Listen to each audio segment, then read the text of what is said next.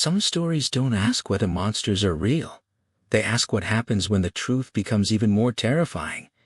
As you step into The Outsider by Stephen King, you'll find yourself in a world where certainty slowly unravels, and every answer seems to create an even darker question.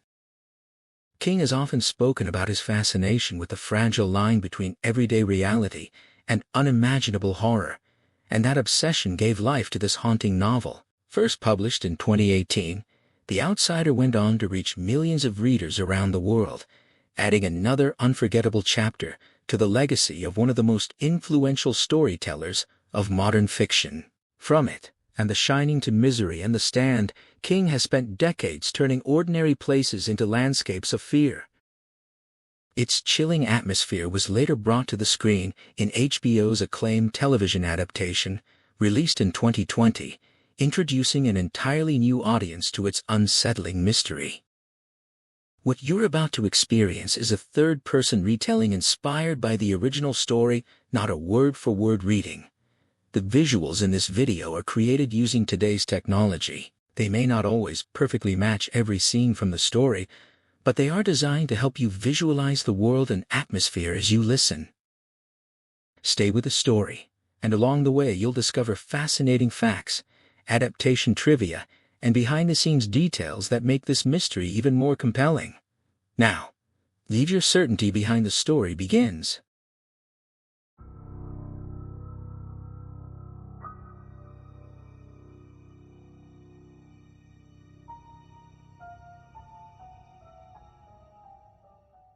The sedan rolled into the Estelle Barga recreational park lot unremarkable, a few years old, the kind of car that blended into any suburban street.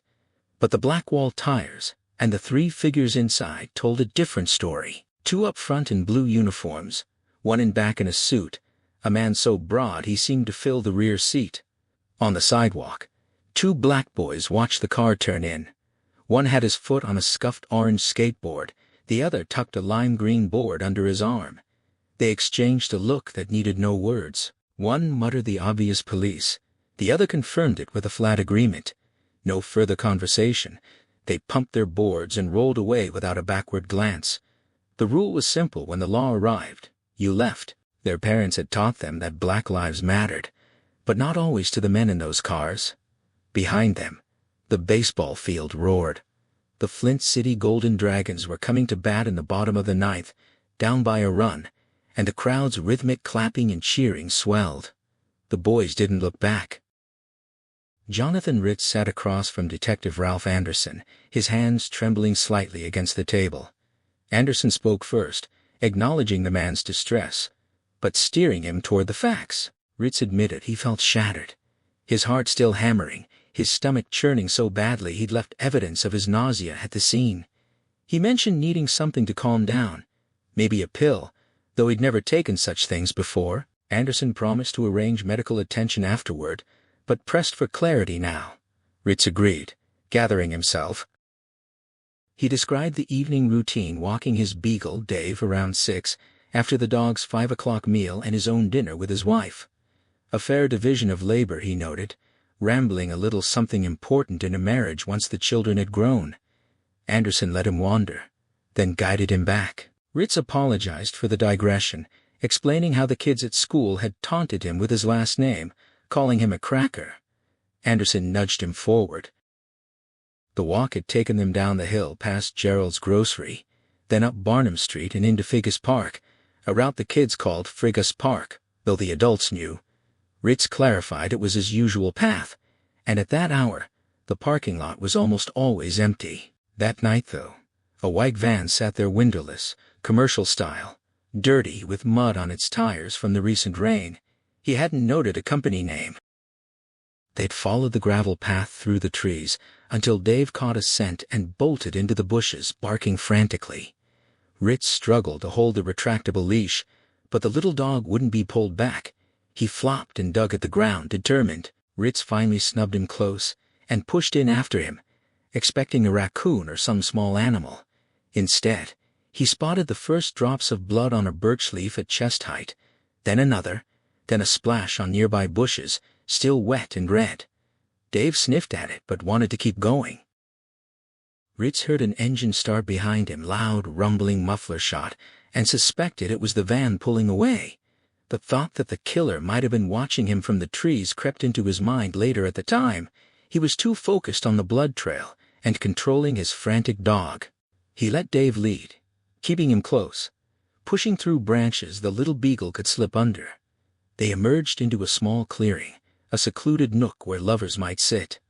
The granite bench in the center was drenched in blood, more pooled underneath. The boy's body lay on the grass beside it, his head turned toward Ritz, eyes open, throat torn away to a red hollow. His jeans and underpants were pulled down to his ankles. A dead branch, bloody, with bark stripped from one section and a clear handprint visible, protruded from the boy's body. Dave had stopped barking and begun to howl. Ritz, shaken and horrified, asked Anderson if they would catch the man who had done this. Anderson assured him they would. The Estelle Barga lot sprawled wide and full, packed with cars whose bumpers bristled with Golden Dragon stickers and whose rear windows bore soap slogans of victory. Cheering rolled from the field, where lights burned bright against the lingering daylight. Troy Ramage cruised through the rows, remarking idly on the mystery of Estelle Barga's identity. Ralph Anderson didn't answer. His body was wound tight, skin hot, pulse hammering at the edge of control. He'd arrested plenty before, but this one was different, personal in a way that burned. He knew he shouldn't be here, shouldn't be part of this collar, but budget cuts had left the department thin. Jack Hoskins was off fishing somewhere, and Betsy Riggins, heavily pregnant and overdue, was handling another part of the operation. Ralph regretted the speed of it all. He'd voiced that concern to Bill Samuels earlier, but the young district attorney had brushed it aside. Samuels was confident, gung-ho, sure of the evidence. Ralph had wanted more time to dismantle the man's inevitable alibi, but Samuels argued 3 points: the town's terror, the ironclad case, and the unthinkable risk of the killer striking again. Ralph couldn't argue the logic. He already felt guilty for not seeing the truth sooner. Irrational, he knew, but the feeling clung. Now he leaned forward between the front seats, spotting empty handicap spaces. Ramage pulled in. As they got out, Ralph noticed Yates unsnapping his Glock and told him to stand down. There were too many people here. If the suspect ran, they'd catch him. Ralph stayed behind, leaning against the hood, watching Ramage and Yates head toward the roaring bleachers. He wasn't going. When Yates asked why, Ralph admitted the truth. The man who had raped and murdered Frankie Peterson had coached his own son for 4 years, had put his hands on Derek, showing him how to hold a bat. Ralph couldn't trust himself near him. He ordered them to cuff the suspect right there, in front of everyone, and to read his rights loud. Then he called Betsy Riggins, who confirmed she was parked outside the suspect's house with state troopers and a search warrant. She was overdue and impatient, ending the call brusquely. Arlene Stanhope sat across from Ralph Anderson, dabbing at her eyes with a tissue. She assured him the interview wouldn't take long. She needed to get home to feed her cat. She recounted her Tuesday afternoon trip to Gerald's Fine Groceries, her usual routine since giving up driving after her husband's death. Walking was good for her heart, she explained, though she lamented the high prices. She'd been exiting with her cart when she spotted Frank Peterson, unmistakable with his carrot-red hair, walking his lime-green bicycle across the lot because the chain was broken. He wore a Rangers cap and a band t-shirt she couldn't identify. A dirty white van with no windows and no company markings sat at the far end, its orange license plate unfamiliar. A man emerged and approached Frank. She recognized him immediately. Terry Maitland, Coach T, the English teacher and Little League coach everyone on the West Side knew. The boy pointed at his broken chain. The man nodded, opened the van's back doors, revealing nothing but a long green object that might have been a toolbox, and loaded the bicycle. He clapped the boy on the back. They each went to their respective doors, and the van drove away onto Mulberry Avenue. She'd assumed he was taking the boy home. Why wouldn't she? Terry Maitland had lived on the West Side for 20 years, had a wife and 2 daughters. She was certain of the time. 3 o'clock. The town hall bell had just chimed. She confirmed Frank's identity. She knew the family, saw them often. When Anderson asked again if she was sure it was Terry Maitland, she said yes without hesitation. Anderson confirmed that the man she'd seen was Terrence Maitland, and she affirmed it without hesitation. Yes, it was Coach T. She was certain. She expressed disbelief that Terry could do such a thing, wondering aloud if there had been others. Anderson offered no comfort, only noting that the investigation might reveal more. At Estelle Barga Field, the semi-final game hung in the balance. The Dragons were down by a run in the bottom of the ninth, bases loaded, 2 outs.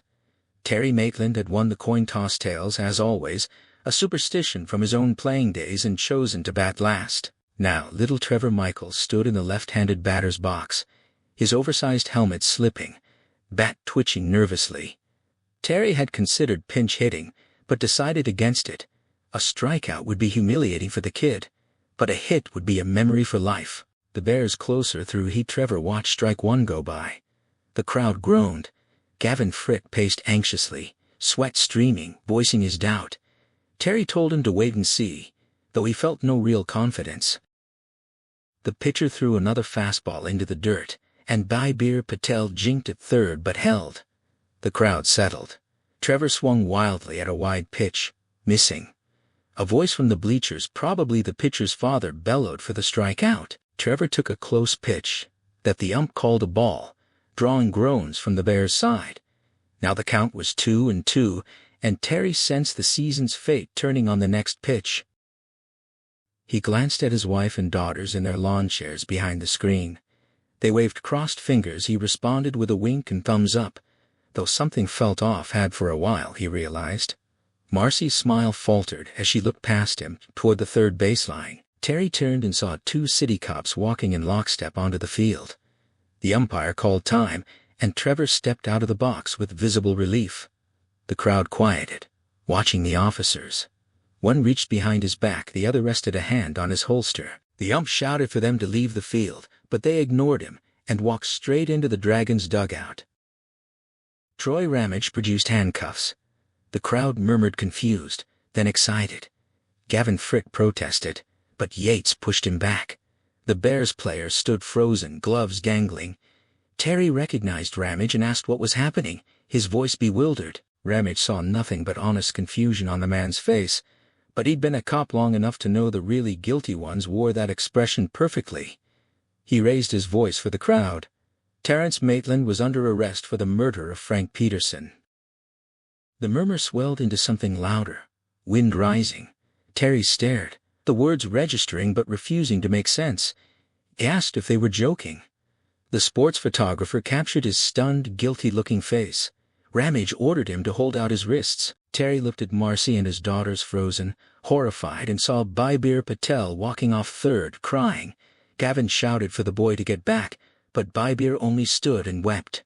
Then Yates yanked Terry's arms forward, and Ramage snapped on heavy cuffs, reading him his rights in that rolling voice.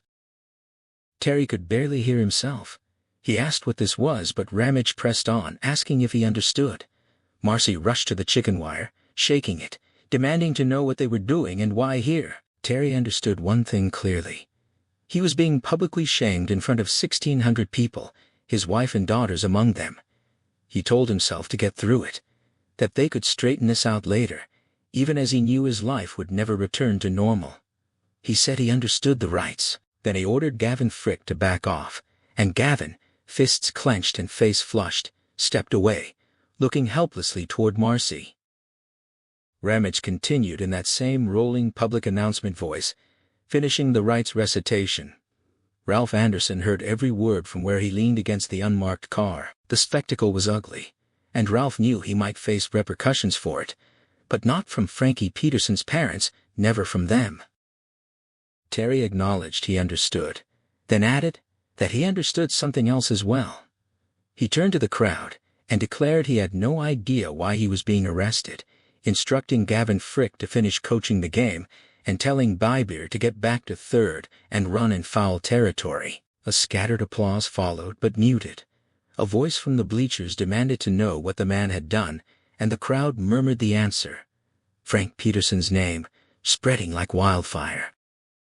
Yates grabbed Terry and began hustling him across the field, taunting him about the death penalty as they moved. Marcy Maitland caught up, grabbing Yates's arm and demanding an explanation. He shook her off. Ramage pushed her back gently. Dazed, she spotted Ralph Anderson approaching. She knew him, Derek's father, a familiar face from Little League games, and ran to him, pleading that this was a mistake. Ralph told her it wasn't. He disliked this part. He liked Marcy, had always liked Terry, who'd given Derek a measure of confidence, but he also believed that Marcy must have sensed something over the years, even unconsciously. Horrors like this didn't emerge from nowhere. He urged her to go home, warning that police would be waiting there. She stared at him, uncomprehending. Behind them, the crack of an aluminum bat sounded a solid hit. Trevor Michaels had driven the ball harder than ever before, but it was a line drive straight to the shortstop. Game over. In the interview room, June Morris sat with her mother, sipping soda. Anderson assured her she wasn't in trouble, just answering a few questions about what she'd seen 2 evenings ago. Her mother explained that since June turned 9, they'd let her walk to a friend's house alone during daylight. No helicopter parenting, though that would change now. Anderson guided the conversation. June had seen Coach Terry after supper, while walking past the Figgis Park parking lot.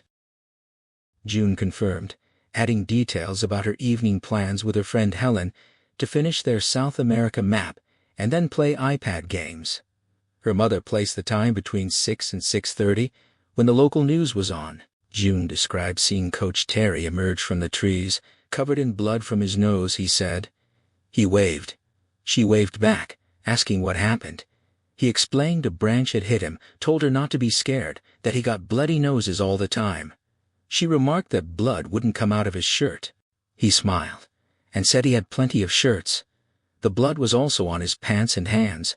Her mother was horrified by how close she'd been, but June didn't understand the fuss. She'd seen other kids get bloody noses before. Anderson asked how close she'd been, and she couldn't say he was in the parking lot. She was on the sidewalk. He asked about the soda again, and she noted his forgetfulness. Her grandfather had told her old people were like that. Anderson pressed on after the exchange. Coach Terry got into his van and drove away. It was white but dirty, with a loud engine and blue smoke. No writing on the side, no license plate noticed. He drove down Barnum Street. She was certain it was Terry Maitland. June confirmed it was Coach Terry. She saw him all the time. She asked if he was all right, if he'd done something wrong, if he'd fought a bad person, and that's how he got the bloody nose. Her mother cut in, eager to wrap things up and get her daughter home to bed. June protested that she put herself to bed. Anderson proposed to game 6 photographs, all resembling Coach Terry. Before he could finish explaining, June pointed to number 4 that was Coach Terry. At the edge of the parking lot, Ramage opened the rear door of the unmarked car. Terry glanced back and saw Marcy, stopped, her face twisted with bewildered anguish. Behind her, the newspaper photographer was jogging across the grass, snapping pictures. Terry knew they'd be useless, and felt a grim satisfaction. He shouted for Marcy to call Howie Gold, to tell him about the arrest, but Yates pushed his head down and told him to slide over. Terry obeyed, keeping his cuffed hands in his lap. Through the windshield he saw the electronic scoreboard Marcy had helped fundraise for. She stood beneath it, her expression like a woman watching her village burn. Ramage took the wheel, Ralph beside him, and they pulled out fast, tires chirping, blue bubble light flashing silently. The car smelled of Mexican food, Senor Joe's, Terry realized, his daughter's favorite. Strange what you notice when your life goes off a cliff. He leaned forward, trying to speak to Ralph. Ralph told him he could talk at the station. Ramage said let him talk now. Ralph told him to shut up. Terry insisted he had no idea what had led to this, that they were off the rails. Yates warned him to keep his hands still and not even scratch his nose. Terry's head was clearing. He realized the car was enemy territory and decided to stay silent until Howie arrived. But he was also furious, angrier than ever before, and made a silent promise Ralph Anderson would be looking for a new job soon. Carlton Scowcroft sat in the interview room, anxious to get home and to bed. He worked early shifts on the railroad. He hadn't been in this station since a teenage drinking party decades ago. Anderson asked him about his whereabouts on the evening of July 10th. Scowcroft explained his weekly routine: Shorty's pub for ribs and beer on Tuesdays, and said he'd seen the white van and the man who coached baseball on the west side. He couldn't remember the name but knew the face from the papers. The guy had been covered in blood. He described how he and his friend Riley had been out back smoking after their meal when a dirty white van with New York plates pulled in beside a Subaru. The man got out the coach. He thought the name was Moreland. He was wearing a white shirt with blood down the front, blood on his pants and face. Riley had called him Coach T and asked how the other guy looked. Anderson confirmed that Riley Franklin had called the man Coach T. Scowcroft, described the coach's response a laugh, an explanation about a bloody nose that had erupted like a geyser, and a question about where to find a walk-in clinic. Anderson clarified that's what the man meant. Scowcroft had directed him to the billboard by Coney Ford. Then the coach asked if he could leave his van in the employee lot behind the pub, saying he'd leave the keys in the cup holder in case someone needed to move it, an odd request that struck both Scowcroft and his friend as strange. Scowcroft suspected the man might have wanted it stolen. Then the coach got into a green Subaru and drove off, which was also weird since his car had been there all along. Anderson presented 6 photographs. Scowcroft immediately identified number 2 as the man he'd seen. In the police station lot, Ralph turned to look at the man who'd coached his son. Terry's cap was askew, his shirt untucked, his face sweaty. He looked guilty, except for his eyes, which met Ralph's with a wide, silent accusation. Ralph asked why Frankie Peterson, whether he'd been on the Lions team, or if it was a crime of opportunity. Terry opened his mouth to deny it, then stopped. There was no point. Ralph pressed him to talk, to explain. Terry said he'd wait for his lawyer. Yates suggested an innocent man wouldn't need one. Terry, still holding Ralph's gaze, accused him of bad behavior, of not even checking his whereabouts on Tuesday. He called him a bastard. Ralph had discussed that with Samuels, but they hadn't wanted to risk alerting the suspect by asking questions. He told Terry they didn't need to check. Then Marcy's voice cut through. She'd followed in her car. Neighbors had taken the girls. She was asking what to do. Terry broke free just long enough to shout for Howie. Ramage and Yates hustled him inside. Ralph held the door and told Marcy to go home before the news crews arrived. He almost apologized, but didn't. He thought of the crime scene photos, the branch, the bloody print on the bark. Samuels had convinced him ironclad evidence and the risk of Terry fleeing. Ralph felt a flicker of guilt at Terry's reproach, but pushed it aside. Riley Franklin confirmed his identification without hesitation. Number 2 was Coach T. He expressed disbelief the man had coached his son. Anderson noted that he'd coached his own son as well. Franklin said the needle was too good for him. They ought to hang him with a slow rope. In the Burger King parking lot, Marcy struggled to dial with trembling hands, dropping her phone, banging her head, crying. She reached Howie Gold. He answered, concerned. She told him about the arrest, the charge murder. Howie was stunned. She wailed that Terry hadn't even been in town. Howie asked where the girls were. She'd sent them with a neighbor. He promised to help, told her to go home, to let the police in if they had a warrant, but to say nothing. He confirmed the Peterson murder was Tuesday and asked where Terry had been on that day. Howie cut her off. Never mind that now. The police would question her about everything, and she was to say nothing on advice of counsel. She agreed, her voice shaky. He warned her not to let them coax or bait her. She promised. He asked where she was. She confirmed the Burger King on Tinsley. He asked if she was okay to drive. She said yes. He told her to take 3 deep breaths, then drive home carefully, signaling every turn. He asked about Terry's computer. She listed the devices: his office computer, an iPad, laptops, the girls' tablets and phones. Howie explained. The police would take what their warrant allowed, and she should keep her own list. They might want the girls' phones, but she should refuse to hand over hers. She asked, what if they took it anyway? He assured her they couldn't, since she hadn't been charged. He promised to join her soon, to sort this out. She thanked him, crying again. He reminded her to obey all traffic laws, then hung up. Marcy sat for a moment, took her breaths, and told herself this was a nightmare that would end soon. Terry had been in Cap City. They'd see that, and let him go. She told her empty car they would sue their asses off. Still, she drove home with careful precision. George Chesney sat with Officer Wilberforce, insisting on the correct pronunciation of his name. He was eager to help, concerned about the Subaru and the evidence. Wilberforce assured him it was being handled. Czerny described his morning routine fishing at the Iron Bridge, parking on the spur road by a fenced-off boat landing. This morning, he'd found the fence knocked down, and a green Subaru parked at the water's edge, front tires sunk in mud.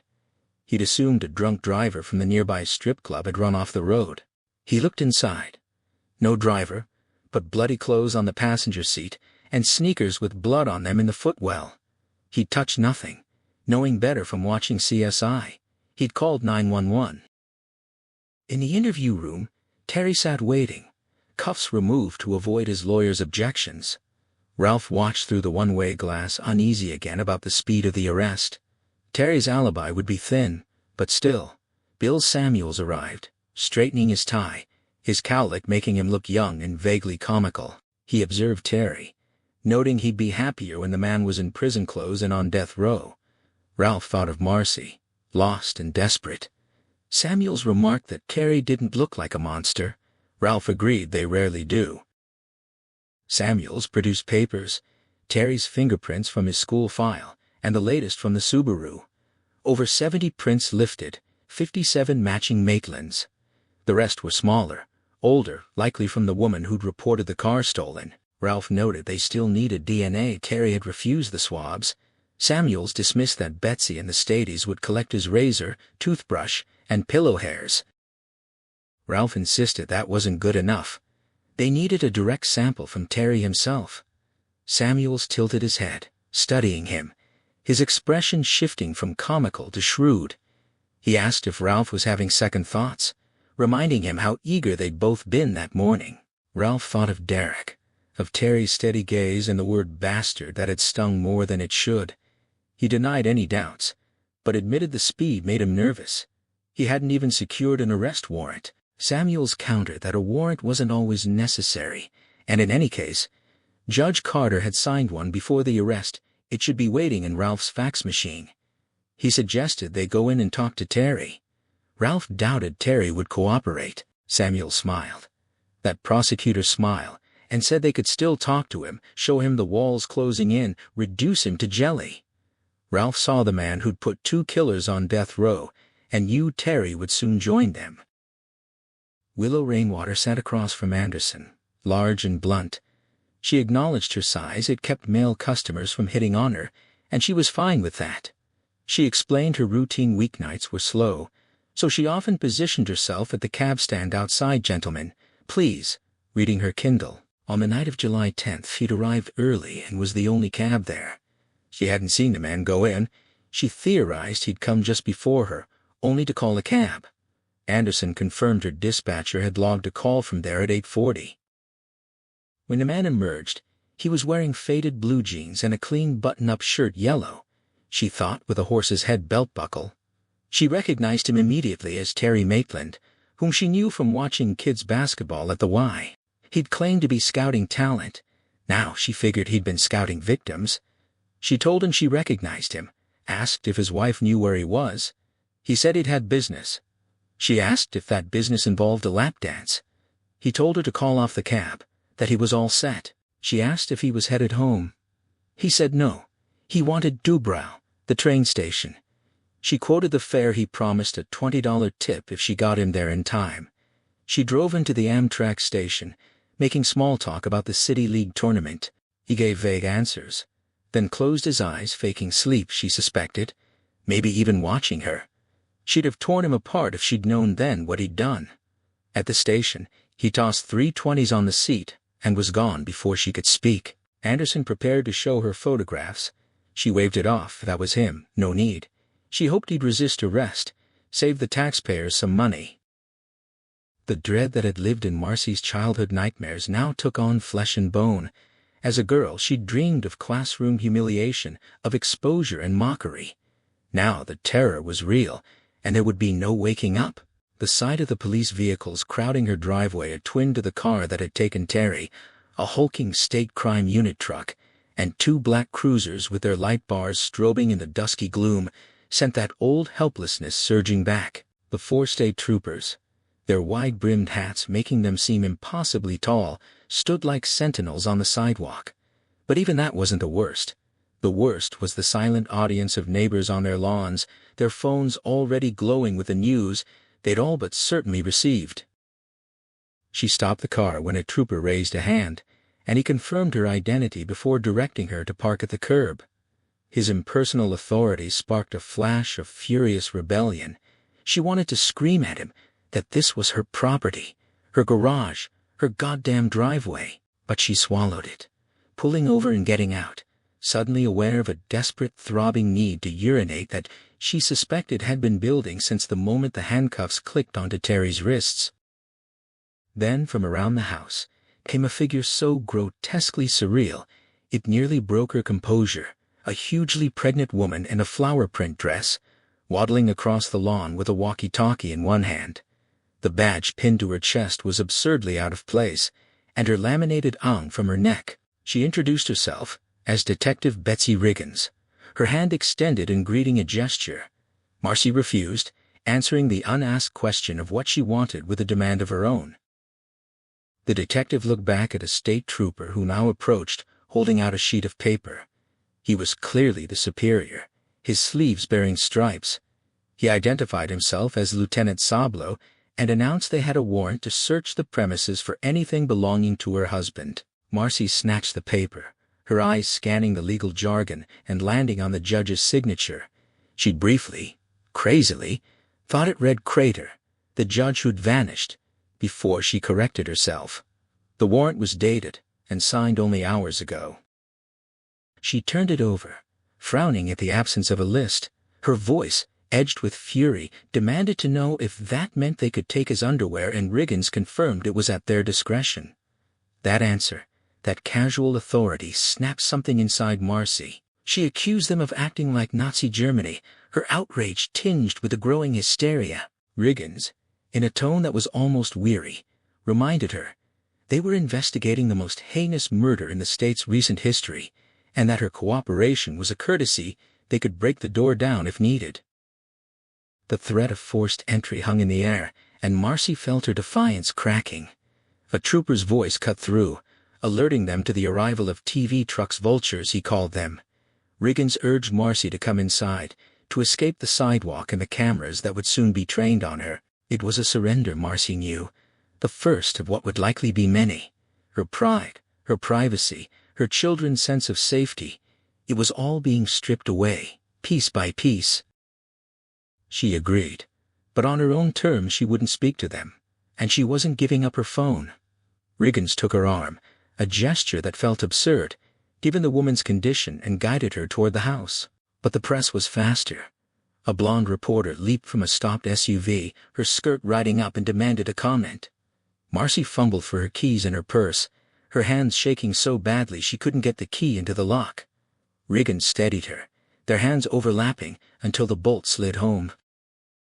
They made it inside, and the door closed on the shouted questions from the street. But the safety of the house was an illusion. It already felt different, violated. She remembered leaving it with her daughters, laughing and excited, and that memory felt like the final thought of a woman who had died. Her legs gave out, and she collapsed onto the hall bench, the one where the girls put on their winter boots, where Terry sometimes sat to plan his lineups. Riggins sat beside her, but grunting heavily as her weight settled onto the bench. Sablo and two other troopers moved past them, pulling on blue gloves and booties, heading deeper into the house. Marcy confessed she needed to pee, and Riggins echoed the sentiment, calling the lieutenant back to ask about a downstairs bathroom. Marcy directed them to the pantry, where Terry had built a half-bath himself. Riggins gave Sablo the order to start there, and then turned to Marcy, asking if her husband had an office. She mentioned the far end of the dining room, and Sablo nodded, instructing the others to begin there. The troopers continued past them, and Marcy sat in a daze, watching them move through her home. She thought of her daughters, of the life that had been shattered, and felt the weight of the moment pressing down on her. The surreal parade of authority and media had all but swallowed her world, and she knew, with a sinking certainty, that this was only the beginning. The quiet pressure of Riggins's question hung in the air, probing for cracks in Marcy's composure. She dismissed it with a bitter, hollow laugh, firing back a sarcastic suggestion that the detective expected her husband to have been visibly building toward murder, pacing and muttering like a cartoon villain. Riggins took the answer as a no, and Marcy snapped a curt command for her to stop nagging. Riggins settled back, her hands folded over her belly, and the silence stretched, broken only by Marcy's own thoughts. A memory surfaced, unbidden, of Gavin Frick's recent observation. Terry seemed distant, distracted, as if fighting a flu. But she pushed it away when Riggins noted her pensive expression. She deflected with a cruel, pointed remark about the physical discomfort of sitting beside a pregnant woman in the heat. The insult landed, and Marcy felt a flash of guilt warring with a grim satisfaction as Riggins's cheeks reddened. The detective asked no more questions. An eternity seemed to pass before Sablo returned, holding a clear plastic bag filled with the contents of the downstairs medicine cabinet and Terry's hemorrhoid cream. He announced the area was clear, and Riggins urged Marcy to use the bathroom first. Under normal circumstances, she would have deferred to the heavily pregnant woman, but these were not normal circumstances. She went in, locked the door, and noted the crooked tank cover proof they'd already probed for drugs or hidden contraband. She relieved herself, with her head bowed, her hands covering her face, unable to look at the rest of the disarray. The future loomed. How would she bring Sarah and Grace home through the glare of TV lights? Could she even bring them here at all? When she emerged, Riggins took her turn, and Marcy slipped into the dining room to avoid the hall bench. The officers were already deep into Terry's desk, the drawers pulled out, its contents strewn across the floor. His computer had been dismantled and tagged with yellow stickers, like items in a yard sale. It struck her how quickly everything had changed just an hour ago. The most pressing concern in her life had been a baseball game. Riggins returned, her mood brighter after her brief respite, and made a comment about feeling better. The cruel words Marcy had been thinking, a hope that the baby would die, nearly escaped her lips, but she held them back, settling instead for a bitter observation about the temporary nature of comfort. The narrative then shifted to an interview room, where Claude Bolton sat across from Detective Ralph Anderson. Bolton, a former felon with a clean record of late, seemed almost amused by his situation, remarking on the novelty of being transported in the front of a police car rather than the back. He explained his recent trip to Cap City with a dancer named Carla Jepetson, a brief getaway that had involved a motel, a couple of dinners at Bonanza, and a visit to a mall climbing wall. Anderson pressed him about the murder of Frank Peterson, and Bolton expressed his surprise and disbelief that Coach T. Terry Maitland could be involved, given his reputation and his coaching of the detective's own nephews.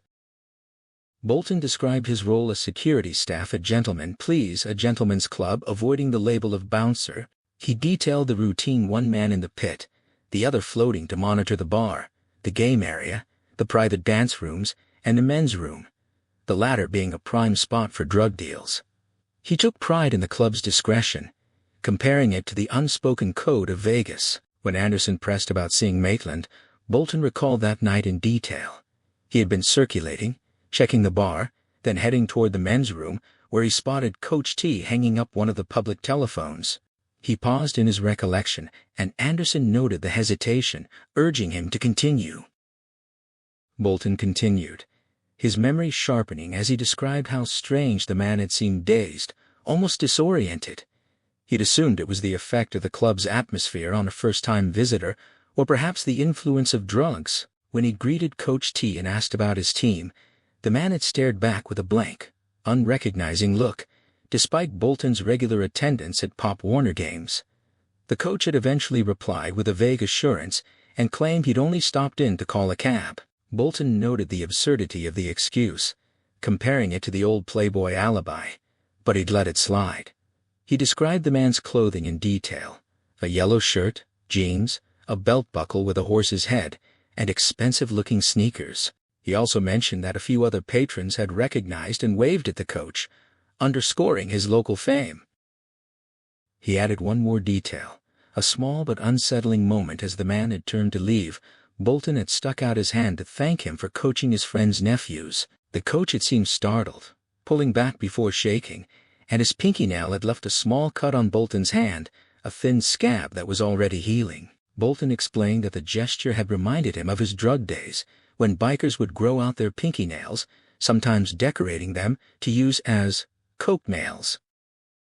The scene then shifted to the interview room, where Ralph Anderson stood against the wall, watching as Bill Samuels faced Terry Maitland across the table. Ralph observed Samuels' transformation from a young-looking dad to a deceptively naive figure, as if he were an intern who'd stumbled into a high-stakes interrogation. Terry refused to speak without his lawyer, Howard Gold, and accused the police of a wrongful arrest that would lead to a substantial lawsuit. Samuels, maintaining a veneer of earnest helpfulness, tried to coax him into revealing his alibi, but Terry remained adamant, even mocking Samuels' cowlick by comparing him to alfalfa. Samuels attempted to smooth the hair down, but it sprang back up, and his tone shifted to a more businesslike urgency as he warned Terry about the impending arraignment.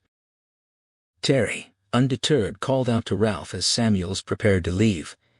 He began to speak about Derek, Ralph's son, recalling how he'd taught the boy to bunt a skill that had turned Derek from a nervous, flailing batter into a confident player who could push the ball down the baseline. The memory was a deliberate provocation, a reminder of the trust Ralph had placed in him, and Terry's tone suggested it was payback for the public humiliation of his arrest. Ralph felt the rage building, a tremor in his voice, as he tried to shut down the conversation, but Samuels, ever the pragmatist, urged him to let the suspect talk. Any admission was better than silence. Terry continued, painting a vivid picture of Derek's transformation on the field, the small, fearless kid who refused to give in, who learned to angle the bat and nudge the ball into play, earning the nickname Push It from his teammates. Ralph recognized the truth in the story. He'd cheered those bunts, seen his son sprint down the line with reckless abandon, but the reminder of Terry's influence on his child only deepened the wound, and he struggled to maintain his composure as Samuels tried to steer the conversation back to the murder. Terry's eyes remained fixed on Ralph, the subtext of his words unmistakable. "This is what you owe me for the way you treated me." The tension in the room was palpable, the fragile veneer of the interrogation cracking under the weight of personal history and simmering resentment. Terry continued his lesson, his dirt-smudged hands illustrating the mechanics of the bunt, angling the bat left for a third base squib, right for first, and emphasizing a gentle nudge rather than a forceful shove. He spoke with a quiet pride about how quickly Derek had mastered it, transforming from Swiffer to Push It Anderson, a nickname that had echoed from the bench during games and followed the team to the district championship. He leaned in, his voice dropping to a near whisper as he reminded Ralph of the trust he'd earned, the bond he'd forged with the boy, and the public humiliation Ralph had repaid him with. The accusation hung in the air, and Ralph felt the heat rise to his cheeks, but Samuels quickly intervened, steering him out of the room with a final, cutting remark. Maitland had done this to himself. Through the one-way glass, Samuels checked on Ralph's composure, dismissing Terry's skill at manipulation. But Ralph's unease was deepening. He noted the absence of a long pinky nail on Terry's hands, a detail that nagged at him, a loose thread in the otherwise seamless case. Samuels shrugged it off as irrelevant, but Ralph couldn't shake the feeling that something was off.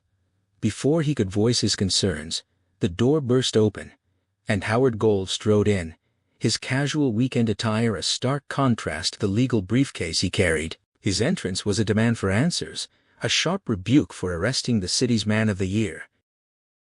The scene shifted to a formal report from Lieutenant Yunel Sablo, detailing his investigation at the Bogle Transportation Center. The surveillance footage told a clear story.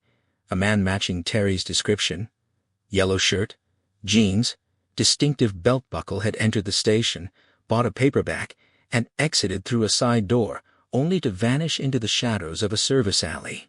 He never purchased a ticket for the Southern Limited, and the cameras failed to capture him boarding the train or re-entering the station.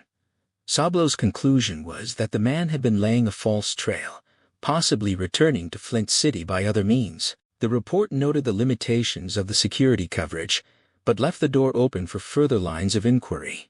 The memo, addressed to the DA, the police chief, and Ralph himself, was a clinical summary of a trail that had gone cold, leaving more questions than answers. Gold exchanged handshakes with Samuels and Ralph before turning his attention to the figure behind the glass. Terry sat upright, composed, his hands folded on the table, a posture that betrayed none of the nervous tics or guilty glances Ralph had expected. The detective admitted to himself, reluctantly, that the man didn't look like a killer. When Gold finally pivoted back to Samuels, his demand was curt, almost contemptuous. Samuels defended the arrest, but Gold's focus had shifted entirely to Ralph, pressing him on the absence of any initial interview. The revelation that Terry had been arrested without being questioned drew an incredulous response from the lawyer, who began to rock on his heels, a familiar courtroom habit. Ralph, his patience fraying, launched into a graphic recitation of the crime, describing the brutality of the assault and the forensic evidence that pointed unequivocally at Terry. His voice was edged with a barely contained fury, and he invoked the ghost of his own son Derek, whose trust Terry had once earned on the baseball field. Gold listened, his expression shifting from disbelief to a kind of anthropological curiosity, as if Ralph were a specimen rather than a colleague. Samuels interjected, trying to rein in the exchange, but Gold pushed forward, demanding a private conference with his client. The terms were set half an hour, then either a confession or a cell until Monday. Gold entered the interview room, and Ralph watched through the glass as Terry rose to embrace him, a gesture of relief, not aggression. The lawyer pointed to the camera, and Ralph flipped the switches, silencing the audio and video. Samuels drew the curtain with a rasping sound that recalled the final act of an execution, then headed out for food, leaving Ralph alone in the hallway. The detective sat in the silence, staring at the drawn curtain, his thoughts drifting to the inconsistencies in Terry's story.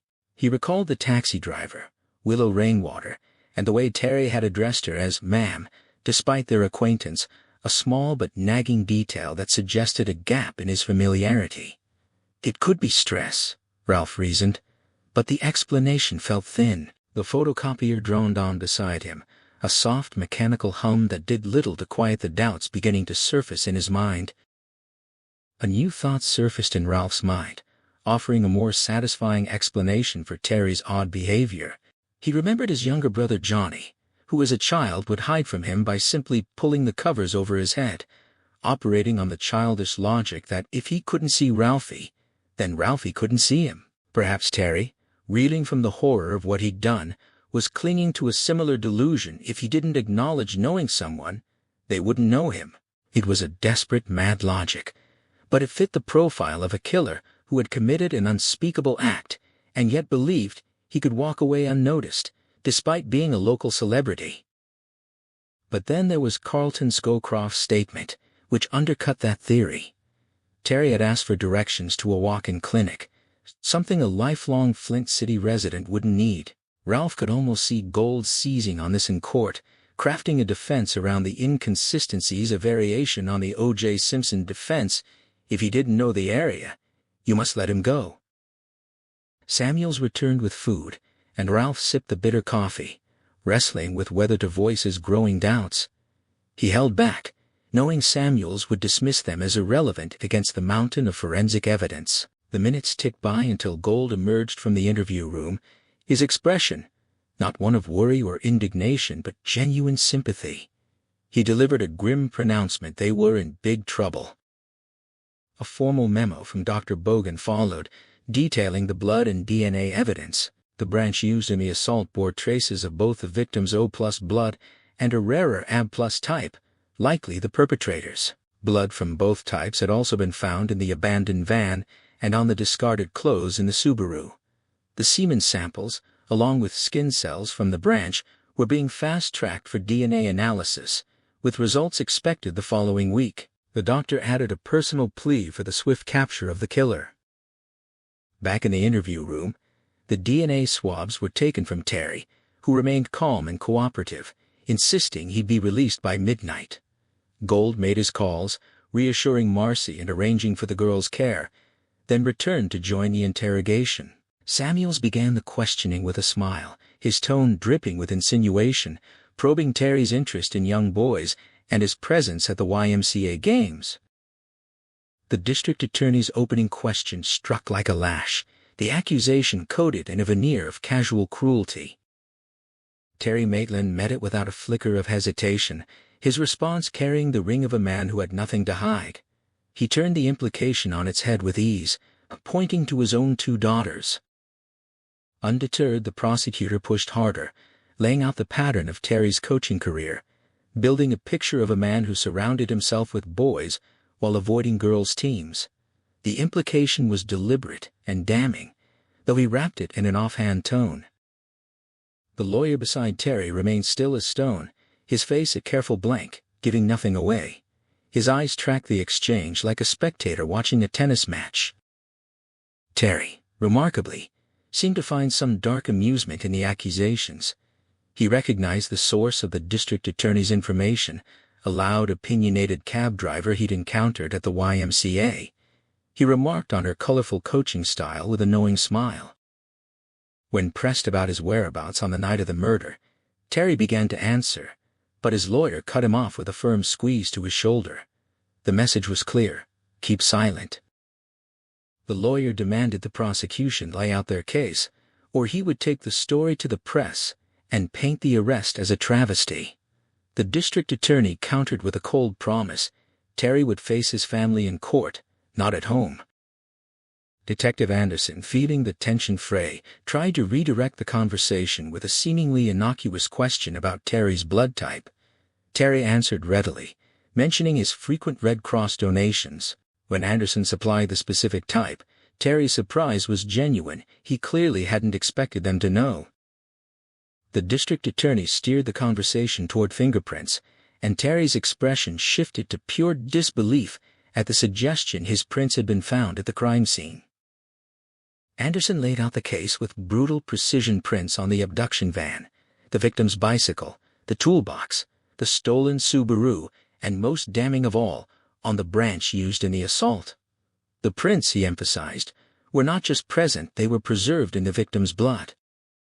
Terry's lawyer attempted to deflect with the suggestion of planted evidence, but Anderson and the prosecutor pressed on with their chain of witnesses, rattling off a list of people who had seen Terry at key moments: the old woman at the grocery store, the young girl in the park who knew him personally, the cab driver. Terry's composure cracked slightly when the name of the young girl was mentioned, as if the betrayal by someone he had helped was the most painful cut of all. When Terry finally spoke, he voiced his disbelief at the situation, and the prosecutor offered a thin comfort a confession might help. Anderson, his frustration mounting, demanded the truth, urging Terry to be a man and own his actions. Terry's response was quiet, almost to himself. He claimed he hadn't even been in town on Tuesday. The prosecutor, eager for the story, pressed him for details. Terry finally looked to his lawyer for permission, which was granted. He began to lay out his alibi. He had been at a teachers' conference in Cap City, an event featuring a well-known mystery writer.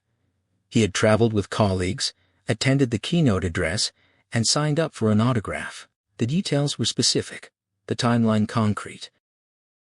Ralph could see the lawyer's confidence wavering, the weight of the mounting evidence against his client becoming harder to dismiss. The fingerprints, the blood, the witnesses, they were pieces of a puzzle that seemed to form an unshakable picture.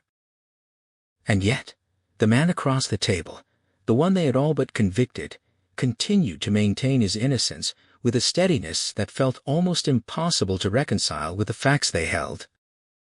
Terry attempted to continue with his account of the trip to Cap City, but the prosecutor cut him off with a rapid-fire series of questions about the van and how he'd acquired it, clearly trying to trip him up. Terry met the interruptions with a growing sense of defiance, even a hint of dark amusement, suggesting that the district attorney might be the one on shaky ground. The district attorney, however, would not be baited. He reminded Terry of his position of power, of his ability to walk free while Terry remained in custody. Detective Anderson tried to diffuse the escalating tension, but the prosecutor's anger boiled over, his accusation turning visceral and raw as he described the brutality of the crime. Fearing the outburst would damage their case, Terry's lawyer directed a pointed warning toward the camera in the corner of the room, aiming his words at a potential future jury and threatening to end the interview. It was then that Terry revealed he had not been alone on his trip. He named his 3 colleagues from the English department, listing his department head, a fellow teacher, and a female colleague, explaining they had all traveled together to Cap City for an educational conference. The district attorney was momentarily thrown off balance by this detail, and Detective Anderson stepped in to question the purpose of the trip. Terry explained it was for a major teachers' conference, one that had secured a famous mystery writer as its keynote speaker. The prosecutor scoffed, dismissing the author's name as if he had never heard of him, but Anderson recognized it from his wife's reading habits. Terry laid out the details of the event, a 3-day midsummer conference designed to draw in teachers from across the region, with high-profile speakers like this writer. When pressed on the timing of the keynote speech, Terry confirmed it had been on Tuesday afternoon, the very day of the murder. The prosecutor dismissed this as a convenient coincidence, but Terry's lawyer saw it differently, sensing an opening for their defense. Anderson's mind raced, calculating the implications.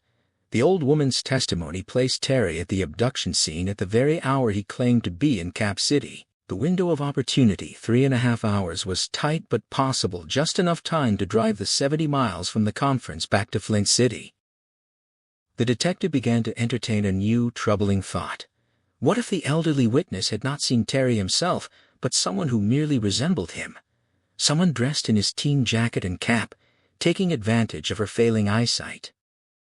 Terry's lawyer now pressed to end the interview, threatening to hold a press conference that would shift the focus away from his client's family and onto what he framed as an unjust arrest. The prosecutor dismissed this as a bluff, but the lawyer was already looking ahead, already planning his next move. And in the detective's mind, a seemingly airtight case was starting to show cracks. The impossible alibi, the unshakable witnesses, the fingerprints that placed Terry at the scene, they were all pieces of a puzzle that no longer seemed to fit the way they should. The district attorney dismissed the lawyer's threats, turning his attention back to Terry, and delivering a cold pronouncement whatever damage befell the family was Terry's own doing. Terry, stunned by the logic, pointed out the fundamental injustice he had been arrested without ever being questioned. Detective Anderson seized the moment to press for details about Terry's activities after the keynote speech. Terry explained they had joined the autograph line, a delay caused by a colleague's lengthy bathroom break. By the time they reached the table, it was well past 5:30 in the afternoon. This detail narrowed the already thin window for the crime to nearly nothing. Anderson calculated the drive time, knowing that while it was theoretically possible to make the trip in an hour, the timing left no room for the murder itself. The idea of an accomplice, a look-alike, only raised more questions. Why would Terry need someone who looked exactly like him? And why would his prints be everywhere if he hadn't been there? The prosecutor pushed on, asking if the other teachers had been with him the entire time. Terry confirmed they had, through the signing, a group dinner with teachers from another town, and the evening panel discussion. When asked about the panel's end time, Terry placed it at 9:30, followed by a beer and bed. Anderson's mind catalogued the impossible timeline: Terry attending a mystery writer's lecture during the abduction, dining with colleagues during the murder, and participating in a panel discussion during the taxi ride to the train station. He must know they would verify every detail. His story was a carefully constructed alibi that would either hold or shatter under scrutiny. The prosecutor's skepticism was palpable as he pressed for confirmation that Terry had been with others for the entire critical window. Terry met the accusation with withering contempt, pointing out the absurdity of the claim that he could have committed murder in the time it took to use the restroom. Frustrated, the prosecutor announced the interview was over and ordered Terry held until his arraignment. Terry's shoulders sagged, but his lawyer protested the decision. The prosecutor's reply was weary, but firm. The evidence was overwhelming, and the DNA would seal the case. He leaned in close, making one last offer, urging Terry to confess before it was too late, to spare the victim's family further pain. But Terry did not flinch, instead leaning forward himself, forcing the prosecutor to recoil.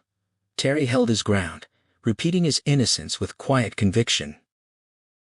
The prosecutor stood, resigned, offering one final grim pronouncement as he left. Later, Anderson would receive a confidential addendum to the autopsy report. The official cause of death was blood loss, but the injuries were horrific. The child had been bitten repeatedly, the attack frenzied and animalistic, before being turned over and violated. Parts of the body were missing: an earlobe, a nipple, sections of the throat and esophagus. The doctor speculated they might have been taken as trophies, or they might have been consumed. The report was marked personal and confidential, its contents too grisly for public consumption. The doctor, a mother herself, urged them to catch the killer quickly, warning that he would almost certainly strike again. The main room of the Flint City Police Station felt smaller with the 4 men waiting for Terry Maitland. 2 state troopers and 2 correctional officers, broad-shouldered and imposing, seemed to fill the space. A small army assembled to escort him a mere 4 blocks to the county jail.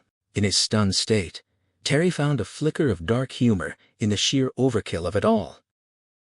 One of the officers ordered him to put out his hands, and Terry complied, watching as a new set of cuffs was snapped onto his wrists. A sudden, childish anxiety gripped him, the same fear he remembered from his first day of kindergarten when his mother had let go of his hand. He searched the room for his lawyer, finding him on the phone at a vacant desk. The moment their eyes met, the lawyer ended the call and hurried over. Despite the officer's warning not to touch the prisoner, the lawyer ignored him, putting an arm around Terry's shoulders and murmuring a reassurance that it would be all right. Then, surprising even himself, he kissed Terry on the cheek. Terry carried that small comfort with him as he was led out, past the flashing cameras and the onslaught of shouted questions from the press. The lawyer's words echoed in his mind. It's going to be all right. But in the glare of the television lights, surrounded by the clamor of accusation, it felt like a fragile promise. The retired investigator drove with a blue bubble light flashing on his dashboard, a tool of questionable legality that he justified to himself as necessary. It allowed him to make the journey from Cap City to Flint City in record time, and he arrived at the Maitland house at 9:15. A single news crew remained up the street, but the vultures had mostly been drawn away by the lawyer's impromptu press conference. The door was answered by a short, sturdy man whose face was set in a hard, defensive expression, ready to turn away any intruder. Behind him stood a taller, striking blonde woman, her eyes swollen, but her composure intact. From somewhere deeper in the house came the muffled sound of a child crying. The investigator introduced himself, and the man demanded identification. He produced his police reserve ID, a humble credential for a man who had once led a squad of detectives, but he didn't mind the indignity. He found a certain grace in humility. The man, Tom Mattingly, shook his hand with a grip that confirmed his wariness. He explained his caution, given the neighborhood's mood toward the man they had arrested, and expressed relief that the investigator had come to take the children off their hands. His wife, Jamie, shot him a reproachful look, reminding him that whatever the father may have done, the children were innocent. They were both devastated, she said, especially the younger one, who had witnessed her father being led away in handcuffs. Mattingly shook his head, his voice tinged with bitterness. The kids would find out the details soon enough. He said there was no hiding anything these days. He offered the investigator a drink, but the investigator declined, his mind already on the next task, getting the girls home to their mother. The girls were huddled together on a sofa in the man's den, still wearing their team shirts and baseball caps, streaks of face paint still visible on their cheeks. The older one, Sarah, looked up as he entered, and instinctively pulled her weeping sister closer, shielding her from the stranger. The investigator introduced himself as a friend of the family lawyer, and Sarah asked in a small, hoarse voice if her father was all right. He assured her that he was, and that he was there to take them home. Sarah suggested they could walk, but the investigator knew that was impossible, not tonight and not for many nights to come. The husband and wife saw them out, the woman's face pale and drawn in the porch light. She remarked on how the world had turned upside down in just a few short hours, expressing her relief that her own daughter was away at camp. Sarah's composure finally crumbled at the mention of her friend, and her tears triggered another wave of grief from her younger sister. The investigator thanked the Mattingleys and guided the girls to his SUV, where they walked slowly, heads down, holding hands like children in a fairy tale. He had cleared the passenger seat of its usual clutter, and they sat squeezed together, the younger one burying her face against her sister's shoulder. The short drive to the Maitland house was uneventful, but as they pulled into the driveway, the lone news crew that had lingered scrambled into action. The investigator rolled down his window and ordered them not to film the children, but his warning had little effect. The reporter, a man with a bow tie who was already grabbing his microphone, seemed undeterred. The front door opened, and Sarah spotted her mother moving to get out. The investigator stopped her, reaching behind him for the towels he had brought from his own bathroom. He handed one to each girl, instructing them to cover their faces like bandits. Sarah understood immediately, draping the towel over her sister's head while he helped her adjust it. They hurried through the harsh glare of the television lights, looking less like bandits and more like small, desperate travelers in a storm, the saddest children he had ever seen. Marcy Maitland stood in the doorway with no towel to hide her face, and the cameraman focused on her. The reporter shouted a question, but the investigator stepped in front of the lens, warning him to stay off the lawn. The reporter protested that he had a job to do, but the investigator dismissed it as harassment of a distraught woman and her children. His job was done. Marcy had gathered her daughters and taken them inside. The investigator returned to his car, ignoring the reporter's questions about his identity, knowing the cameraman had already filmed his license plate. The neighbors were already emerging, eager to watch the next chapter of the drama unfold. Back at the police station, the detective and the district attorney sat in the detective's office with their ties loosened and their collars undone. The television lights outside had gone dark, and the phone lines were lit up, but the dispatcher was handling the incoming calls with a standard no-comment response. The detective had been making his own calls, and he informed the district attorney that the state police lieutenant assigned to the case was out of town until tomorrow. The district attorney suggested sending someone else to investigate the hotel, but the detective refused, insisting they needed the lieutenant's familiarity with the case. He didn't want to risk alienating the state police, especially after the night had not gone as expected, an understatement of monumental proportions. The accused man's complete surprise and apparent lack of guilt had shaken the detective more than the impossible alibi. He found himself wondering if the killer's mind had somehow erased the crime, replacing it with a detailed false memory of the conference. The district attorney noted that the defense's investigator would probably beat them to the hotel's security footage, but the detective pointed out that the investigator didn't have a warrant. Still, they both knew that a man with the investigator's connections wouldn't need one. The district attorney blamed the detective's idea of a public arrest for their current predicament. The detective shot back that the district attorney had gone along with it, and suggested that his re-election campaign might have played a role in his enthusiasm. The district attorney denied this, but the detective pressed on. He urged the district attorney to look again at the crime scene photos and the doctor's confidential addendum to the autopsy report. This wasn't about politics. He said this was about catching a monster who would kill again. The district attorney's face reddened, as he insisted he understood the gravity of the situation. The detective waved off the argument, pointing out that who got to the security footage first didn't matter. It couldn't be removed from the hotel system, and even if they saw someone who looked like the accused, it wouldn't be enough to sway a jury. He stood and opened the door, saying he needed to make a phone call. In the reception area, he signaled for the dispatcher to hang up and asked her to track down the head of the high school English department.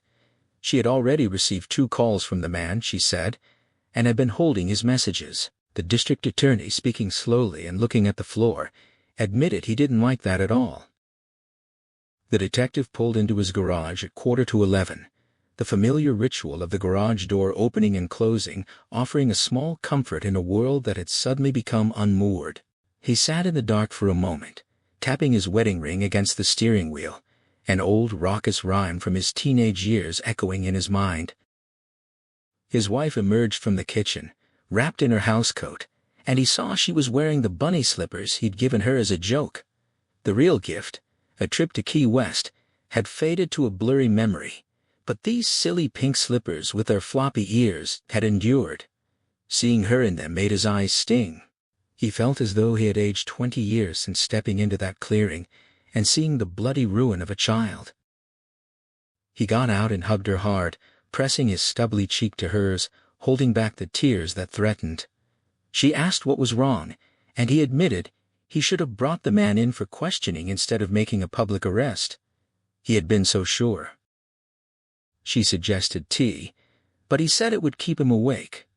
She looked at him with the same dark, lovely eyes she'd had at 25 and asked if he was going to sleep anyway. He had no answer. Their son was away at camp, so they had the house to themselves. She offered to put on the news, but he refused. He didn't want to see coverage of the arrest. She made raisin toast to go with the tea, and he sat at the kitchen table, telling her everything. He saved the head of the English department for last. The man had been furious, he said, and had confirmed Terry's story down to the last detail. He described the trip to Cap City, the timing of the conference, and the keynote speaker. The detective had also spoken to another teacher, who had corroborated the alibi, and a third, a woman, was still unreachable. He admitted it was his fault. If he had brought Terry in for questioning earlier, after the first eyewitnesses came forward, he would have known they had a problem. But by then, they had already matched the fingerprints and had a chain of witnesses, and it all seemed so airtight. His wife pointed out that he had been afraid that asking questions too soon would tip off the suspect. That logic seemed foolish now. He had made mistakes before, he said, but nothing like this. It was as if he had gone blind. She reminded him of what she had said when he told her how he planned to make the arrest, get him away from those boys as fast as you can. They sat in silence, and she said it was impossible. He agreed, pointing a finger at her. She suggested that the old saying about everyone having a double might be the key. She referenced a story by Edgar Allan Poe. He dismissed the idea, pointing out that Poe wrote before fingerprints and DNA. If the DNA came back a match, he was probably safe. If it didn't, he would lose his job and face a lawsuit. She countered that they had fingerprints and soon DNA from the accused, but nothing from the person who had attended the conference. What if Terry had been in Flint City and the double had been in Cap City? It was the only thing that made sense. He understood the logic, but it rested on an impossible premise. He couldn't doubt the eyewitnesses in Flint City and believe the ones in Cap City. Were the three teachers all lying? Or had they spent 2 days with a double so perfect they never suspected? Even if he could believe it, a jury never would. His wife suggested they go to bed, that she would give him an Ambien and rub his back. She said it would look better in the morning. He asked if she really thought so. While the detective's wife rubbed his back at home, the Peterson family was slowly putting their house back in order after the remembrance gathering. The teenage son, Ollie, had surprised his father with his quiet efficiency, tirelessly carrying dishes and loading the dishwasher, a stark contrast to his usual self-absorbed teenage ways. The gathering had finally wound down, but the news of the arrest had sparked a second wave of visitors, turning the evening into a grim sort of party. Over and over, the father had been told that it was unbelievable, that the coach had always seemed so normal, and that the death penalty was too good for him. Father and son worked in silence, each lost in their own grief, unable to offer each other much comfort. The mother, meanwhile, sat motionless on the sofa in her best dress, her hands clutching her arms as if she were cold. She had said nothing since the last guest left, finally locking the door and leaning her weight against it.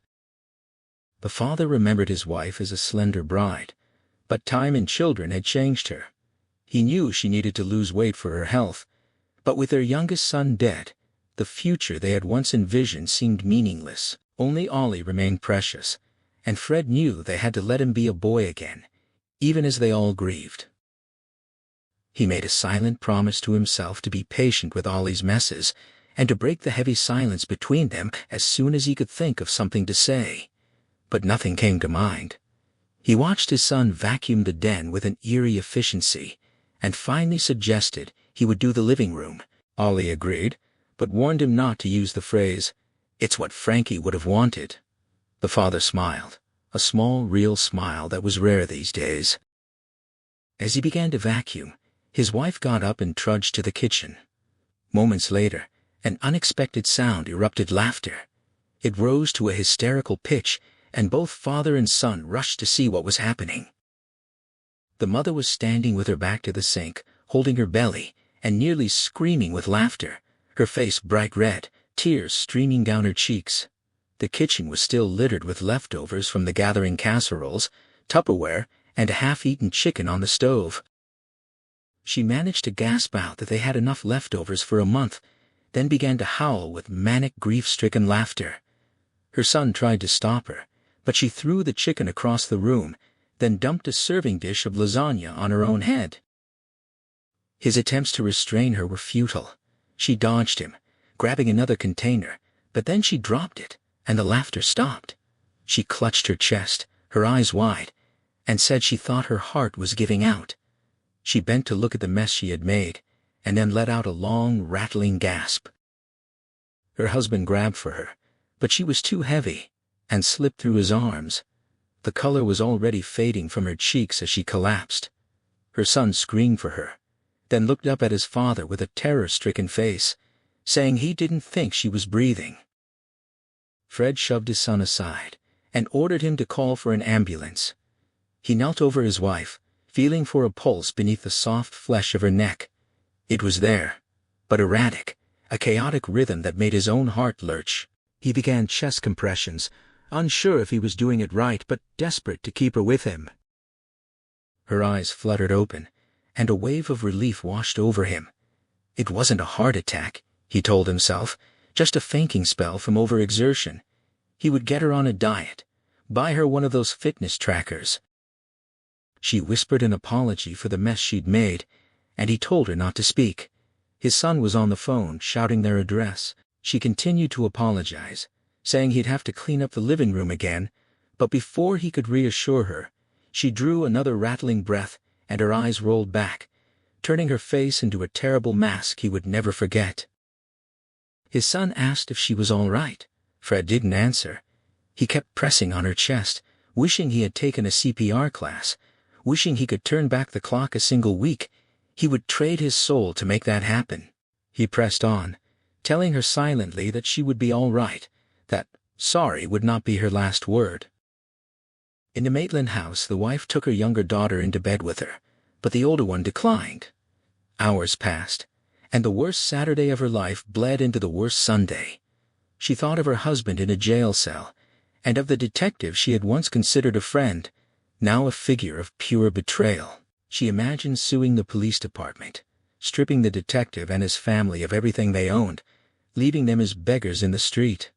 The fantasy brought a bitter satisfaction but kept her awake.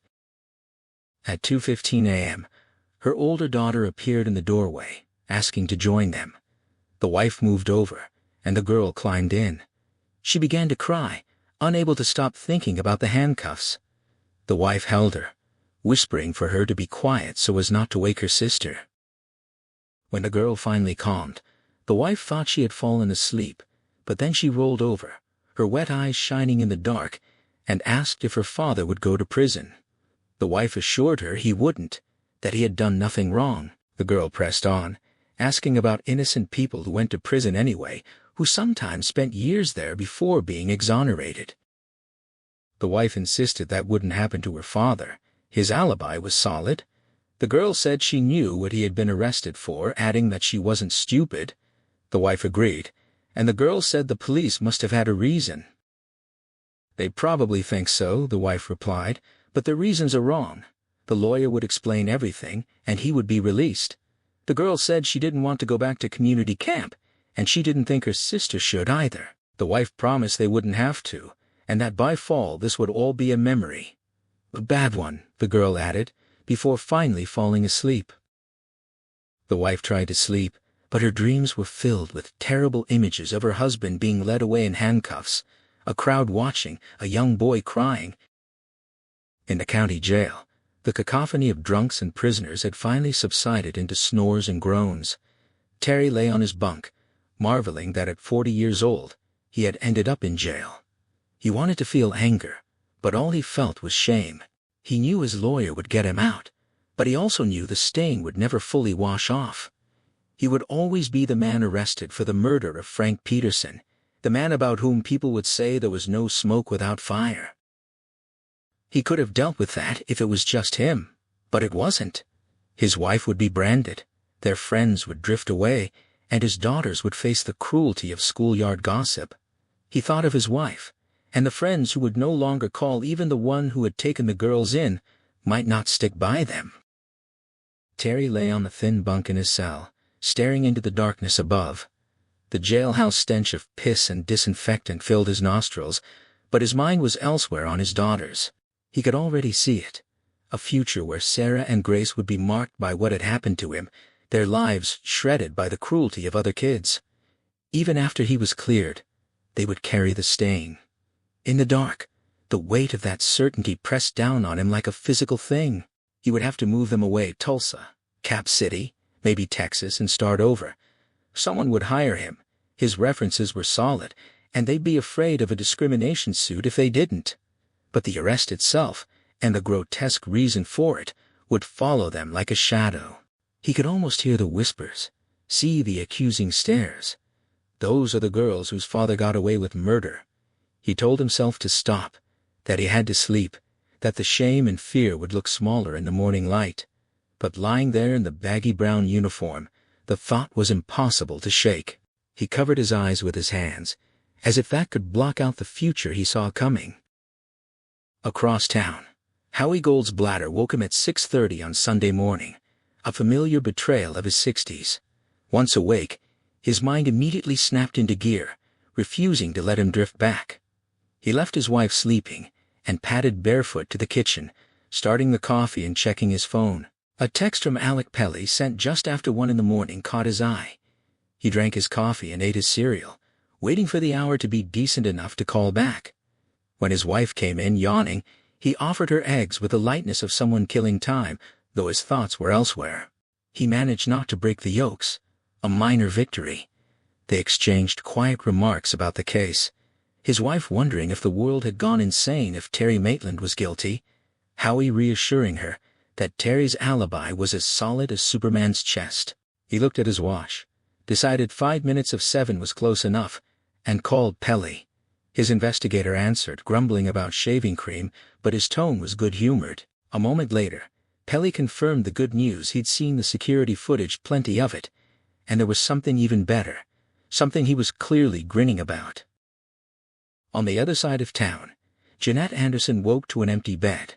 She found Ralph outside at the picnic table, still in his striped pajamas, sipping from a joke mug Derek had given him for Father's Day. She brought her own coffee out to him, kissed his cheek, and settled into the cool quiet of the early morning. He admitted he couldn't let the case go, and she observed with a wry warning from a recent health article that he looked like he was heading for heart attack country. She asked what was first on his list. He said he needed to check with Deborah Grant, the last of Terry's colleagues, just to cross a final T. He was sure she'd confirmed Terry's alibi, though there was a chance a woman might have noticed something the men had missed. Jeannie steered the conversation back to their earlier theory. If Terry had been here committing the murder, then they needed forensic proof from there. But Ralph pointed out that dusting the hotel room, after it had been cleaned and reoccupied, would likely yield nothing useful. She pressed the point, wondering if the absence of Terry's prints might be significant, but he gently explained that Howie Gould would tear that logic apart in court.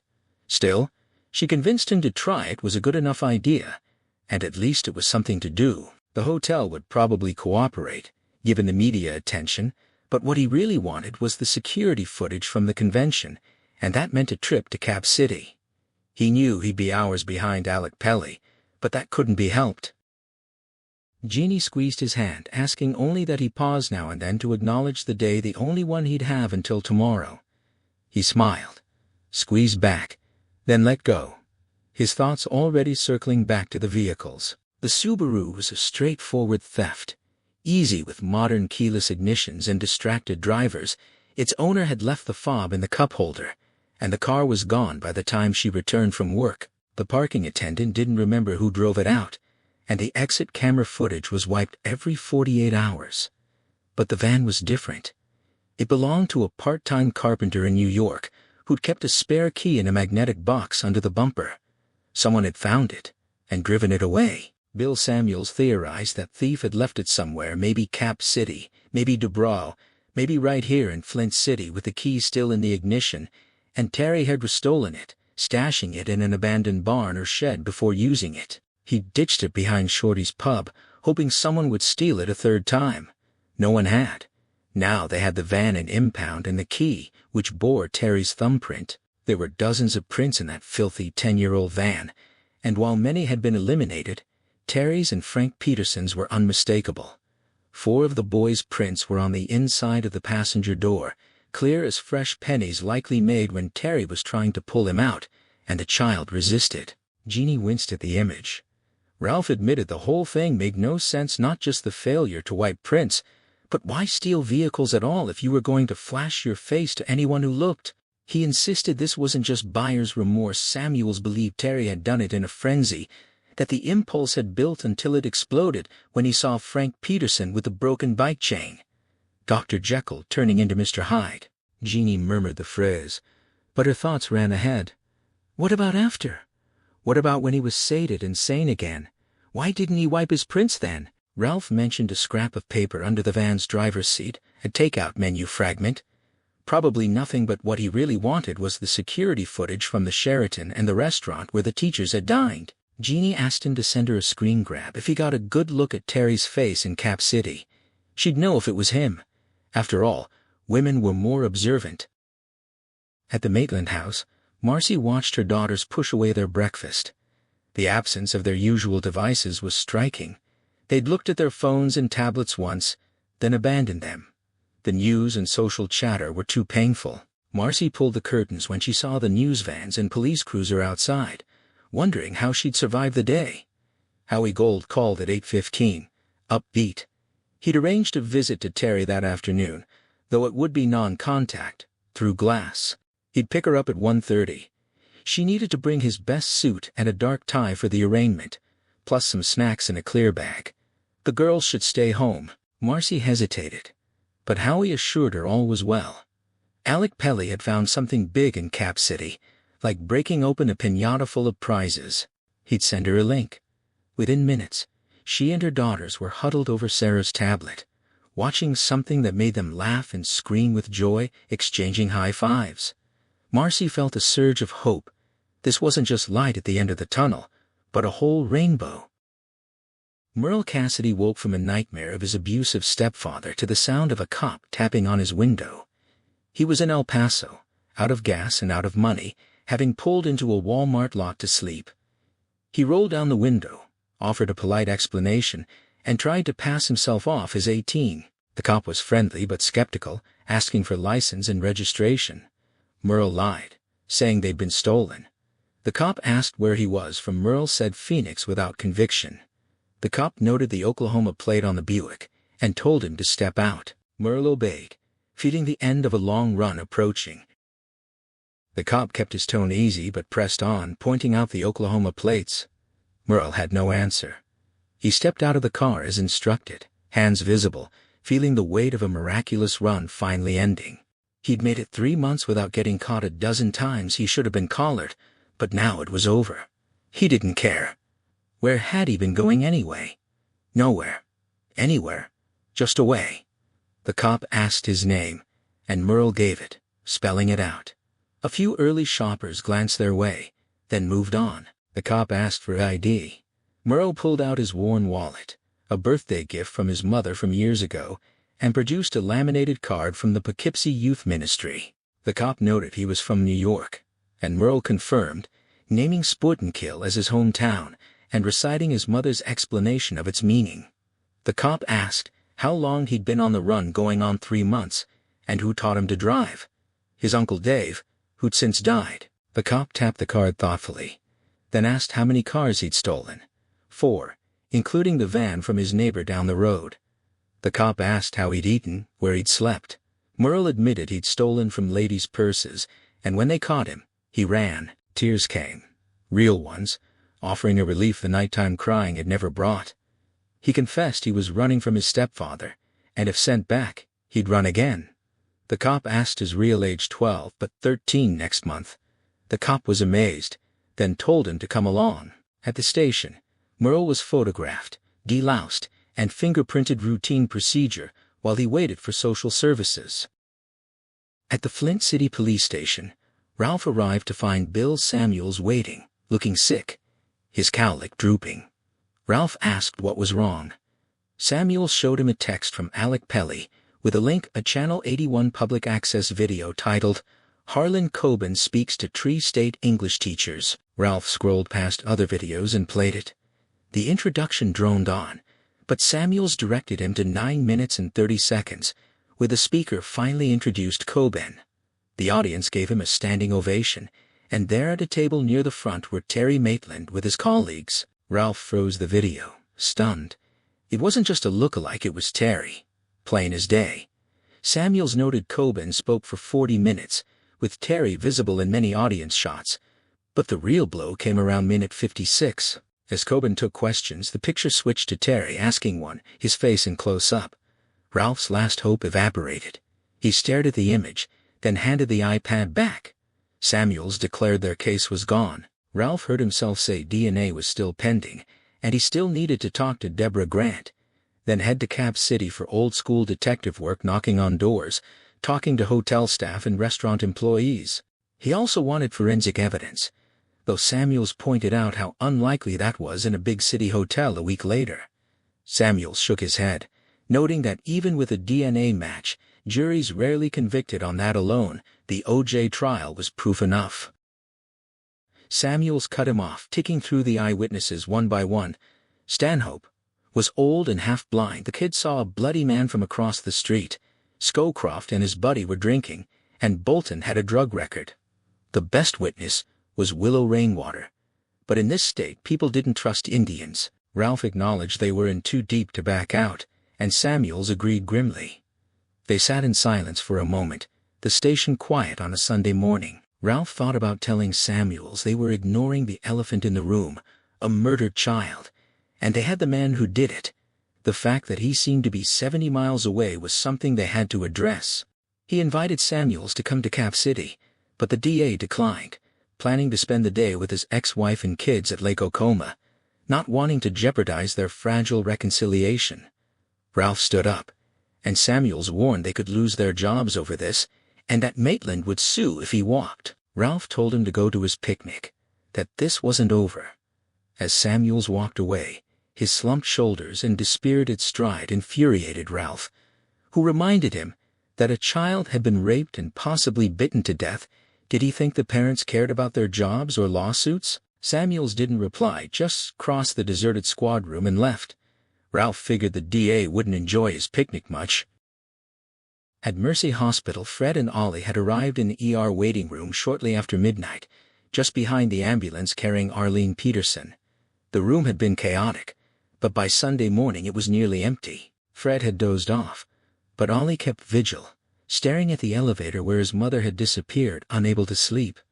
At 9:10, the doctor emerged, looking exhausted, his surgical cap decorated with dancing red hearts. Ollie saw the involuntary flinch and knew the news was bad.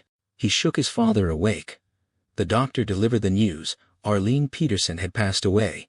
Fred cried out, his grief raw, and Ollie held him, thinking that sorry was the word of the day. Last week they'd been a family, now it was just the two of them. At the Maitland house after lunch, Marcy picked through Terry's side of the closet. He was a teacher, coach, fundraiser, husband, and father, but only one job paid, and his clothes reflected it. The blue suit was his best. It brought out his eyes, but it was worn, and years old. She packed it with a white shirt and dark tie. Howie arrived, cheerful and well-dressed, giving the girls quick hugs, and kissing Marcy's cheek. Gracie asked if he was bringing her daddy home. He said not today, but soon. Marcy grabbed Terry's shoes, and they headed out past the reporters, Howie stone-faced, telling them they had nothing to say. He leaned out to speak to the cops on duty, asking them to ensure the girls weren't bothered. Neither responded. Their expressions blank or hostile. Marcy leaned toward the latter. The joy from the video hadn't faded, but the reality remained. TV trucks and reporters still camped outside. Terry was still locked up, and strangers had ransacked their house. The cold, unresponsive faces of the police were the worst, more unsettling than the lights and shouted questions. A machine had swallowed her family. Howie promised they'd get out unharmed, but it hadn't happened yet. At the jail, Marcy endured a quick pat-down and surrendered her purse and license, then watched Howie set off the metal detector with his keys, a familiar, almost comic mishap. They passed through a visiting area filled with prisoners and their families, and Marcy felt the weight of stares, the whispers. It felt like a vivid dream, one she'd wake from to find Terry beside her, laughing it off. But the door to the non-contact visiting booths opened, and there he was, swimming in a too big brown jumpsuit. She cried at the sight. They pressed their hands to the perspex barrier, and he told her to stop crying, to sit down. She told him the girls were worried but better, and that the video of Cobain's speech was a gift. Terry laughed, realizing he'd tuned out the introduction and missed the mention of taping. He asked if his Q&A question might have been picked up on audio, maybe enough for voice recognition. Marcy and Howie exchanged a look, then laughed. He was on video, not just audio, asking his question in a big close-up. Terry's disbelief melted into triumph, his fists shaking beside his temples, and Marcy mirrored the gesture. Howie confirmed he was on tape half a dozen times, the question the icing on the cake. Terry thought it meant he'd walk free tomorrow, but Howie sobered, warning that the arraignment was just the beginning. They had forensic evidence to contend with. Marcy protested. How could they, when the tape proved Terry was there? Howie said their evidence trumped the prosecution's, but the machinery was already in motion. Terry compared it to falling into a Kafka novel, pulling his family along. Howie assured them it would work out. He'd meet with the DA to discuss bail, and the Channel 81 tape would soon become public knowledge, forcing the prosecution's hand. Terry swore he wasn't going anywhere, ready to fight it out. Marcy felt the shadow of doubt. Even if he walked, would they ever be free as long as the real killer remained uncaught? Terry told her to take it easy, one base at a time. Howie asked if they could think of anyone who might have set him up, given the forensic evidence. They couldn't, Howie admitted. He wanted more physical evidence to match theirs, to be greedy, to ensure the shadow of the machine didn't linger. Marcy dismissed the idea of finding physical evidence in a busy hotel 4 days later, but Terry's expression shifted, his brows drawing together. He thought there might be something after all, something he couldn't quite articulate yet, but a smile crept onto his face. At the fire pit, Ralph found the hostess unhelpful. She remembered the crowd but nothing specific, and a young waiter who vaguely recalled serving a large group of teachers but couldn't confirm Terry was among them. He might have served him at the bar, but he wasn't sure. That lead went nowhere.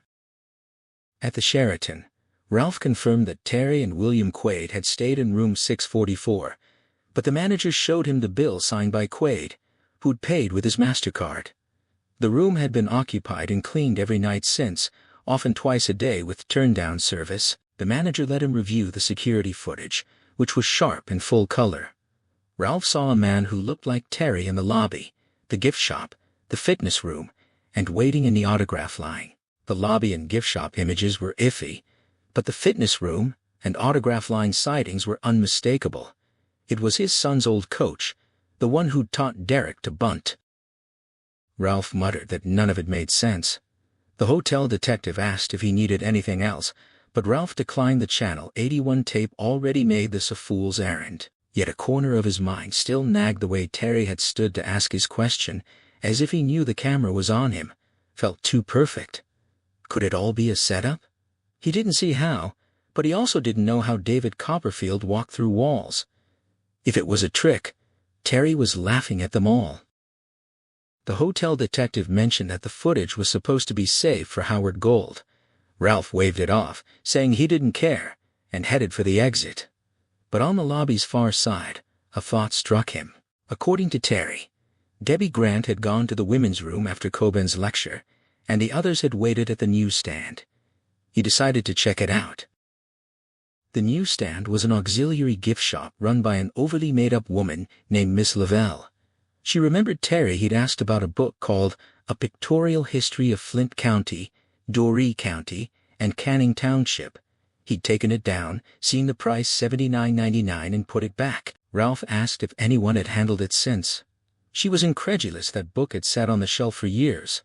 Ralph took it down carefully, holding it by the sides, and bought it, handling it like a chalice.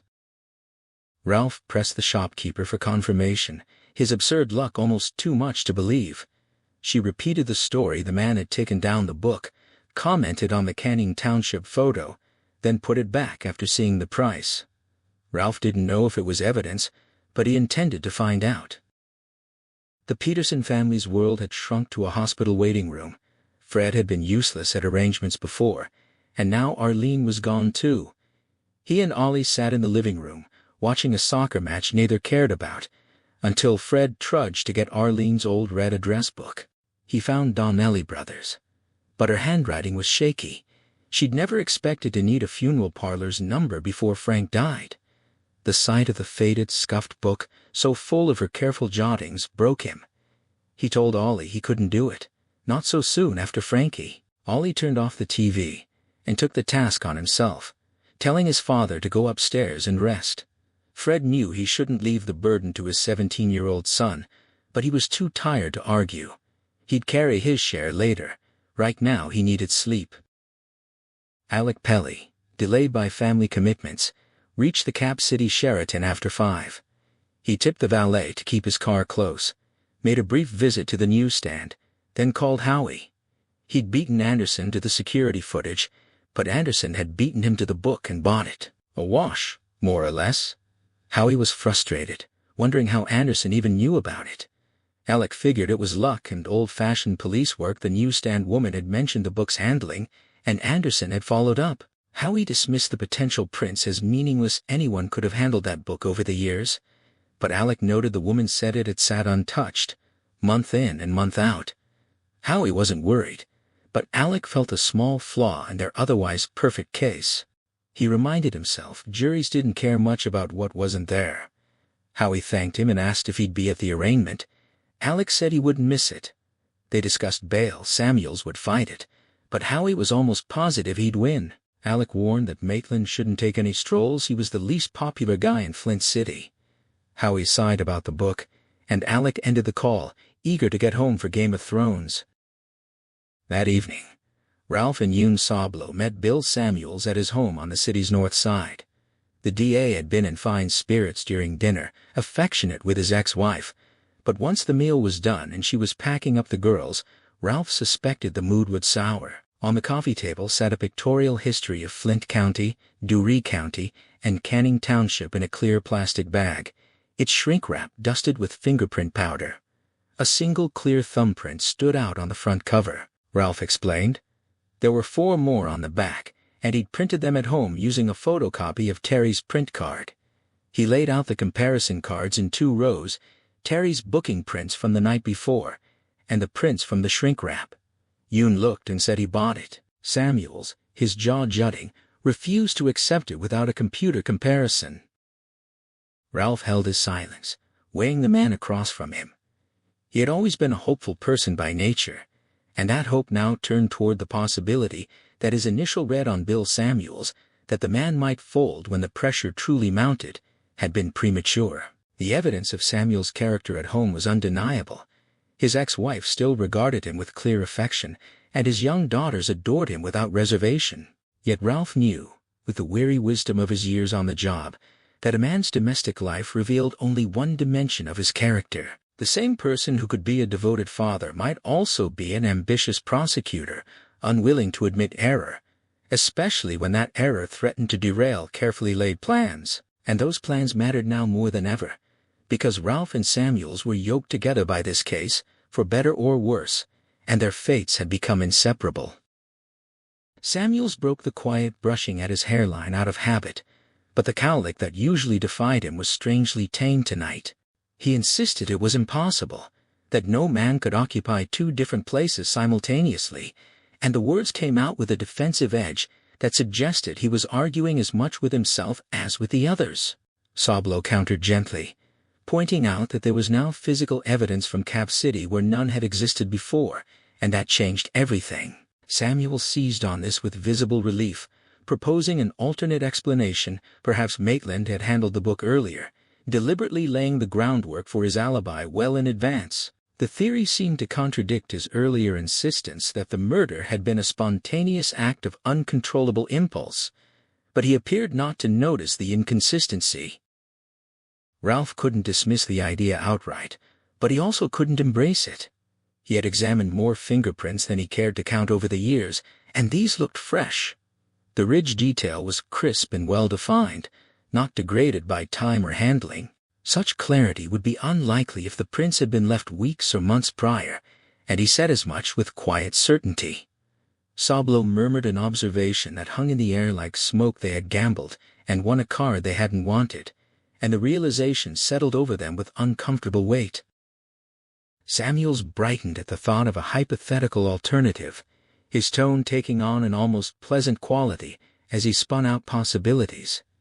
He asked what would have happened if the shrink wrap had yielded nothing at all, just smudges or partials that led nowhere. Sablo acknowledged that while they wouldn't be better off, they wouldn't be worse, and Samuels nodded thoughtfully, painting a picture of Ralph as a detective who had simply purchased an interesting book and quietly shelved it when the experiment proved fruitless. The implication hung unspoken but unmistakable. The evidence could simply disappear, and no one would be the wiser. Ralph asked pointedly about the fingerprint cards themselves, and Samuels replied with studied innocence, claiming not to see any cards at all. Sablo's response was carefully non-committal, and Ralph accused them outright of discussing the destruction of evidence. Samuels waved it away as mere hypothetical, then shifted the conversation to practical matters. Ralph had conducted the print comparison at home rather than at the station, and his wife had been absent at the time. The book itself was stored in a kitchen bag, not official evidence packaging. The message was clear. There was still room to make this inconvenient truth disappear. Ralph felt the weight of the question pressing on him. Had that possibility crossed his mind? He couldn't say with certainty, and the uncertainty troubled him. If it had been there, even as a fleeting impulse, what did that say about him? Was he really considering covering up evidence to protect his career from the fallout of a case that was spiraling out of control? The thought made him recoil, and he stated firmly that the book would be logged and entered into discovery. What happened to them was insignificant compared to the fact that a child was dead, and justice required more than self-preservation. Sablo agreed without hesitation, and Samuels responded with weary dismissal, observing that the lieutenant would survive regardless of the outcome. Ralph pressed further, voicing the question that had been gnawing at him. What if they had the wrong man? Samuel's answer came with flat finality. The evidence said otherwise, and that was enough. The meeting dissolved on that note, and Ralph drove back to the station. He logged the book into the growing file with careful precision, feeling a measure of relief to be rid of it, and walked around the building toward his personal car. His cell phone rang, and his wife's picture appeared on the screen. Her voice carried an edge of distress that immediately put him on alert. Derek had called from camp, not injured, thank God, but shaken. Some of his friends had emailed him about Terry Maitland's arrest, and the boy was adamant that it had to be a mistake, that Coach T could never do such a thing. Ralph felt a flicker of relief, that it wasn't worse, but Jeannie wasn't finished. She demanded he go to the county jail and talk to Terry directly, urging him to set aside all the evidence on both sides and answer one question honestly, from his heart. He already knew what she would ask, even before the words came through the phone. Did he truly believe Terry Maitland had killed that little boy? The question echoed in his mind, and with it came a cascade of troubling details. The man who rode in Willow Rainwater's cab called her ma'am instead of by name, though he should have known her. The man who parked the van behind Shorty's pub asked for directions to a walk-in clinic, despite having lived in Flint City his entire life. The teachers who swore Terry had been with them at the critical moments. And then there was the question Terry had asked at the conference, rising to his feet, as if to ensure the cameras caught him.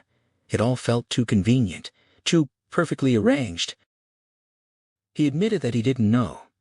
Maybe if he had coached alongside Terry the way Howie had, he would feel differently. But he had only ever watched him coach Derek. The answer from his heart was uncertainty. Nothing more. Jeannie urged him to go, to look Terry in the eyes and ask directly. And when he protested that Samuels would be furious, she dismissed the concern entirely. She cared about their son, and she knew he did too. This was for Derek, she insisted, and the words carried an authority he couldn't ignore. Fred settled into a chair, pressing the heel of his palm against his forehead as the weight of everything pressed down on him. He admitted he should have handled the arrangements himself, that it had been his responsibility, and he hadn't meant to sleep so long. Ollie assured him it was fine, suggesting he could go to the funeral home tomorrow to make the choices that needed making. When Fred asked where, Ollie told him the same place that had handled Frank's services, and Fred's voice took on a tone of numb wonder as he tried to process the simple, devastating fact that his wife was gone. He couldn't seem to grasp how to think about it, and Ollie understood that feeling intimately. He had been unable to think of anything else, replaying the way she had kept apologizing right up until the end, as though the entire tragedy had been her fault. Ollie mentioned that the funeral director had said there were decisions to be made, and asked if his father would be able to handle that. Fred expressed confidence that he would feel better tomorrow, and his attention drifted to the aroma filling the kitchen. Ollie identified it as shepherd's pie, and when Fred asked whether his mother had made it, or if someone had brought it, Ollie admitted he didn't know. The smell was good regardless, and they sat down together at the table to eat. Afterwards, Ollie rinsed their plates and left them in the sink since the dishwasher was already full. They drifted into the living room, where a baseball game flickered on the television. Philadelphia against New York, tied in the late innings. They watched in silence, each navigating the edges of the void that had opened in their lives, trying not to fall into it. After some time, Ollie stepped outside onto the back steps and looked up at the night sky, crowded with stars. He tracked a meteor streaking across the darkness, noted an Earth satellite moving steadily overhead, and watched several planes blink their way through the vast expanse. The thought struck him with fresh pain. His mother was dead, and would never see any of these things again. The sheer absurdity of it felt unbearable. When he came back inside, the game had entered the 9th inning still tied, and his father had drifted off to sleep in his chair. Ollie leaned down and pressed a kiss to the top of his head, but Fred didn't stir. Driving toward the county jail, Ralph felt his phone buzz with a text from Kinderman in State Police Computer Forensics. He pulled over immediately and returned the call, and Kinderman answered with a wry comment about the nature of his work. Computer geeks didn't take Sundays off. A heavy metal band blared in the background as he reported that while they hadn't finished exploring Maitland's hard drives for hidden files, the surface search had turned up nothing incriminating. No pornography of any kind, certainly nothing involving children, across any of his devices. He looked, as Kinderman put it, like a model citizen. His browsing history was mundane shopping sites, news blogs, sports pages. The only oddity was his apparent loyalty to the Tampa Bay Rays, which Kinderman suggested was evidence enough of questionable judgment. Ralph parked in an official vehicle slot behind the jail, retrieved his on-duty card from the glove box, and placed it on the dashboard. A corrections officer met him at the entrance and escorted him to an interview room, noting with mild disapproval that it was nearly 10 o'clock, and this was irregular. Ralph dismissed the concern, and when the officer asked whether the district attorney knew he was there, Ralph deflected with a flat statement that it was above his pay grade. He sat down at the table and waited, wondering if Terry would agree to see him, his mind still turning over the computer findings and Samuel's likely explanation for the evidence against Terry. Keene brought Terry in wearing county-issue browns and cheap flip-flops, his hands cuffed in front. Ralph asked for the restraints to be removed, but Keene refused, citing protocol and the responsibility for safety. He compromised by not tethering Terry to the cuff bolt, and Terry's faint smile suggested a wry acknowledgement of the situation. Ralph thanked the officer and dismissed him, knowing that Keene would be watching through the one-way glass, and that word of this meeting would inevitably reach Samuels. Once they were alone, Ralph gestured for Terry to sit, and Terry complied, folding his hands on the table so the chain rattled softly. He remarked that Howie Gold wouldn't approve of this meeting, and Ralph countered that Samuels wouldn't either, so they were even. When Ralph pressed for answers, why there were witnesses who had identified him, why his fingerprints were everywhere, including on the branch used in the assault, Terry shook his head, his smile fading.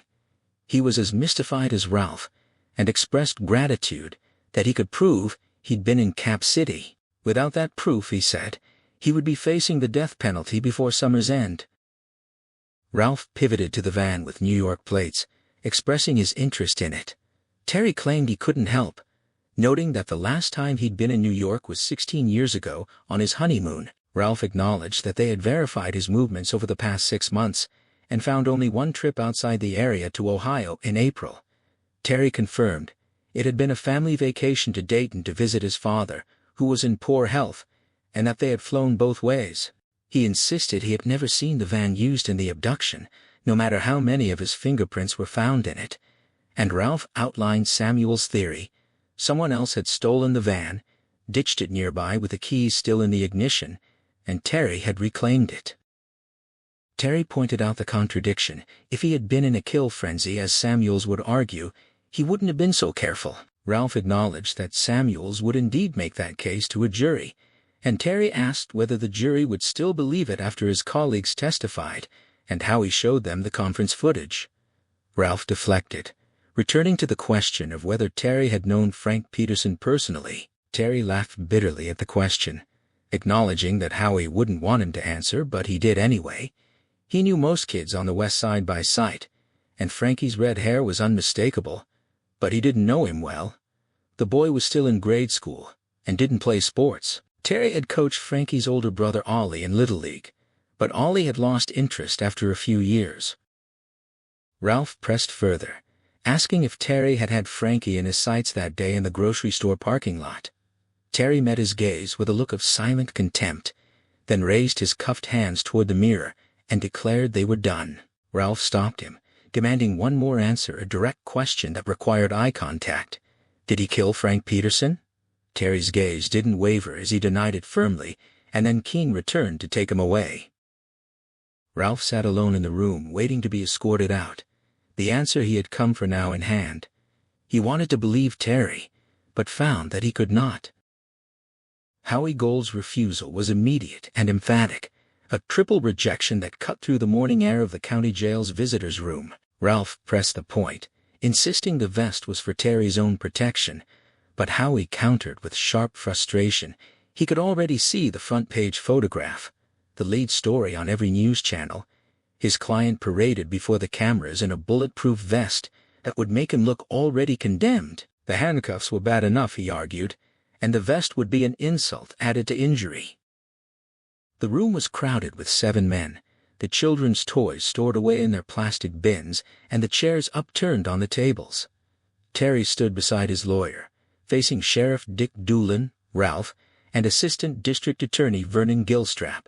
Doolin still held the vest out, its yellow FCDC lettering bright and accusatory, the Velcro straps dangling uselessly.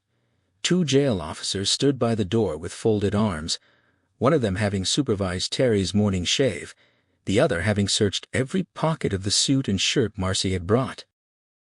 Gilstrap addressed Terry directly, his tone dismissive as he asked whether the prisoner wanted to risk being shot.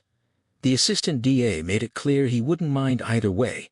It would save the state the expense of appeals before the inevitable execution. Howie snapped that the comment was uncalled for, but Gilstrap merely smirked, a long-timer who would likely retire with a comfortable pension if Samuels lost the upcoming election.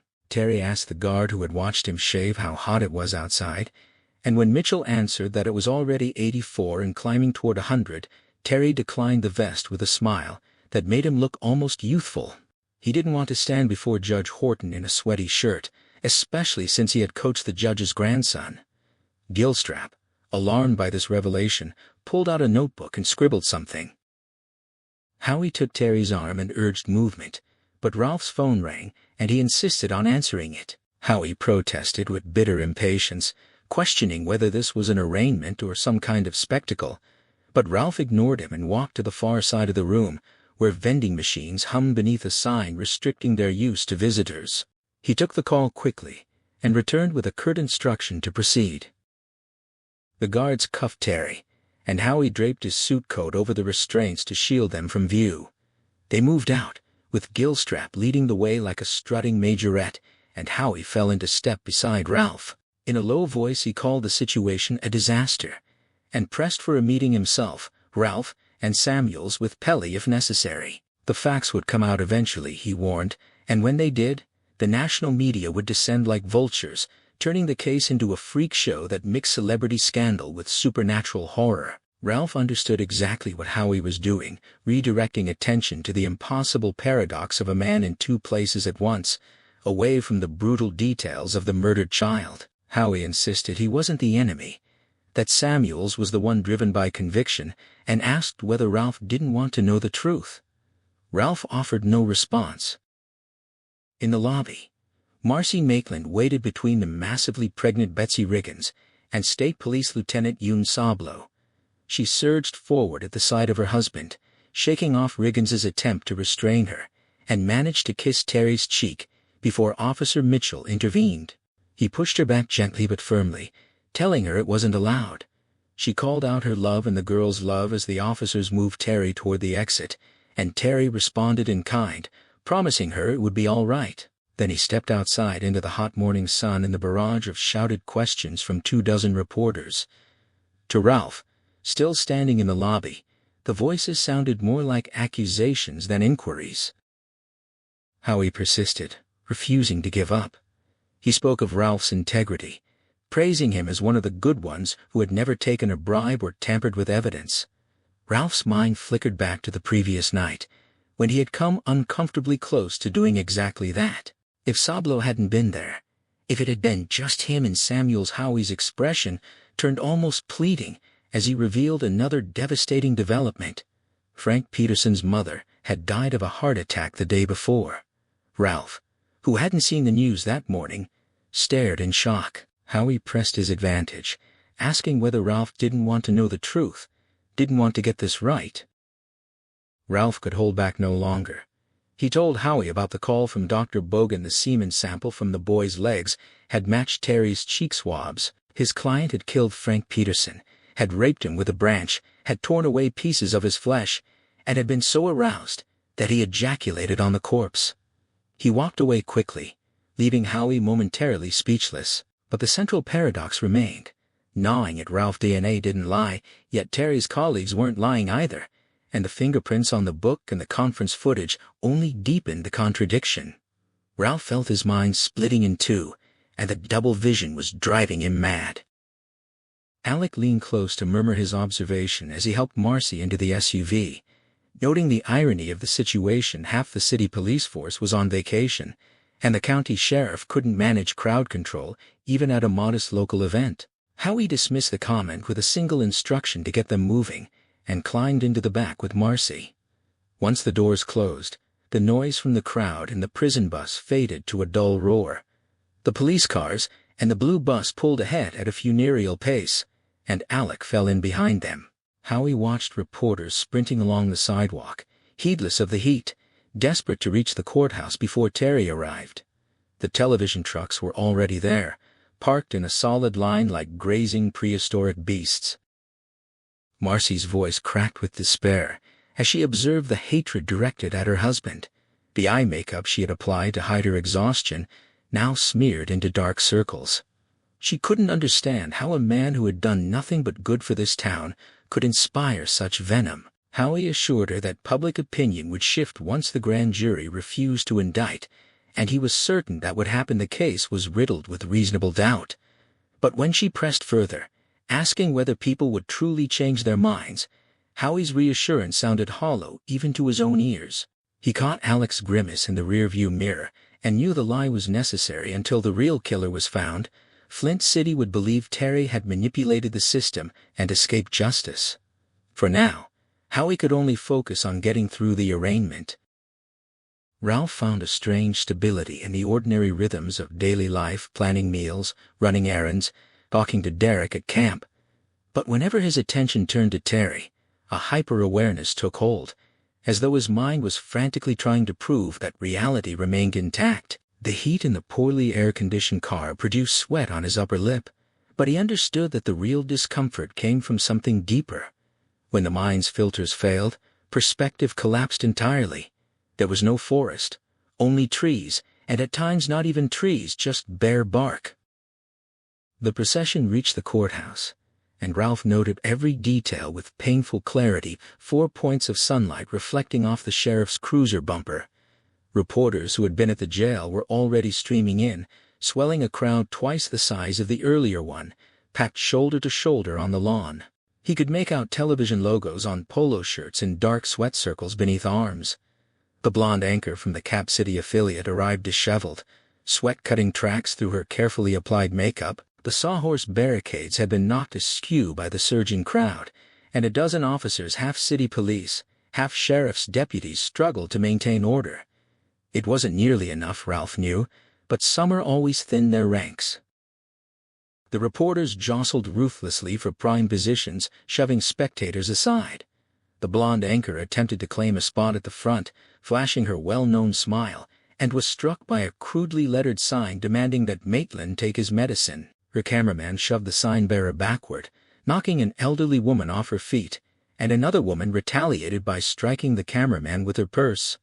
Ralph noticed with helpless precision that the purse was faux alligator and red. Sablo marveled at how quickly the media had descended, comparing them to cockroaches scattering when a light was switched on. Sheriff Doolin emerged from his car, his uniform shirt untucked on one side, a roll of flesh visible above his belt.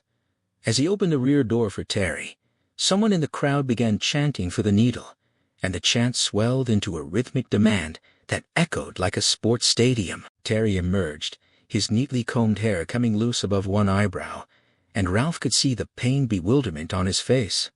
These were people he knew. Ralph realized people whose children he had taught and coached, people who had attended his backyard barbecues. All of them now wanted him dead. A sawhorse collapsed, and people surged onto the sidewalk. 2 officers pushed them back, but another barricade fell elsewhere, and the crowd's pressure was relentless. Ralph saw dozens of cell phones raised to capture the scene. He urged Sablo to help him get Terry inside before the steps became impassable, and they hurried forward. Through the courthouse doors, Ralph could see Bill Samuels standing in stunned disbelief, and he wondered how the district attorney could have failed to anticipate this chaos. He himself was not blameless. He should have insisted they bring Terry around to the rear entrance. Ralph shouted for the crowd to step back to let the process work, but his voice was lost in the din. Gilstrap and Doolin took Terry by the arms and started toward the steps, and Ralph noted again the assistant DA's ghastly plaid jacket, wondering if his wife had chosen it out of secret animosity. The prisoners in the bus added their voices to the chaos, some chanting along with the crowd, others yipping and howling like animals, pounding their fists against the wire mesh. Ralph raised a hand to signal Howie and Pelly to keep Marcy in the Escalade until Terry was inside, but she slipped out before he could make himself understood, evading Howie's grasp as easily as she had escaped Betsy Riggins at the jail. She ran toward her husband, and Ralph noticed her low heels and a fresh shaving cut on her calf. Her hand must have trembled while she was getting ready. The camera swung toward her as she called Terry's name, 5 lenses glinting like glass eyes. A book thrown from the crowd struck her shoulder and bounced off, but she seemed not to notice. Ralph shouted for her to come to him, but she looked around like a woman in a dream. Terry stopped at the sound of her voice, resisting the sheriff's efforts to pull him forward. Howie reached Marcy first, and as he took her arm, a burly man in mechanic's coveralls overturned a barricade and rushed at her, shouting an obscene accusation about covering for her husband. Howie, despite his age, drove his shoulder into the man's midsection and knocked him aside. Ralph offered to help, but Howie refused, his face flushed with anger, and urged Ralph to get Terry inside. This was a circus, Howie said, and Ralph had to concede that it was partly his doing. He also wondered whether Samuels had foreseen or even hoped for this spectacle, given the media coverage it would generate. A man in a cowboy shirt darted past the officers and spat in Terry's face. Ralph tripped him, sending him sprawling, and ordered an officer to cuff him. The officer stammered that their cars were all around back, and Ralph told him to put the man on the bus instead. Then he witnessed something remarkable with Doolin and Gilstrap frozen in place. Terry helped the spitter to his feet, saying something that Ralph couldn't hear over the noise. The cowboy nodded and walked away, hunched over a scrape on his cheek. Later, Ralph would remember this moment with deep significance, Terry helping a man up with his hands cuffed while spit still ran down his face, an act that seemed almost biblical. The crowd had become a mob, some of them pressing onto the granite steps despite the officers' efforts. 2 bailiffs emerged to help, but they were overwhelmed. Gilstrap and Doolin began arguing, the assistant DA wanting to retreat to the car, the sheriff wanting to push forward. Ralph knew Doolin was right, and told them he and Sablo would take point. Gilstrap, panting with desperation, suggested they draw their weapons to clear the way. The suggestion was absurd, and everyone knew drawing weapons in a crowd like this would only escalate the chaos into something far worse. Doolin and Gilstrap renewed their grip on Terry's arms and pushed forward again, the sidewalk at the base of the steps mercifully clear. Ralph's hyper-aware mind fixed on the mica flecks glittering in the cement, knowing they would leave after images in his vision once they were inside. Tiny constellations burned onto his retinas. The blue bus rocked violently as inmates threw themselves from side to side, their chanting merging with the crowd outside.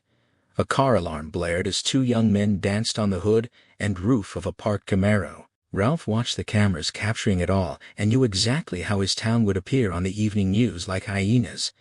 Every face stood out in stark relief, each one a grotesque. He saw the blonde anchor knocked to her knees again by the hypodermic sign, saw her rise with an expression of disbelief as she touched the blood on her fingers. He catalogued a man with tattooed hands and a yellow kerchief, his features erased by old burn scars, a grease fire, Ralph guessed, perhaps from a drunken attempt at cooking. He saw a man waving his cowboy hat, as if at a rodeo. Howie and Marcy bent against an invisible wind as they approached the steps, a woman leaning forward to give Marcy the finger. A man with a canvas newspaper sack and a watch cap pulled low caught his attention. The sack's faded lettering advertised the Flint City Call. Ralph's mind flickered back to his interview with old Mrs. Stanhope, who had mentioned 2 red-headed Peterson boys. And wasn't that red hair he saw now, peeking from beneath the watch cap? The man's hand emerged from the bag, and it wasn't holding a newspaper. Ralph drew his Glock and shouted a warning. The crowd around Ollie Peterson scattered, screaming. Gilstrap released Terry's arm and scrambled backward in a crouched duel and fumbled with his own weapon, the safety strap still fastened. Ralph couldn't get a clear shot. The dazed blonde anchor stood directly in front of Ollie, blood trickling down her cheek. Sablo shouted for her to get down, dropping to one knee with his own gun raised.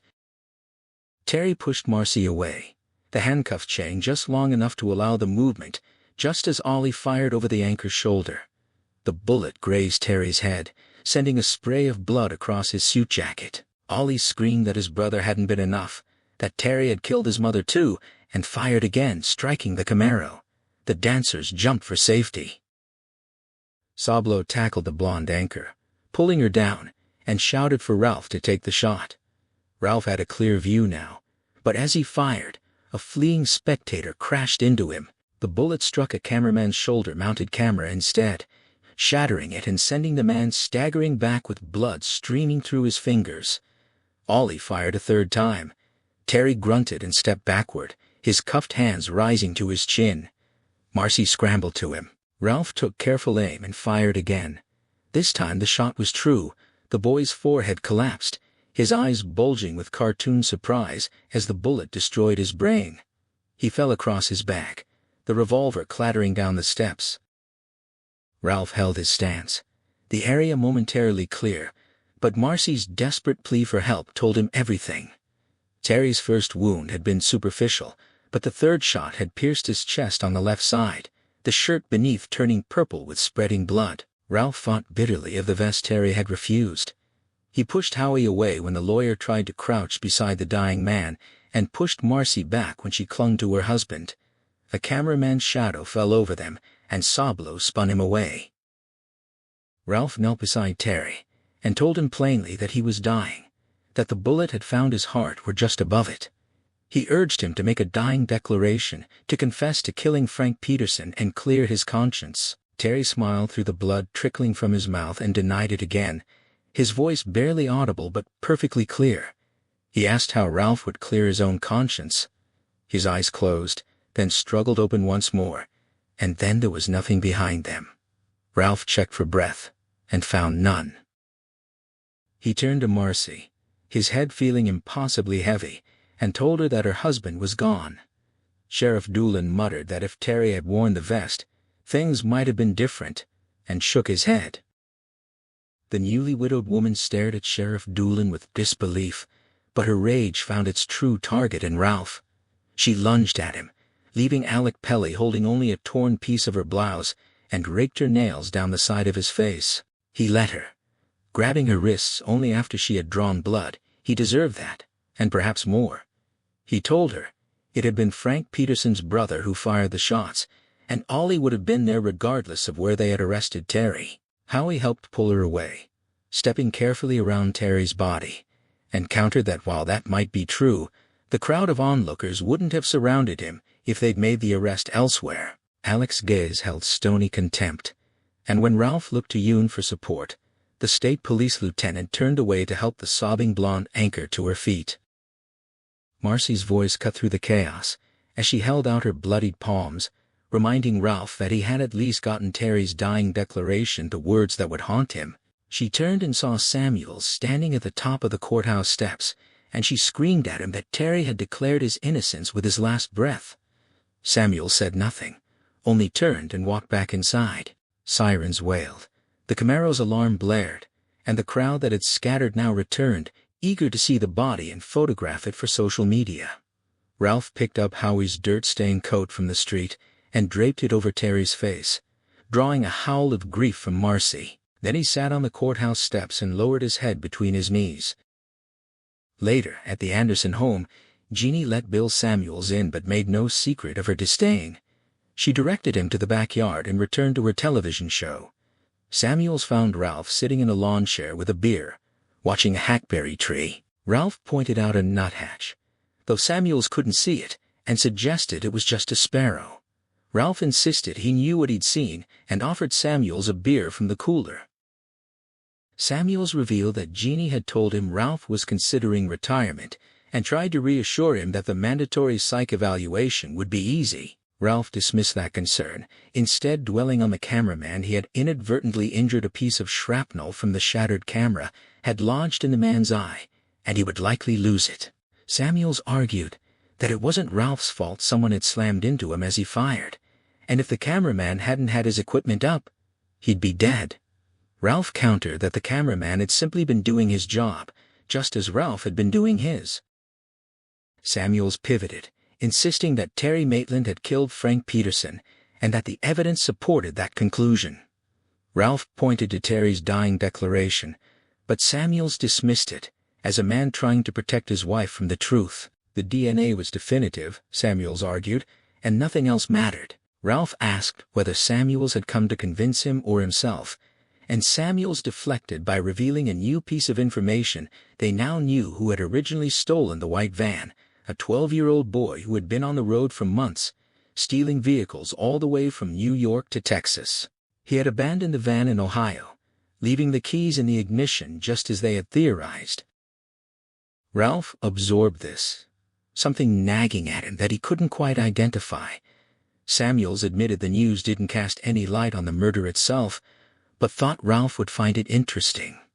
He also revealed he wasn't running for re-election, and Jeannie had offered little sympathy when he told her. Ralph made it clear he hadn't been blaming Samuels for anything. The public arrest had been his idea, and he would take full responsibility when he faced internal affairs. Ralph acknowledged that Samuels had expected nothing less from him, but pointed out that the prosecutor hadn't exactly tried to talk him out of the public arrest either. Samuels defended the decision, insisting he still believed Terry was guilty despite the dying declaration, and that they had been afraid to check for an alibi because Terry knew everyone in town and might have been spooked. Ralph cut him off, admitting they'd been wrong about that, and Samuel snapped back that the point was taken. He reiterated their belief that Terry was extremely dangerous, especially to young boys, and that on the night of the arrest, he had been surrounded by them. Ralph returned to the courthouse transfer, insisting he should have made them take Terry around back. Samuel shook his head vehemently, his cowlick springing loose, and told Ralph not to take that burden on himself. The transfer was the sheriff's responsibility, not the city's. Ralph countered that Doolin would have listened to him, and would have listened to Samuel's too, and he thought the prosecutor knew that. Samuels dismissed it as water under the bridge, noting that the case would likely remain open, but inactive. Ralph clarified the technical term OB, and warned that a civil suit from Marcy Maitland was a real possibility, one she could win. Samuels asked if she was considering it, and Ralph admitted he hadn't worked up the nerve to speak with her yet, suggesting Howie might have a better sense of her intentions. Samuels mentioned that his mother used to subscribe to a magazine called Fate, and Ralph responded moodily that after what had happened to Terry, he wasn't so sure about such things anymore, that Peterson Kid had come out of nowhere. Samuel smiled and clarified that he wasn't talking about predestination, just a magazine full of strange stories. He recounted one that had fascinated him as a child, about a newlywed couple camping in the Mojave Desert. The bride woke to find her husband gone, followed his tracks over 3 dunes, and then the tracks simply stopped in the middle of the sand with nothing around for miles. She never saw him again. Ralph interrupted with a theatrical horror movie groan, then declared he was ready to end the evening with pie and a shower. Samuels insisted he finish the story, explaining that the point wasn't belief but metaphor. They had followed Terry's tracks, done their duty, and the tracks had stopped on Monday morning. There would always be unanswered questions, just as there were with Hoffa, the Mary Celeste, and the Kennedy assassination. Sometimes, the tracks just stopped, and they had to live with that. Ralph countered that there was a crucial difference. The woman in the story could believe her husband was still alive somewhere, but Marcy had found Terry dead on the sidewalk. She was burying him tomorrow, with only her daughters and a pack of news vultures for company. Samuel sighed and said he was going home, mentioning that the boy who stole the van was named Merlin Cassidy, but Ralph stopped him. He insisted on telling a story of his own, one from personal experience. When Ralph was a kid, he loved cantaloupe, and one day, his mother brought some home from the farmer's market. He asked for a piece, and when he split the fruit open, it was full of squirming maggots and flies. The outside had looked perfect, no soft spots, no cracks, but the inside was infested. Since that day, he couldn't stand to look at cantaloupe, let alone eat it. That was his metaphor for the Terry Maitland case. The evidence had looked perfect on the surface, but when they cut it open in front of the whole town, it was full of maggots. There was no way for them to get in, but there they were. Samuels told him to fuck his cantaloupe and his metaphor, and urged him to think before quitting his job. He wouldn't have to face the voters, just a few retired cops and a shrink, and if he quit, people would be even more certain they had screwed everything up. Ralph stared at him, then burst into laughter, acknowledging that they had indeed screwed up royally. They had bought a cantaloupe that looked good, but it was full of maggots. Samuels trudged toward the kitchen door, then whirled around and pointed at the hackberry tree, insisting that the bird Ralph had seen was a sparrow, not a nuthatch. Marcy woke shortly after midnight to the sound of screams from her elder daughter's bedroom. Grace's voice first, unmistakable to any mother, then Sarah joining in, creating a terrible harmony that cut through the darkness. It was the girls' first night in a room without their father. Though they were still sharing a bed arrangement, Marcy suspected would continue for some time. What mattered now was the terror in those screams. She didn't remember the run down the hall, only the transition from her bed to standing in Sarah's doorway, beholding her daughters sitting bolt upright in the moonlight, clutching each other. She searched the room for an intruder, her eyes finding only a pile of discarded clothes in the corner. Sarah explained that Grace had screamed about a man, scaring her badly. Marcy sat on the bed, prying Grace from her sister's arms and holding her close, her own gaze still scanning the shadows.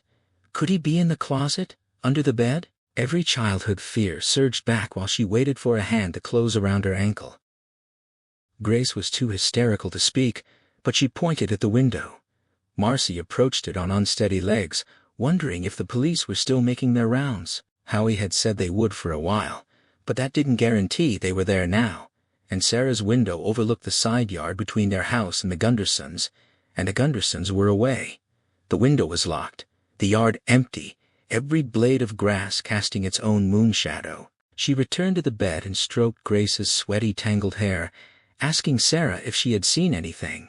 Sarah admitted she might have thought she did for a moment, but that was only because Grace had been screaming. There was no one there. Marcy told Grace it was just a bad dream, though she knew there would be many more to come. Grace insisted he had been there, a man with short black hair standing up, a lumpy face like Play-Doh, and straws for eyes. Sarah dismissed it as a nightmare with matter-of-fact finality. Marcy gathered both girls and brought them to her bed, and within 5 minutes Grace had fallen asleep again. Sarah whispered that she was scared of her father's funeral, and Marcy admitted she was too.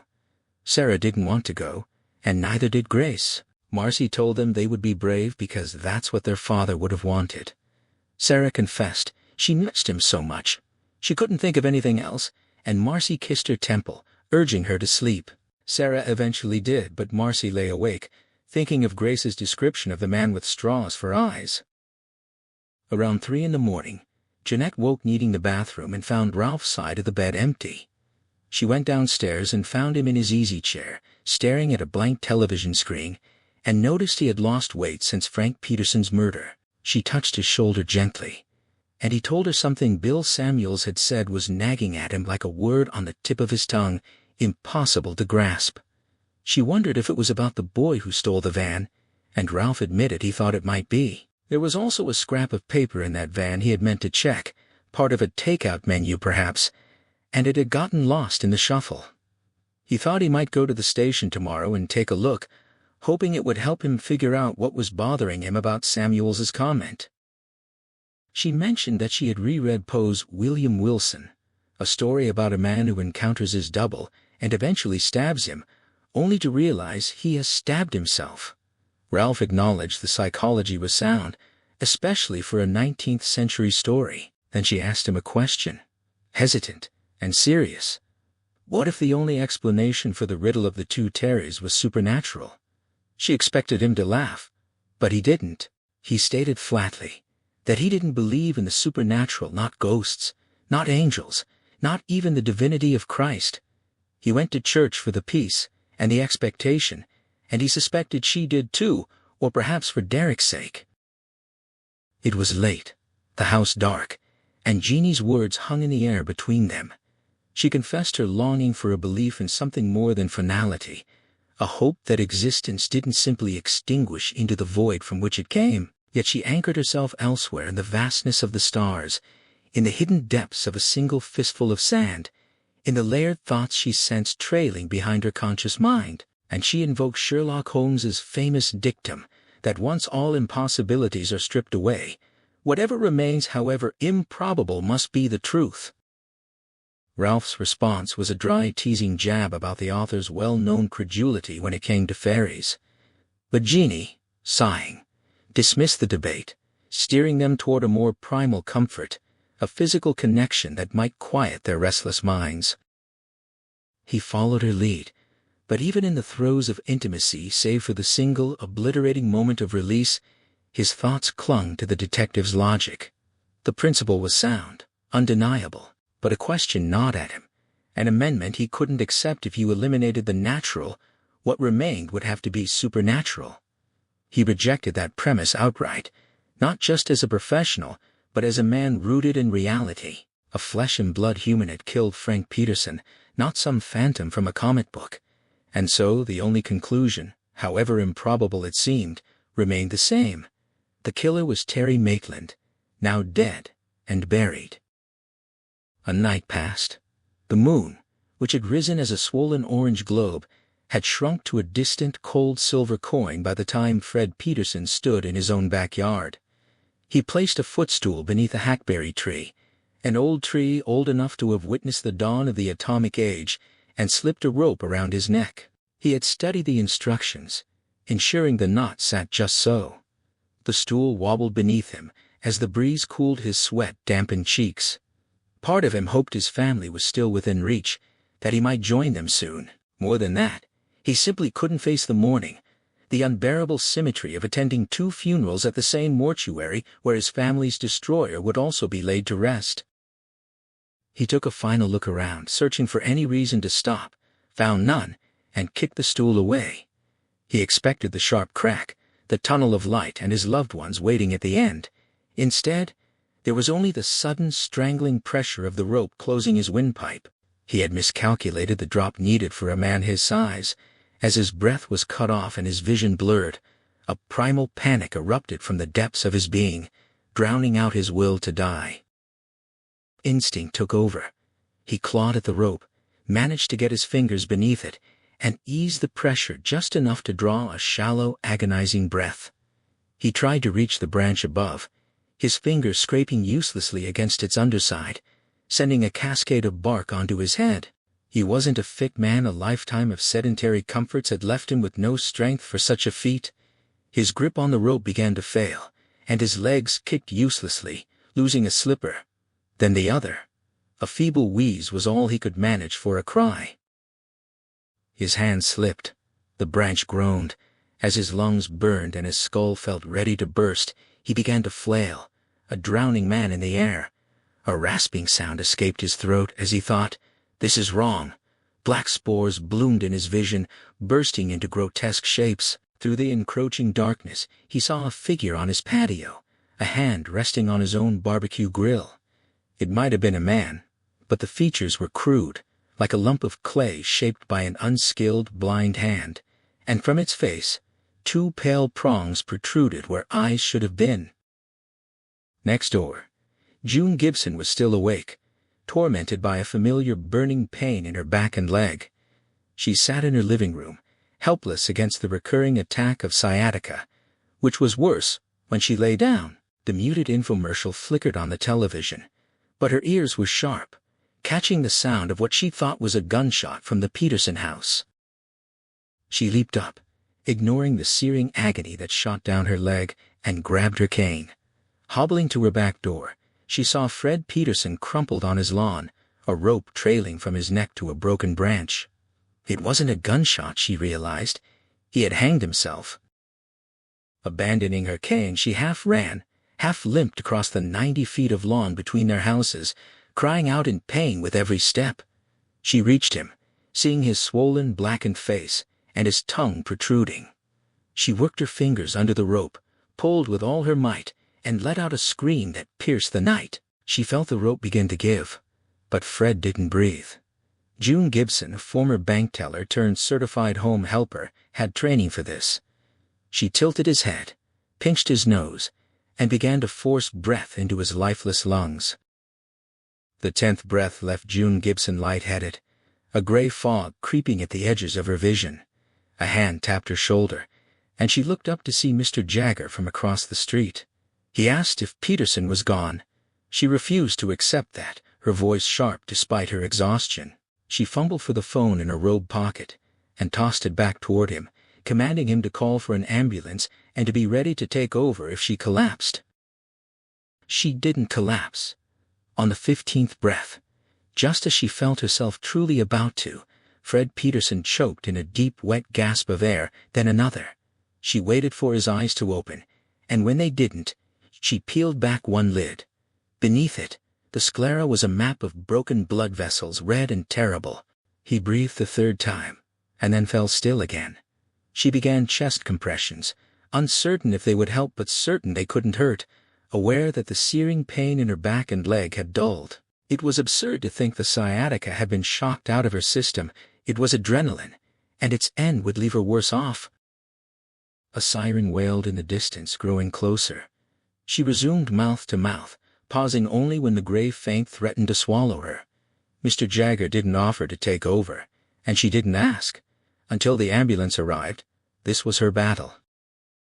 Sometimes she would stop and Fred would take another of those wet, shuddering breaths. Sometimes he would not.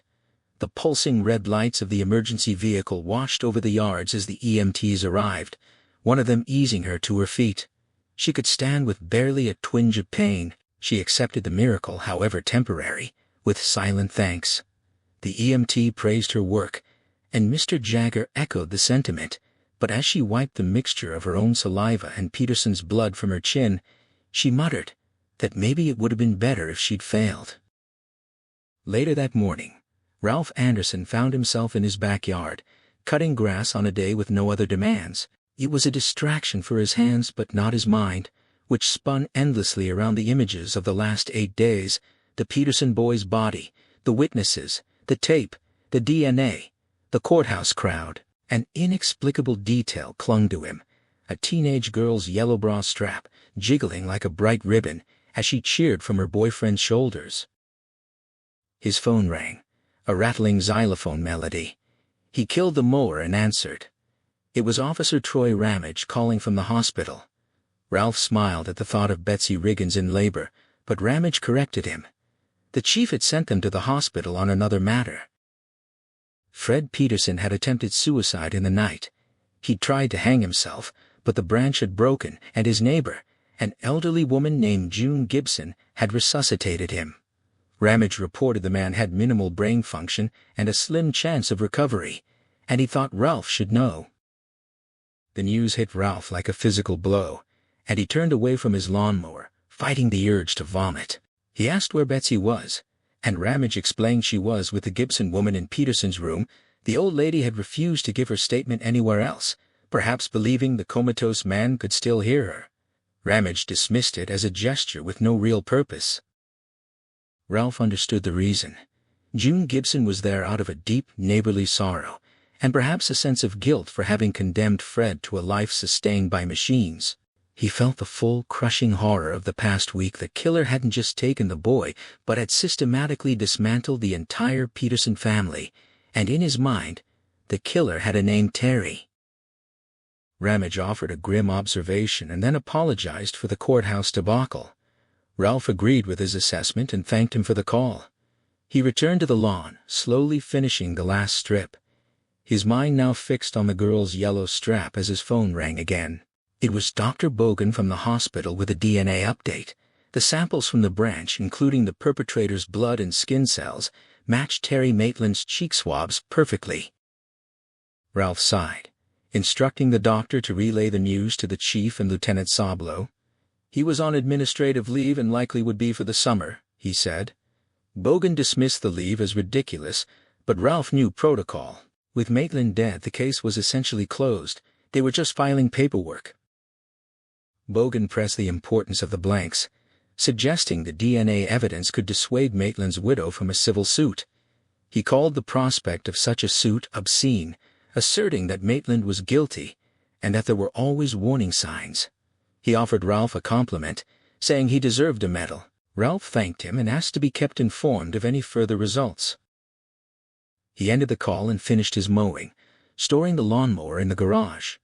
As he wiped it down, a line from a Poe story he'd seen adapted for film came to him, a man being bricked up alive, screaming for mercy. He saw Terry Maitland being bricked up by DNA. The fingerprints from the book in Cap City were a problem, but they could be planted, he told himself. The witnesses? He pushed them aside. The DNA was the solid core of the case. A black cat, in the story, had undone the murderer, but that was just a metaphor. A cigar was just a smoke, and a man's dying declaration made with his wife holding his hand was just a final futile protest. He sat on his workbench, drained. The images from the courthouse refused to fade: the car alarm, the anchor woman's bloodied sneer, the burned man with tattoos, the boy with the cleft lip. But most of all, the yellow bra strap, jiggling up and down, as if leading somewhere. He muttered that a man couldn't be in two places at once. Jeannie appeared in the doorway, asking if he was talking to himself. He admitted he was, then said he was okay, but as he told her about Fred Peterson, she visibly sagged. Jeanette's face fell as Ralph confirmed the bleak reality. The Peterson family was finished, regardless of whether Fred recovered or not. He pushed himself to his feet, declaring his intention to go to the station later and examine a scrap of paper from the evidence. She insisted he shower first, citing the smell of oil and grass. He managed a small salute, a ghost of a smile, and she kissed his cheek, urging him to trust that he would get through this. He waited until mid-afternoon to head to the station, uncertain of the protocols of administrative leave. The main room was nearly deserted, with only Officer Stephanie Gould filing reports and Sandy McGill reading a magazine.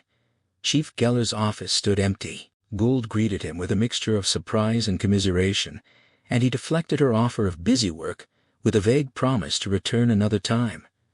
He got the evidence room key from Sandy and signed in, deciding it was better to be transparent, given the witnesses. The evidence room was a cramped, stifling closet. He found the box labeled Van, Subaru, and cut the tape. Inside, he located the plastic bag containing a blue, roughly triangular scrap of paper. It bore the partial words, Tommy and Tup, and a small drawing of a pie. He traced its likely origin, a menu left under a windshield wiper, torn off carelessly, and then dropping unnoticed into the cab. The driver would have noticed it later, perhaps pulling it free and discarding it on the floor, or even trying to toss it out the window, only to have the wind blow it back in. He jotted the fragment in his notebook and returned the box to its shelf, logging out of the evidence room. He showed the note to Sandy McGill, who had no idea what it meant. Gould offered a crude British slang definition, which he dismissed. He called his wife, who immediately recognized it as the name of Agatha Christie's detective duo, Tommy and Tuppence, and suggested it might point to a restaurant run by British expats. Back at his desk, he searched the phrase online. The computer, ancient but with a fast Wi-Fi connection, quickly returned a result. The Tommy and Tuppence Pub and Cafe, located in Dayton, Ohio. The name sparked a memory. He recalled his last conversation with Terry Maitland, during which Terry had mentioned a recent trip to Ohio to see his father in a memory care unit. It was another piece of the puzzle, a connection he felt compelled to explore. He called Lieutenant Sablo. He asked if Samuels had told him about the young boy who had stolen the van, a runaway who had ditched it in Ohio. He requested Sablo reach out to El Paso to verify if the van had been abandoned near the Tommy and Tuppence restaurant, and specifically, if that had happened in April. Sablo agreed, but pressed for the reason behind the request. Ralph acknowledged that Terry Maitland had indeed been in Dayton during April, but clarified that he had traveled with his family and they had flown both ways. Sablo's interest waned, recognizing the alibi as solid, but Ralph insisted the connection still nagged at him. Sablo, with a touch of self-deprecating humor, agreed to look into it. As Ralph hung up, Chief Geller arrived, freshly showered. He scolded Ralph for being at the station, ordering him home. Ralph mentioned his lawn was already mowed, and he had the cellar to clean next. Geller offered a brief, gruff apology for the situation, which Ralph accepted with a silent observation that everyone seemed to be offering the same sentiment. That evening, Sablo called with an update. He had tracked down the young car thief, Merlin Cassidy, who was currently in foster care in El Paso. The boy's fate was uncertain, with New York authorities reluctant to take him back, and the child himself equally unwilling to return, preferring legal limbo to the abusive stepfather he'd fled.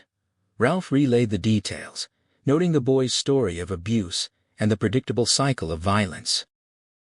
The boy had been nervous about the van when he reached Dayton, parking in a free public lot. He remembered a young man in a Tommy shirt distributing menus under windshield wipers, an offer of $2 to help that he'd refused. When he returned, the men were gone, but the menus remained. The incident spooked him, prompting him to switch vehicles. He found an unlocked car with a spare key hidden inside and before leaving, returned the van's key to its ignition, hoping to mislead any pursuit. He also retrieved a stack of flattened cartons he used to boost his height behind the wheel. Ralph's wife noted the boy's cleverness. Ralph confirmed that the menu had indeed been left under the van's wiper, meaning the person who tore it off the one who left the scrap inside was the person who stole the van from the Dayton lot. The boy believed it had happened in April, which aligned with Terry Maitland's visit to his father. The coincidence of the van appearing in both Dayton and Flint City, following the Maitland's movements, troubled Ralph. Sablo had suggested an accomplice, a theory that seemed absurd until you considered the chain of events.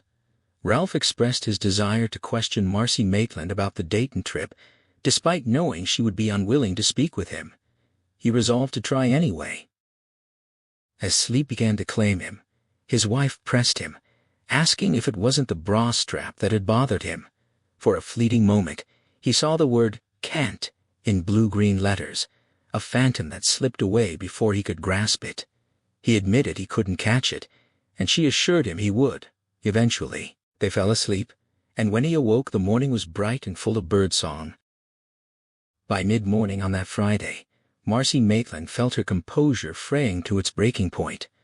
Her daughters had discovered Terry's old record player and his beloved Beatles albums, and they were working their way through the collection.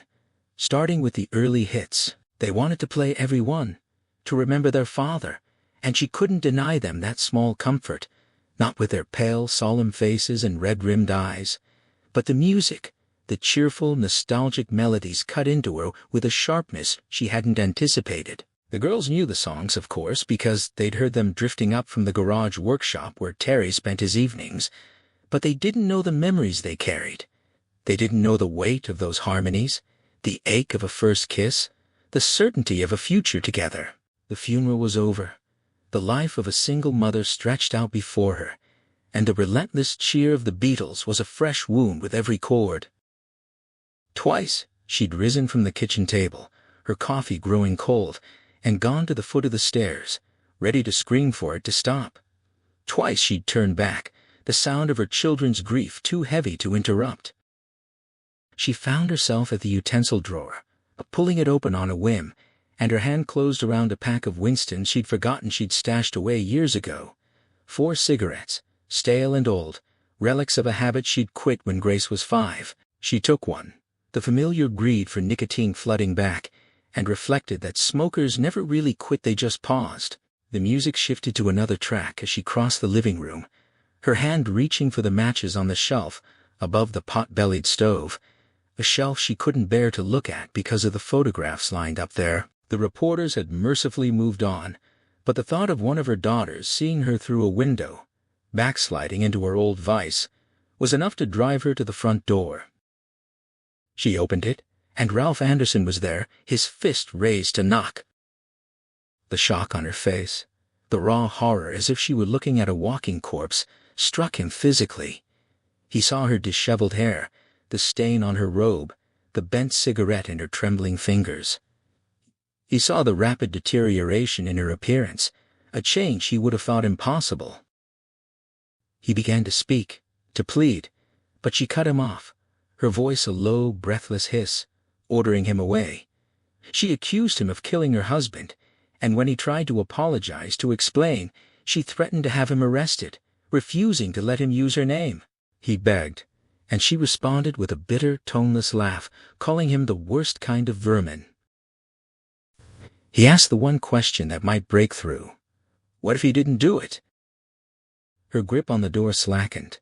She reminded him that Terry had declared his innocence with his dying breath. He pressed on, arguing that if Terry was innocent, the real killer was still at large, responsible for the destruction of both the Peterson family and her own. She countered by blaming him and Bill Samuels for the circus that led to Oliver Peterson's death, accusing Ralph of killing the boy himself. She slammed the door in his face. He hesitated, his hand raised to knock again, then thought better of it and walked away. On the other side of the door, Marcy's knees buckled. She made it to the hall bench, the upstairs music still playing, the murdered Beatle singing a promise of return. She looked at the cigarette in her hand as if it had appeared by magic, then snapped it in two, shoving the pieces into the pocket of the robe that still smelled faintly of Terry. She felt a grim satisfaction that he had, at least, prevented her from falling back into that old habit. The audacity of him, the sheer nerve, was staggering, but his words lingered, a poisoned whisper in her mind. If he didn't, whoever did is still out there.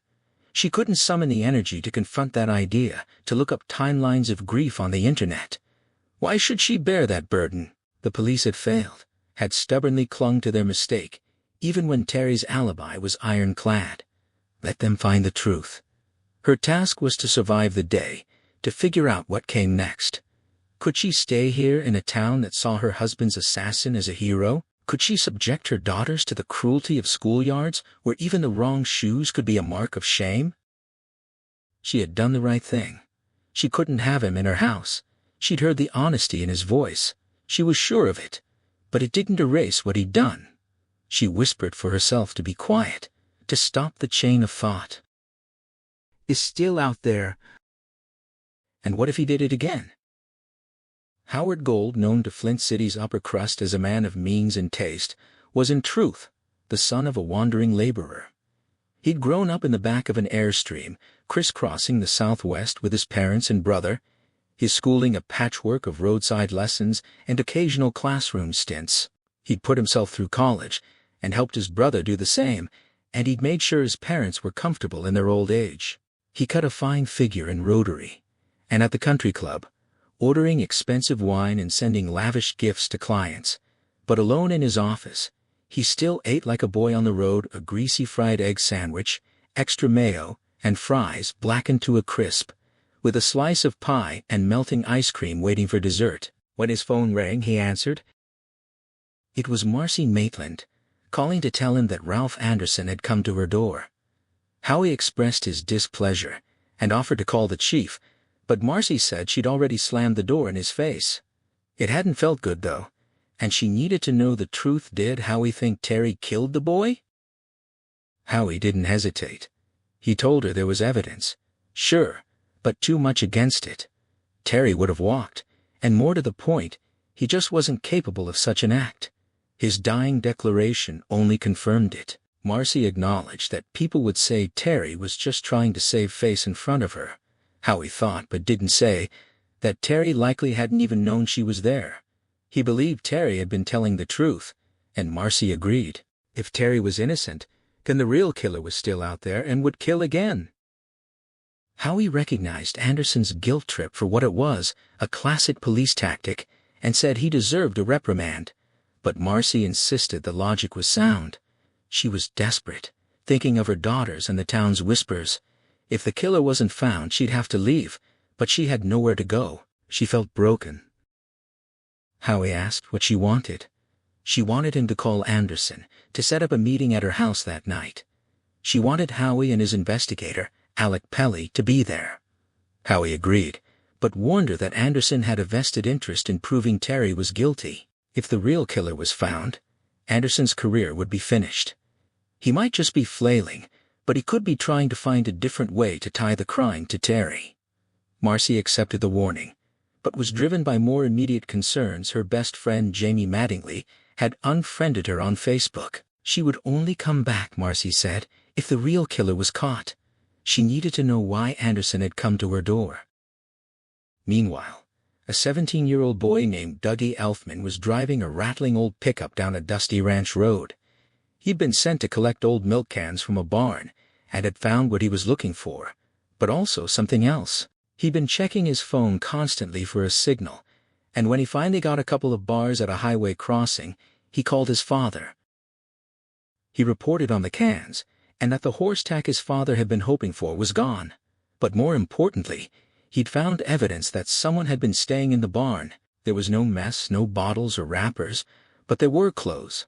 A pair of nearly new jeans, jockey underpants, and expensive sneakers. All were stained, and the hay beneath them had turned black. His father suggested oil, but Dougie knew better. It looked like dried semen, but a lot of it, an impossible amount. He'd seen stains like that on his own towel. His father told him to just come home, but Dougie insisted they had to call the police. He'd found a belt in the jeans, and it had a silver buckle in the shape of a horse's head, the same kind Terry Maitland had been wearing when he was seen at the train station after the murder. His father was skeptical, but agreed to call the cops. Dougie, however, refused to wait at the barn. He said he'd meet them at a store 5 miles away. He couldn't shake the feeling that someone had been watching him out there, and he didn't want to be alone. He ended the call before his father could argue. The meeting was set for 8 that night at the Maitland home. Ralph received the green light from Howie Gold, who stipulated that Alec Pelly would also be present, but that under no circumstances was Ralph to bring anyone else, not even Sablo or his wife. Ralph agreed, and spent the intervening hours restlessly shifting boxes in his cellar and picking at his supper. With time still to kill, he announced he was going to the hospital to visit Fred Peterson. His wife offered to come, but he declined, saying he'd go straight to Barnum Court from there. She warned him he was running himself ragged, but he brushed it off. She kissed him and made him promise to call, but he insisted he'd come home and tell her in person. At the hospital, Ralph ran into Jack Hoskins, the department's other detective, who had been called back from his fishing vacation early. Hoskins, still in his fishing clothes, was clearly put out and made no secret of his satisfaction at Ralph's current predicament. Ralph asked if he'd looked in on Peterson. Hoskins reported the monitors were low, and he didn't think the man was coming back. He then complained that he had to drive out to Canning Township to investigate some discarded clothes, a job he resented, and which Ralph suspected he'd bungle. Ralph offered a terse welcome home, but Hoskins dismissed it, and his parting words carried a distinct edge. Ralph was glad to see him go, and wished he could go out to Canning himself. At least Sablo was already there, supervising the forensics unit. They'd finish most of the work before Hoskins could arrive and potentially foul things up. He took a detour to the maternity ward, but found it empty. Betsy Riggins' labor was progressing. He asked a nurse to pass on his best wishes, and she said the baby was eager to arrive. Ralph couldn't help but think of Frank Peterson's brutalized body, and reflected that if the infant knew what the world held, he'd be fighting to stay in. He took the elevator down to ICU to Fred Peterson's room. The man lay in a cervical collar, his neck heavily bandaged, a respirator wheezing rhythmically. The monitors showed low, faint lines, as Hoskins had said. Mylar balloons with cheerful messages floated near the ceiling, a jarring contrast. Ralph sat by the bed. The memory of a high school science class surfacing. A teacher had dropped a single drop of ink into a glass of clear water, and the whole thing turned blue. Less than 2 weeks ago, the Peterson family had been whole. Then came the drop of ink. One could blame the broken bike chain, but Frankie would have made it home if Terry Maitland hadn't been waiting. Terry was the drop of ink. Terry, or whoever had worn his face, had polluted and destroyed the family. Jeannie had said to strip away the metaphors, and you were left with the inexplicable, the supernatural. But Ralph dismissed that. The supernatural belonged in books and movies, not in the real world. Ralph dismissed the supernatural out of hand.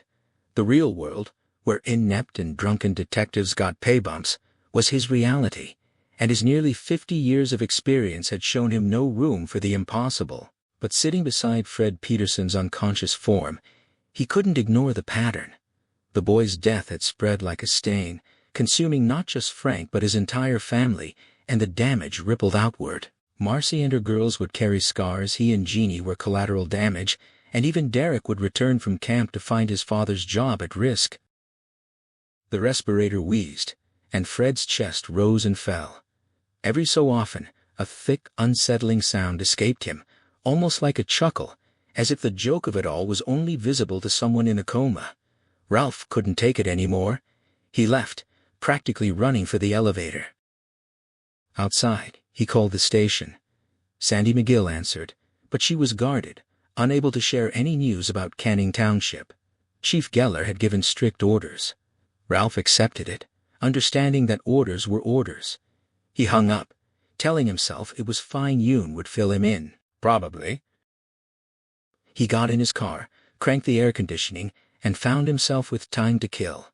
Too late to go home, too early for the Maitlands. He drove aimlessly, his mind churning over the inconsistencies. Terry calling the cab driver, "Ma'am." Terry asking for directions to a clinic he should have known, the convenient room sharing, the convenient question at the conference.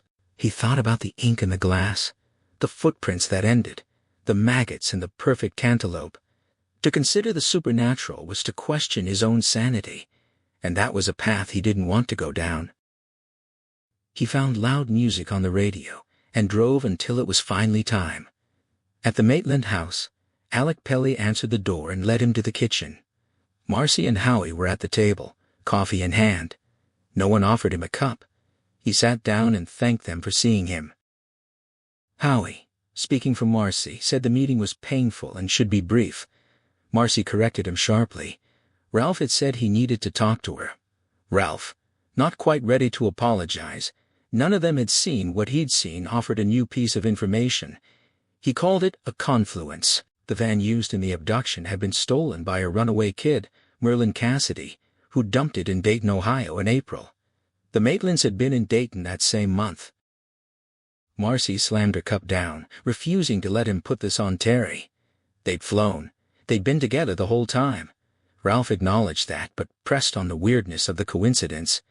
Howie accused him of trying to draw them in. Ralph countered that he had physical evidence of Terry being in Cap City fingerprints on a book from the hotel newsstand, and said that if that didn't make them believe him, nothing would. Marcy seized on this, demanding to know if he now believed Terry was innocent. Ralph sidestepped, asking instead about the Dayton trip and Terry's strained relationship with his father. Marcy explained that Peter Maitland was in a memory care unit with advanced Alzheimer's. Their relationship had been fractured for years, ever since Peter had left Terry's mother for his secretary. Ralph listened as Marcy explained the family history, filling in the bitter gaps between Terry and his father.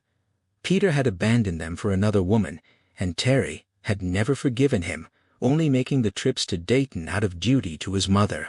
Even after Melinda died, the visits continued out of habit and obligation. Ralph noted the details: Peter's decline into forgetfulness, the move to the memory care unit in 2014, paid for by insurance that Dolores had insisted on keeping. He pressed for more, asking about the length of their stay and whether the girls had accompanied Terry to see his father. Marcy made it clear they hadn't, that Terry's visits were brief, just an hour or two each time while she and the girls entertained themselves at the hotel or explored the city's museums. Ralph probed about meals, asking if they'd eaten at any particular restaurants.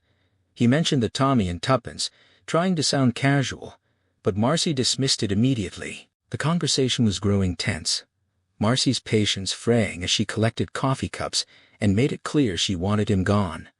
Ralph tried another angle, asking if anything unusual had happened during the trip, anything that might connect to the case. Howie interrupted with sarcasm, and Marcy insisted there was nothing to tell, that it had been a normal vacation.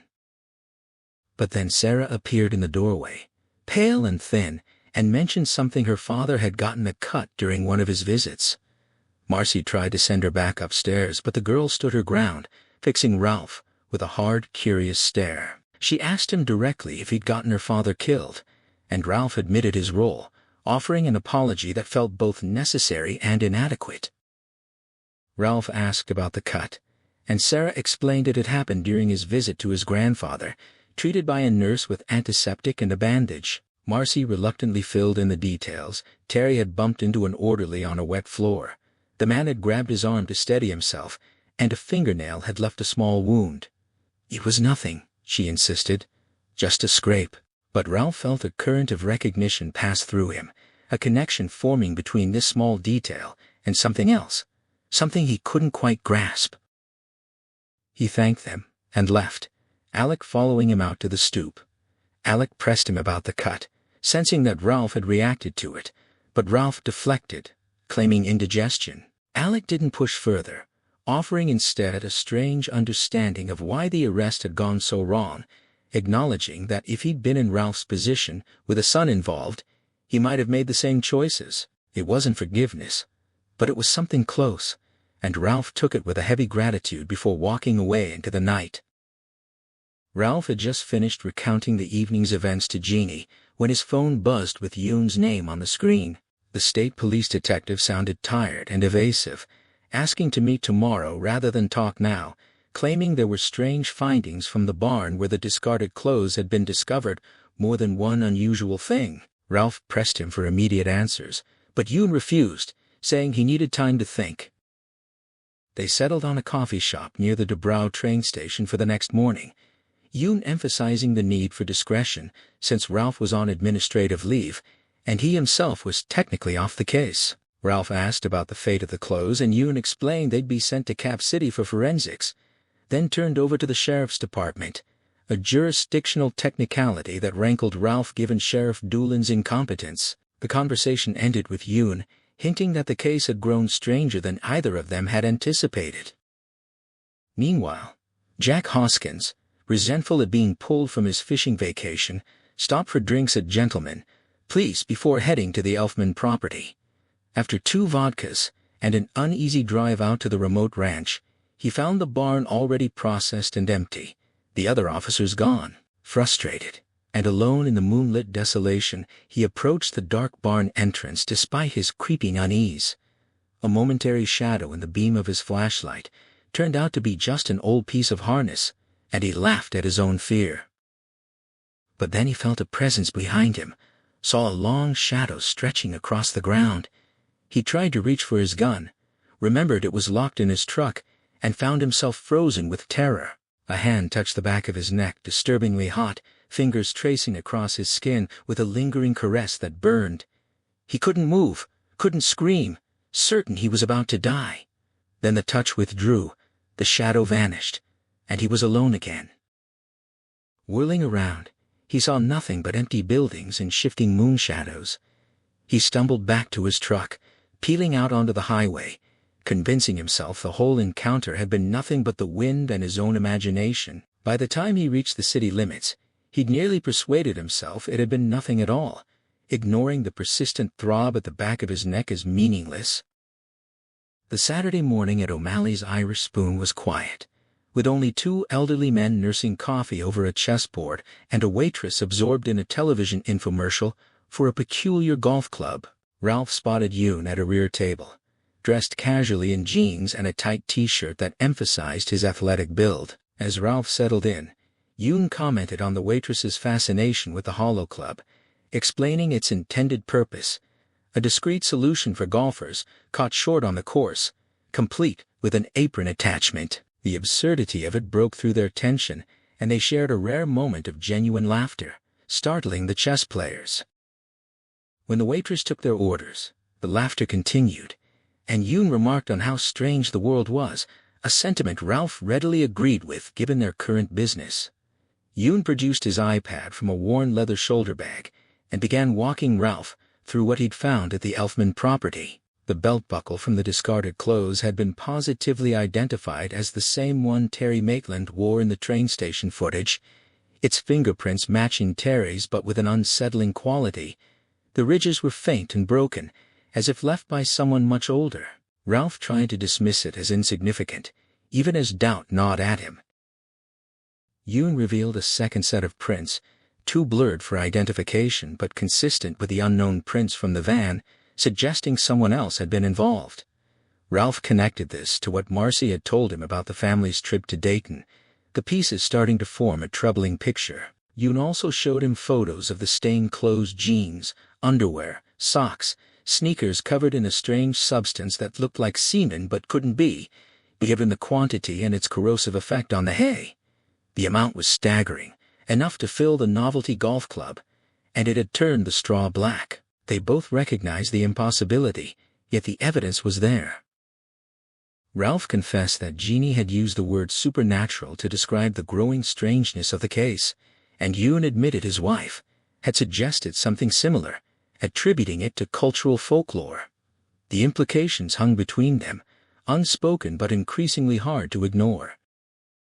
Yoon laughed and shared a story his wife had told him, a Mexican legend about a boogeyman who had once been a dying man cured by drinking children's blood and rubbing their fat on his body, now living forever and carrying a black bag to collect misbehaving children.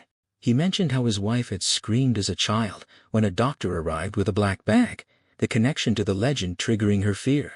Yoon struggled to recall the boogeyman's name, and Ralph asked if that was what they were dealing with, but Yoon dismissed the idea, insisting a real man had killed Frank Peterson and that Terry Maitland was almost certainly the culprit, even if the evidence was maddeningly strange. Yoon had to leave to take his wife to a craft fair, but pointed out one more detail. Ralph had missed the discarded clothes in the barn, included everything except a shirt. After Yoon left, Ralph drove back toward Flint City, the pieces clicking into place in his mind. He realized the yellow bra strap he'd fixated on during the courthouse chaos wasn't the only yellow thing he'd seen. There had been a burned man with a yellow cloth on his head, and that cloth might not have been a bandana at all, but the missing shirt Terry had been wearing in the train station footage. The thought felt like a reach, but his subconscious had been nudging him toward it all along. He called Yoon's voicemail and hung up without leaving a message, deciding to let his colleague enjoy his weekend. Back home, he enlisted Jeannie's help, pulling up news footage from every station that had been at the courthouse that day. They watched the clips together, searching for the burned man Ralph remembered seeing. But after multiple viewings, the man was nowhere in any of the footage, not in the Channel 81 coverage, not in any of the network feeds. Ralph pointed out a man waving a cowboy hat, insisting the burned man had been standing right next to him, but Jeannie's nervous silence confirmed what he already suspected. The footage contradicted his memory. The world felt like it was tilting beneath him, and he couldn't explain what he'd seen.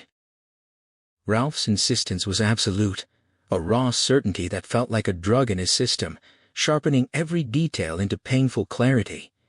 He urged Jeannie to run the footage again, to check the other stations, convinced the burned man was there in the chaos he had witnessed so vividly. But she had seen enough. She snapped the laptop shut, the finality of the click a hard stop to his frantic search. Her voice was quiet, but it carried the weight of a truth he was trying to outrun. The man he was so sure of wasn't in any of the recordings, and he knew it as well as she did. The question hung between them, an accusation he leveled at himself. Was he losing his grip? She dismissed the idea with a gentle, steadying touch on his arm, affirming her trust in his perception. She offered a rationalization for what he saw, a bandana or something to shield scarred skin, but the core of her argument was a growing dread. The more he uncovered, the more wrong this whole thing felt. She brought up the folktale Yoon had shared, its vampire logic striking a chilling chord. If a thing cast no reflection, it likely wouldn't appear on tape either. He tried to shut it down, calling the idea of ghosts and monsters absurd, but she wouldn't let him hide. She slammed her hand on the table, the sharp crack demanding his full attention. The evidence was right in front of him. Terry Maitland had been in 2 places at the same time. He admitted he couldn't accept it, that it would shatter the foundation of everything he believed. She countered that he was strong enough to handle it, but even if he wasn't, Terry was dead. He could simply let it go. He couldn't. The thought of Marcy and her girls, left with a stigma that might be a lie, was a weight he couldn't shed. She turned away, her posture rigid, and confessed she had told their son to stay away. She was afraid, she admitted, a fear that grew with the gathering dusk. What if the monster was real, and what if it found out he was hunting it? He held her, feeling her tremble, but clung to his own belief. Yoon's story was just a story. The killer was a man. Her question, however, was a knife's edge. He couldn't avoid. If the burned man was real, why wasn't he on the tape? He had no answer. Her plea was for him to stop, to finish his leave, to see the therapist and move on. He loved her and their son more than anything, and that love was the core of her fear. He said he didn't know, a lie that felt heavier than any truth, because he knew the answer was no. He couldn't turn the page. Not yet. Later, alone in the dark yard, he smoked and stared at the obscured moon. Truth, he thought, was like that, a faint glow behind clouds, sometimes breaking through, sometimes vanishing entirely. The boogeyman from the story became more real in the darkness, a figure he could almost see, though he couldn't truly believe. It was a slim, dark shape, a man with a sack, a creature of child-eating folklore. He considered the possibility that the killer, whoever he was, might have believed he was such a creature, a delusion that fueled unspeakable acts. But that logic didn't solve the central, nagging question. Jeannie called him inside, and he knew her fear wasn't just about the approaching rain. A part of her believed the sack man was out there, in the dark. He understood the feeling. He stubbed out his cigar and made a call, setting up a meeting to share the crazy things he'd found. The next day, they gathered the group around the table, and Yoon on the laptop. Ralph laid out the known facts, and Yoon detailed the strange evidence from the barn. It was a puzzle that made no sense to any of them, a man sleeping in a loft when Terry was clearly in town. Ralph steered the conversation to the courthouse, asking about a burned man in the crowd. Howie hadn't seen him, but Alec had. He remembered the disfigured face and the odd covering on his head. He had assumed it was a bandana, a protection against the sun for damaged skin, but now, thinking about the missing shirt from the barn and the train station footage, a new and chilling possibility surfaced. Ralph confirmed the theory. The man might have been wearing the shirt. He felt the weight of Howie's accusing look, the implication that he was still trying to pin this on Terry. Jeannie offered a quiet defense, saying he was just after the truth. Then Ralph asked Alec to watch the footage and find the man who had been so clear in his memory. Ralph played the footage again, cycling through the clips as Alec leaned in, his focus so intense he was practically pressing his nose to the screen. When the final image faded, Ralph sat back, the weight of the impossibility settling on him. The man wasn't there, Alec agreed, remembering the figure clearly, standing beside the man with the cowboy hat and above the blonde reporter. He could see the details of the scene, but the burned man was absent, a ghost in a photograph that everyone remembered but no one could capture. Yoon shifted the conversation to the fingerprints, asking how many sets had been found in the van. The forensic count was high, over 6 distinct prints. Howie groaned at the complexity, but Yoon urged patience. They had already eliminated several, including the van's owner, his son, the young thief, and Terry Maitland. That left one clear but unidentified set, possibly from a friend of the family or one of the younger children playing in the vehicle, and a set of prints that were blurry and indistinct. Howie latched onto the idea, asking if those smudged prints could be the work of a man with severe burns on his hands. Yoon and Alec agreed. It was a strong possibility. But Ralph raised a counterpoint. The burned man he'd seen at the courthouse had tattoos on his hands. If his fingertips had been destroyed by fire, the ink on his hands would likely have been damaged too. Howie offered a different perspective, miming the act of slapping out flames with palms, the backs of the hands being spared the worst of the damage. A silence fell over the room, a heavy contemplation of the implications. Alec finally broke it, his voice a low murmur of absolute conviction. He had seen that burned man, he'd swear to it. Ralph asked about the next steps, suggesting they wait for the forensic analysis of the black substance from the barn. Alec proposed a different course of action, a backtrack to Dayton, where both Terry Maitland and the van had been. He couldn't make the trip himself, but he knew someone who could, a specialist he could call. The meeting concluded on that note. Upstairs, in the quiet of her room, Grace Maitland surrendered to a deep exhaustion that had been building since her father's death. The day was rainy, but light, a comfort against the fear of shadows that now clung to her. Downstairs, the murmur of her mother and sister's voices was a familiar anchor. She closed her eyes, and when she opened them again, the world outside her window had turned gray, and the rain had intensified. Shadows filled her room, and a man was sitting on her bed. He wore jeans and a green t-shirt, his arms covered in tattoos of snakes, daggers, and skulls. His face was no longer the crude, unfinished mask she remembered from her nightmares, but she recognized him nonetheless. It was the man from outside Sarah's window, but now his eyes were different. They were her father's eyes, and that was more frightening than any monster. She whispered a tentative name, a question. The man's shirt flickered, changing to her father's familiar Golden Dragons jersey, a shift that confirmed for Grace that this was a dream. It changed again, to a white smock, then back to green. He spoke of love, but his voice was wrong, and she knew the face was a lie. She shrank back, demanding he leave. He mocked her sadness, taunting her with cruel babyish words, telling her he hoped she would cry for a long time. When she pleaded, he offered a bargain: he would leave if she did one thing for him. He whispered his request, and then Sarah was shaking her, pulling her back to the real world where the cake was ready. The dream was over. Grace ate her cake mechanically, her mind elsewhere. Later, while her mother and sister watched a movie, she excused herself, claiming she wanted to play on her tablet. Instead, she crept into her parents' room and took her mother's phone. She didn't know how to call the detective, but she knew how to call Mr. Gold. When he answered, expecting her mother, Grace told him who she was and why she was calling.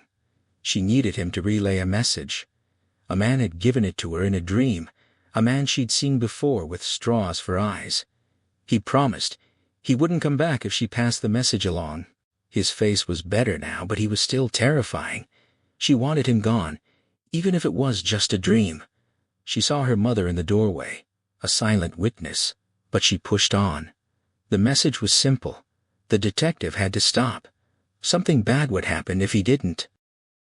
Ralph settled onto the hassock, his long legs folding awkwardly in front of him, a posture he hoped might put the young girl at ease.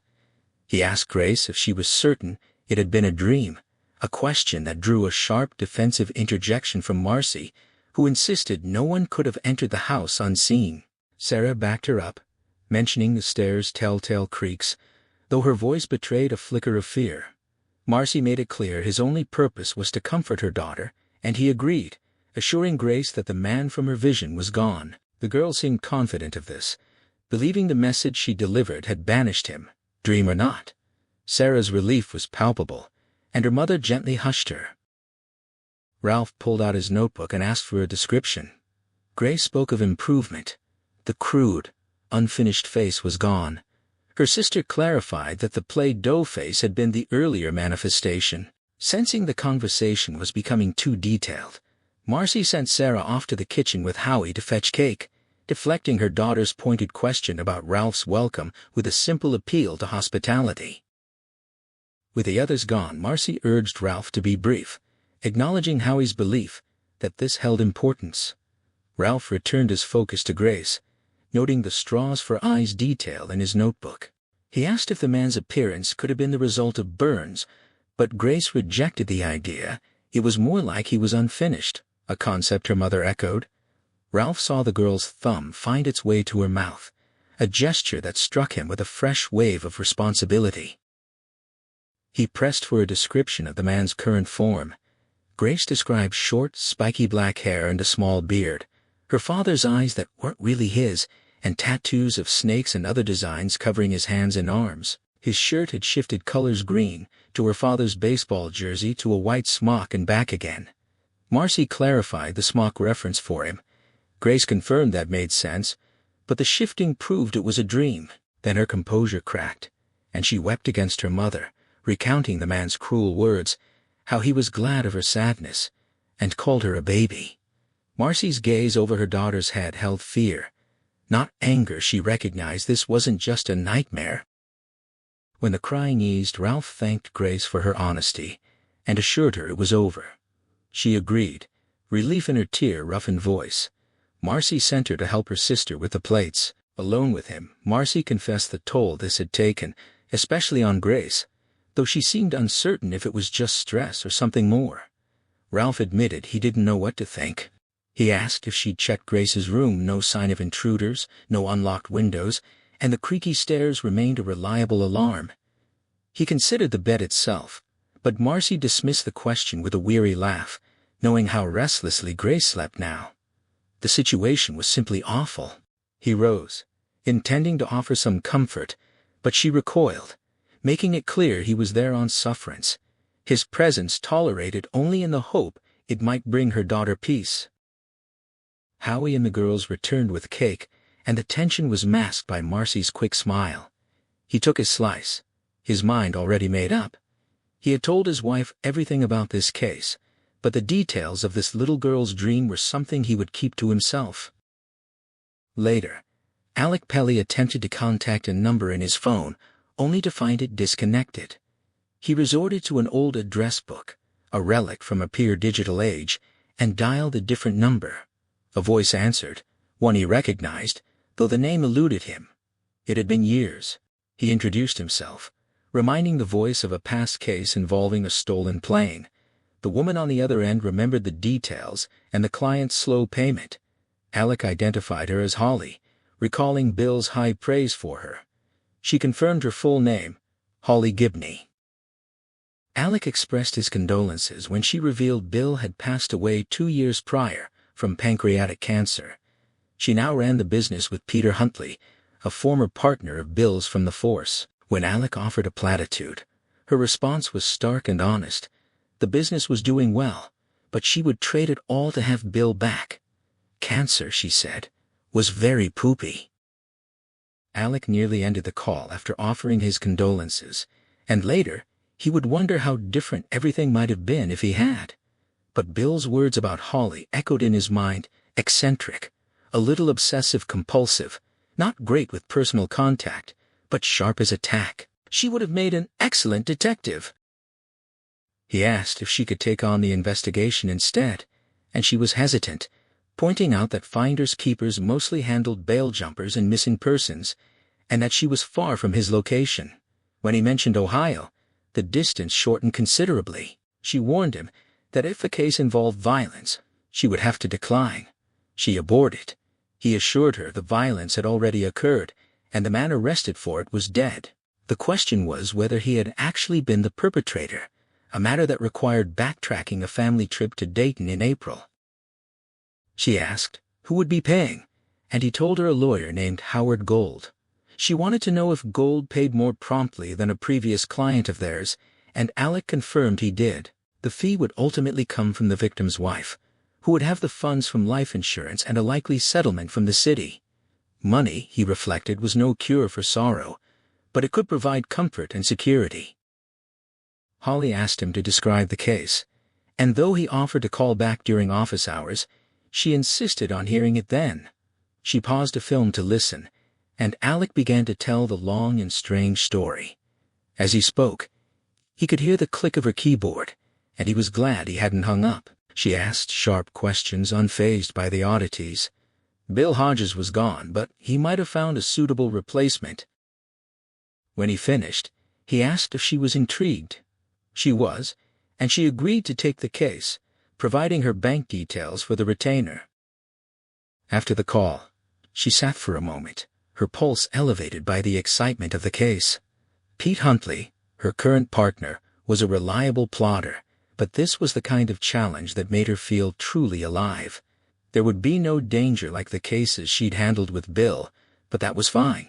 She remembered Bill's last partner, and she knew from experience that impossible things were possible.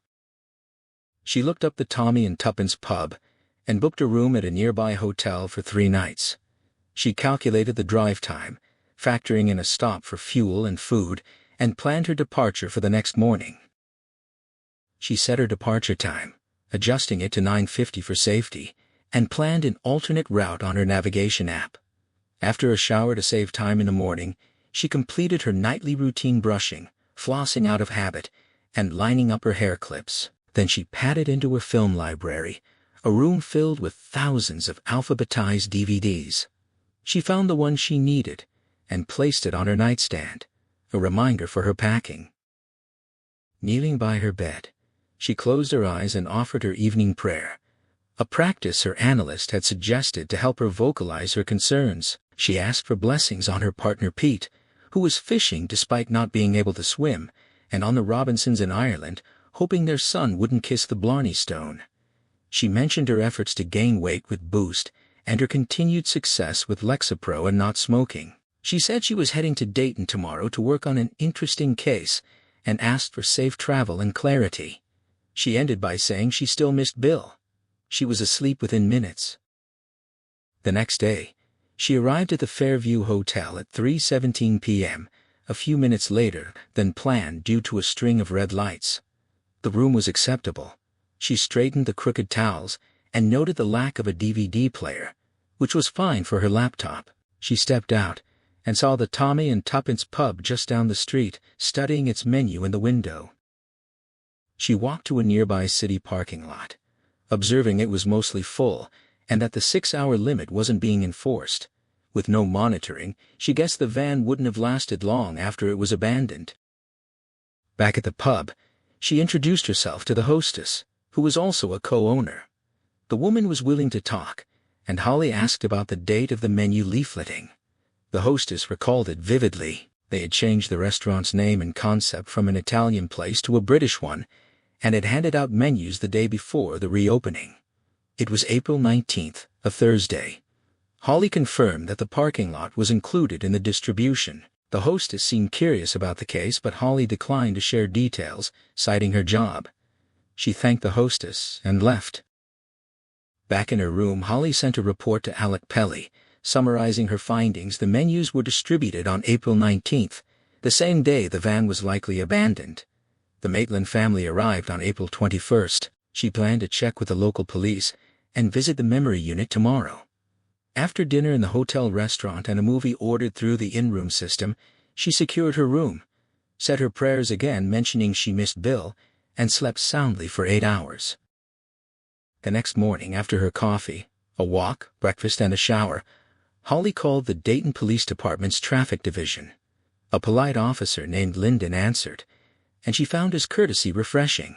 She asked about the city's honor lots and whether they checked for abandoned vehicles.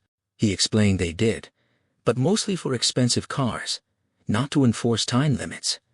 A white van with New York plates might draw attention if it stayed more than a day, which would have been before the Maitlands arrived.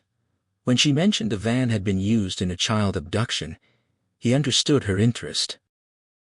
Now nearly certain the van was gone before Terry Maitland arrived, Holly drove to the Heisman Memory Unit, a well-maintained sandstone building. She parked at the far end of the lot to get her steps in, then entered the lobby. The place smelled of floor wax and furniture polish, but beneath that, she caught a faint odor of urine and something heavier, a scent of lost hope. She approached the front desk, where a woman named Mrs. Kelly greeted her with a smile. The exchange was ordinary until Holly asked to visit Peter Maitland. The woman's smile froze, and she asked if Holly was family. Holly said she was a friend, a claim she felt was justified given her work for the family's lawyer. Mrs. Kelly said that wouldn't do, as Mr. Maitland's condition had deteriorated and he wouldn't recognize her. Holly pressed, asking if the change had occurred since Terry's visit in the spring. The woman became suspicious, asking if she was a reporter. Holly denied it, but Mrs. Kelly insisted she leave. Holly attempted a different approach, offering to have Terry call and vouch for her. Mrs. Kelly seemed grudgingly open to that, but warned that even if she could, it wouldn't help, as Peter was in end-stage Alzheimer's. Holly realized the woman didn't know Terry was dead, and she wondered why the police had been interested in Peter Maitland. She left, disheartened but not discouraged. The situation was becoming more intriguing. Later, sitting in a park with her coffee, she processed the interview. The woman's ignorance about Terry's death wasn't surprising. The case was local news. She dug into the local newspaper archives, starting from April 19th, the day the van was abandoned. She found nothing about the memory unit for several days, but on April 25th, a headline caught her attention. 2 missing girls had been found dead and mutilated. Both had been sexually molested. Terry Maitland had been in Dayton that day. 2 days later, the police announced they were questioning a person of interest, who was arrested on April 28th, an orderly named Heath Holmes, who worked at the Heisman Memory Unit. Her pulse quickened as the pieces began to connect. Holly continued her research, scrolling through the daily news archives from May into June.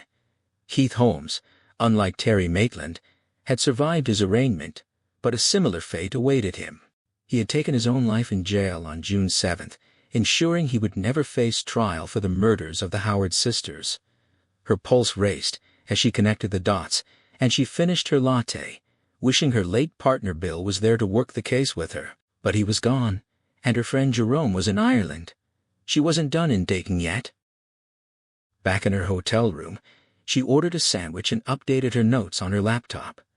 An old saying came to mind: Macy's doesn't tell Gimbals. The police in Dayton and Flint City were operating in silos, unaware of the connection between the two crimes. The information highway was blocked in at least 2 places. She knew some of it, but she sensed there were missing pieces, details that Alec Pelly might have overlooked. She considered calling Marcy Maitland, but the woman would be too grief-stricken to be reliable. The detective who had arrested Terry Maitland, Ralph Anderson, was likely the best source for a complete picture. He had made a mistake, but that didn't mean he was a bad detective. She decided a return visit to the Heisman Memory Unit was in order. She arrived at the employee parking lot and waited for the shift change. She observed the staff leaving, picking out a middle-aged nurse with a rusted Honda and a fading Hillary sticker. The woman lit a cigarette before getting in her car, and Holly followed her home to a modest house in a less affluent neighborhood. She approached the nurse, who was wary, suspecting she was a reporter. Holly identified herself as an investigator and offered cash for information about Heath Holmes. The nurse, Candy Wilson, demanded a higher price, and Holly agreed. Candy invited her inside. The house smelled of cigarettes, a smell that made Holly crave one. Candy, a heavy smoker, demanded payment up front, which Holly provided. Candy, clearly in need of the money, relaxed a bit, complaining about her ex-husband who had cleaned out their bank account. The house was small and ugly compared to her previous home. Holly steered the conversation to Heath Holmes, known as Handsome Heath, to his co-workers. Candy described him as a nice guy, a shock given the nature of his crimes. She confirmed he had worked there for 7 years without anyone suspecting him. Candy mentioned she had seen the pictures of the murdered girls in the paper, and the question hung in the air, who could do such a thing? Holly asked how long Candy had worked with him, and Candy, after being paid, was more forthcoming. Candy Wilson confirmed that Holmes had gone to his mother's in Regis for his vacation, claiming a memorial service for his father. She rolled her eyes at the alibi. Holly learned that Holmes had a juvenile record for stealing a car, but it had been sealed. If it had been public, he might not have gotten the job at the memory unit despite his military service. Candy knew him from work socials, part of a group that used dark humor to cope with a depressing environment. Holly asked about the week of the murders. Candy remembered Holmes coming into work on a specific day after the girls disappeared, giving a creepy smile that unsettled her. She checked her appointment book and identified the date, April 26th, the same day Terry Maitland had visited his father. Candy also revealed that Holmes had access to Maitland's room, and the police had searched it, finding blonde hair that likely belonged to one of the victims. She also mentioned that Holmes's mother had later hanged herself. Holly thanked Candy and left, but stopped to ask about the mother. Candy confirmed she had died by suicide, and the basement was where the police had found incriminating evidence. It was a chilling coda to the story. Unsure of her next move, Holly went to an IHOP for comfort food. She thought about calling Detective Ralph Anderson, believing they both had pieces of the puzzle. She knew it was risky, but she was compelled to act. After her meal, she called Alec Pelly and made a bold statement: Terry Maitland didn't kill the Peterson boy. She asked for Anderson's number. Alec Pelly didn't push back the way she'd braced for.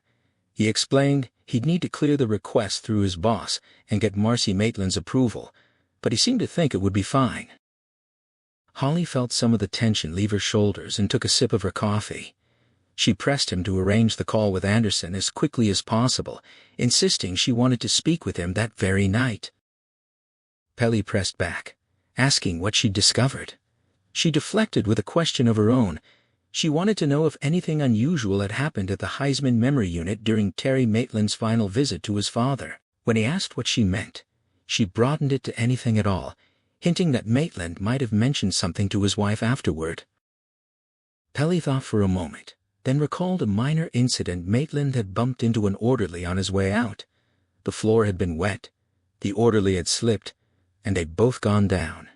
He dismissed it as a chance occurrence, nothing important. The information hit Holly like a jolt, and her grip on the phone tightened.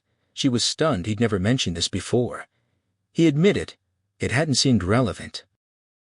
She insisted that was exactly why she needed to speak with Detective Anderson directly. There were missing pieces, and this was one of them. Anderson might have more, and he had access to resources she didn't. Pelly asked if a simple bump really had any relevance. She avoided answering directly, simply repeating her request to speak with Anderson first. Please. There was a long silence before Pelly agreed to see what he could do. As Holly pocketed her phone, the waitress arrived with a check. The woman commented that the conversation had sounded intense. Holly offered a polite smile and thanks. The bill came to just over $18, and she left a generous tip more than recommended, feeling a surge of excitement. She was barely back in her room when her phone rang with an unknown caller. She answered professionally, identifying herself. Ralph Anderson spoke up, explaining that Pelly had given him her number and briefed him. He cut straight to the point, asking if she knew what she was doing. She met his skepticism with quiet certainty. She had many doubts about herself, but on this she was sure. He conceded. He had no way to judge one way or the other. She agreed. He pressed her on her claim that Terry Maitland was innocent. How could she be so sure when she was in Dayton and the crime had occurred in Flint City? She laid out the parallel case: 2 little girls, not a boy, but the same pattern of rape and mutilation. The arrested man had an alibi from his mother, but had been caught on surveillance footage near the abduction scene. She asked if any of this sounded familiar. He dismissed it as typical for killers to offer alibis, especially once caught. She pushed on, connecting the dots. The man was an orderly at the same memory care unit Maitland had visited during the same week. On Maitland's last visit, April 26th, the 2 supposed killers had literally collided. Anderson's disbelief cracked, his voice sharpening. She pressed her advantage, noting that her old partner would have called it a real situation. He asked if she knew that the orderly had actually scratched Maitland when he grabbed for him. That stopped her cold. She hadn't known that detail. Her mind flashed to the movie she'd packed, a choice that now felt intuitive.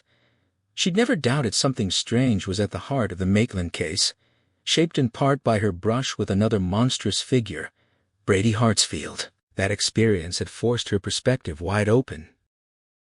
Anderson muttered that there was another cut too in Flint City, after the Peterson murder. Another piece clicked into place. She demanded to know everything, pressing urgently. He held back, suggesting she fly down for an in-person meeting with him, Pelly, Gold, a state detective, and possibly Marcy Maitland. She agreed. It was a good idea, but said she'd need to clear it with Pelly first. He told her to bypass Pelly and go straight to Gold, pointing out that protocol didn't apply since Pelly worked for Gold. She paused, then asked if he could contact the Dayton police and the local DA's office. She'd hit a wall on her own. He started to ask if the suspect's trial was pending. She cut him off. Holmes was dead, just like Terry Maitland. Anderson muttered in disbelief, asking how much weirder this could get. She answered simply weirder. He repeated the word, then muttered something about maggots in a Cantaloupe, a reference she didn't follow. She asked him to call Gold. He insisted she call Pelly first just to be sure. He added, almost grudgingly, that maybe she did know her business. She smiled at that. Pelly gave her the go-ahead, and she called Gold immediately. She paced the cheap hotel carpet, compulsively checking her Fitbit pulse. Gold agreed. She should fly down and insisted on booking business class for the legroom. She felt giddy. He asked again if she truly believed Terry was innocent. She told him she believed Heath Holmes was just as innocent, and that the real killer was someone else entirely, an outsider. Detective Jack Hoskins surfaced from a hazy, alcohol-soaked sleep at 2 a.m, assaulted by a triple misery, a throbbing hangover, a raw sunburn on the back of his neck, and an urgent intestinal cramp. He lay there for a moment, trying to piece together the previous night. He was pretty sure he'd eaten at Los Tres Molinos, but the memory was murky. It could have been Hacienda. He sat up, wincing as a dull spike of pain drove through his skull. His feet hit the floor with a thud that seemed to echo in his aching head. He stripped off his shorts, grabbed the newspaper from the nightstand, and shuffled to the bathroom to relieve himself. Settled on the toilet, waiting for the inevitable digestive aftermath of Mexican food, he flipped through the paper, searching for the comics, the only section worth his time. Squinting at the tiny dialogue bubbles in Get Fuzzy, he was jolted by a rattling sound from the shower curtain. He looked up, and his heart seized. A shadow loomed behind the printed daisies. Someone was standing in his bathtub. This wasn't some random junkie who'd broken in. This was the same presence he'd sensed at that abandoned barn in Canning Township. He knew it with a certainty that chilled him to the bone. He tried to rationalize it away. It was just the showerhead, the back scrubber, a draft. He squeezed his eyes shut, then forced them open again. The shapes were just fixtures. He was a hungover idiot. Then the curtain rattled again, and shadowy fingers reached out to touch the plastic. The showerhead seemed to turn and stare at him through the translucent material. The newspaper slipped from his nerveless fingers and fluttered to the tile. His head pounded, his neck blazed, and his bowels let go, filling the small space with a stench that felt like a harbinger of his last meal. The hand crept toward the edge of the curtain. He knew that in another second it would be pulled back, revealing something that would make his worst nightmares seem like sweet daydreams. He tried to stand, but his legs refused to cooperate, and he thumped back onto the toilet seat. He begged silently, desperately for it to stop. A hand emerged around the curtain, but instead of yanking it aside, the fingers simply curled over the edge. Tattooed across them was a single word: can't. A voice spoke, his name, calm and terrible. He couldn't respond. He sat there, naked and helpless, his heart hammering against his ribs like a caged animal. He felt certain it would burst from his chest. The voice informed him that the burn on his neck wasn't a sunburn at all. It was cancer, spreading through his lymph nodes, his throat, his sinuses, even his eyes. It asked if he knew when he'd gotten it. He did out in Canning Township, when the creature had touched him. The voice offered to take the cancer back, and Jack agreed instantly, his voice breaking into a desperate crying plea. The voice extracted a promise he would do whatever he was asked without hesitation. He agreed, tears streaming down his face. Then, just as quickly, the hand withdrew behind the curtain, leaving the shadow still staring at him. Not a man. Something far worse. Jack reached for the toilet paper, feeling the world tilt and dim around him. He fell, but there was no pain. He was unconscious before he hit the floor. Elsewhere, Jeannie Anderson woke at 4 a.m, her bladder full. She slipped out of bed, careful not to disturb Ralph, who had been sleeping poorly since the Terry Maitland shooting.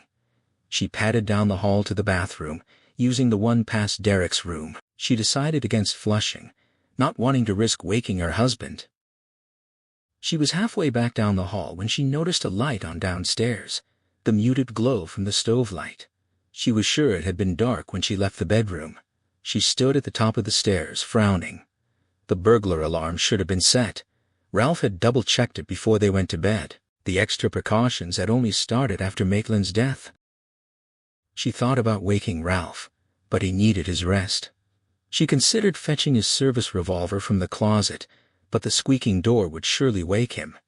She told herself the light had probably been on all along, or it was a simple malfunction. She descended the stairs quietly, instinctively avoiding the creaky steps. In the kitchen, the room was empty. She moved to turn off the stove light, then stopped. There were supposed to be 4 chairs at the table. Now, there were only 3. A voice came from the living room, low and threatening, telling her not to move or scream. The intruder was sitting in the guest chair just beyond the archway.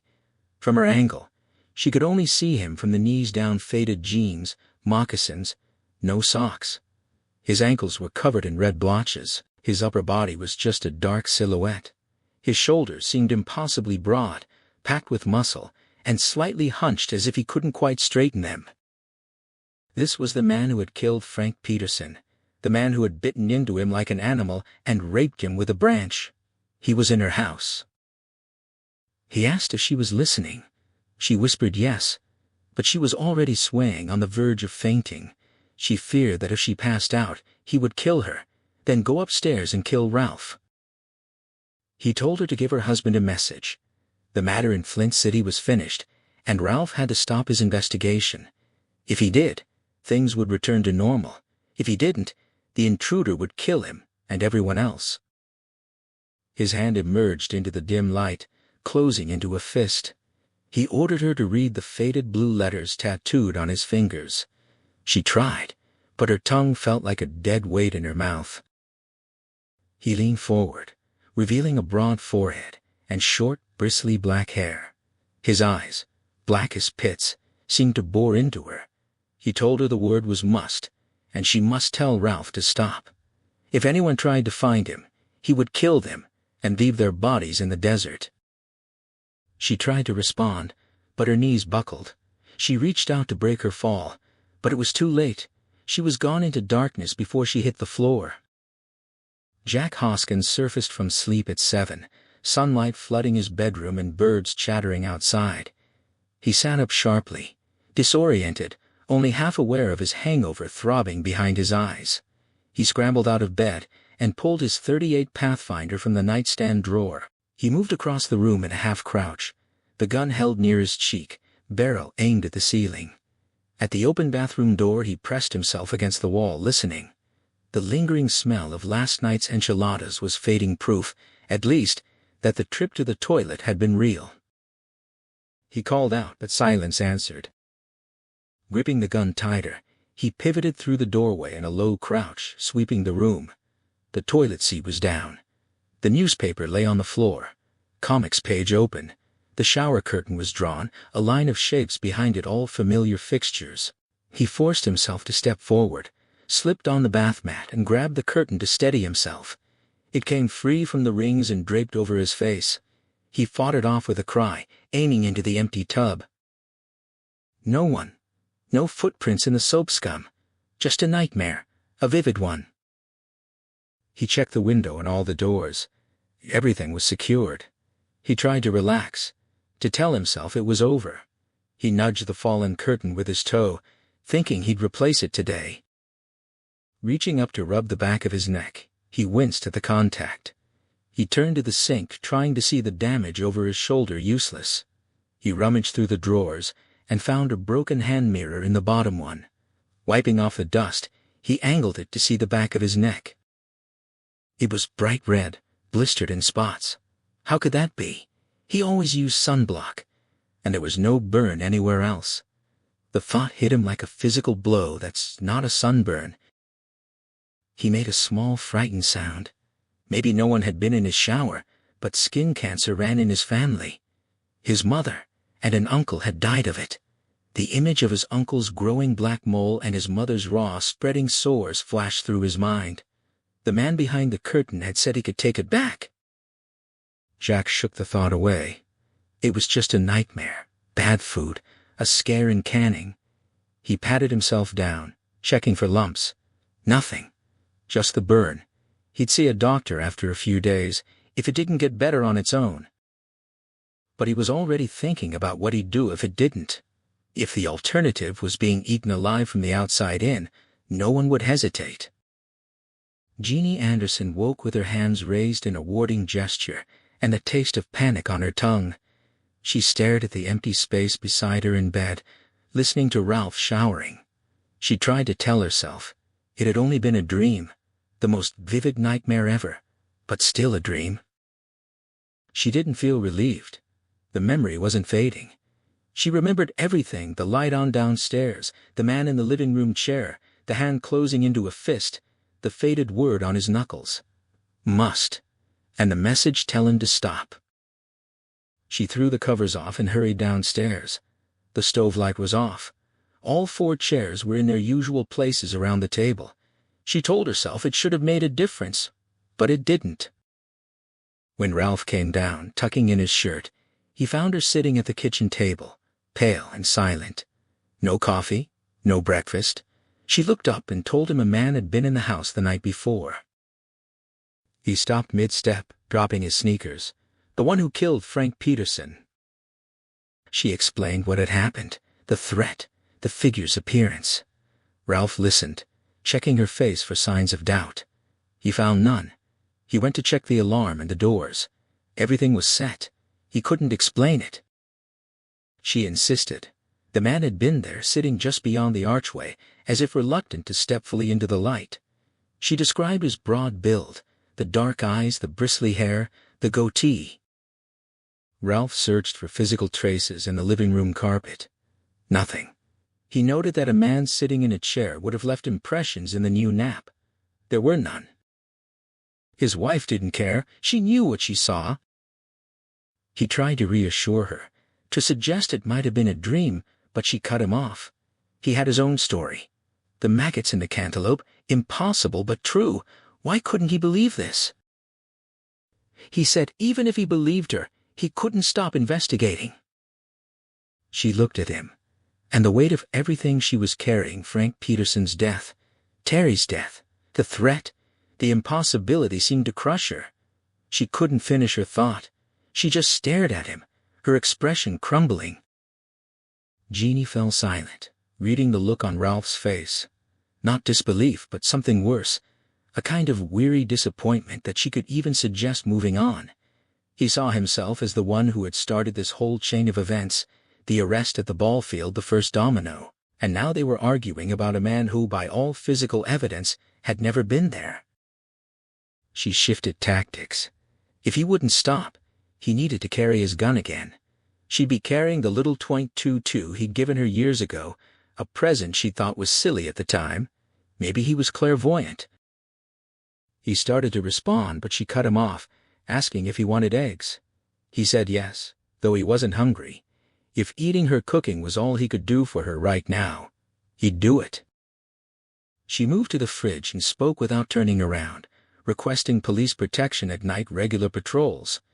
He thought about pointing out that police protection wouldn't do much against a ghost, but he'd been married long enough to know better. He said he could arrange it. She insisted. He'd tell Howie Gold and the others, even if it sounded crazy. He tried to object, but she rode over him, repeating the threat the intruder had said he'd leave their guts in the desert for the buzzards. He nearly pointed out that there was no desert around Flint City, which alone suggested the encounter was a dream, but he kept quiet. He didn't want to start that argument again. He promised to make the calls. They had a meeting that night at Howie Gold's office. The woman Alec Pelly had hired to investigate Terry's trip to Dayton.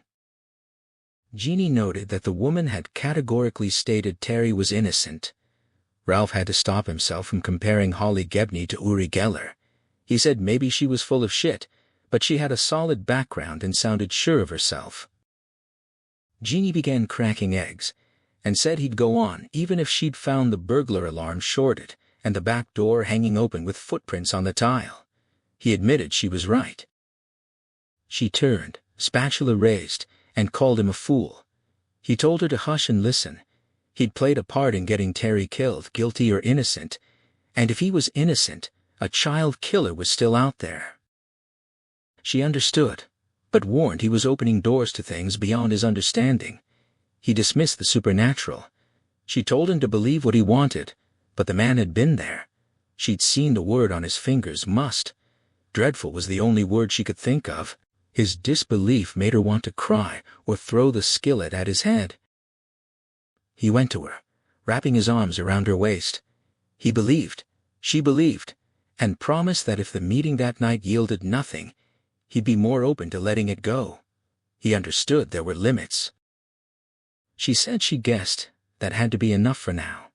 She understood he was trying to atone for his mistake at the ball field, but what if he was making an even worse one by keeping on? He countered. If it had been Derek in Ficus Park, would she want him to let it go? She had no answer. She would have wanted him to pursue the man or the thing to the ends of the earth. She gave in, but there was one non-negotiable condition: she was going to the meeting with him, and no arguments about it being police business. Ralph drove to the supermarket with a grocery list, and halfway there things clicked into place. The facts had been sitting in his police department interview room the whole time.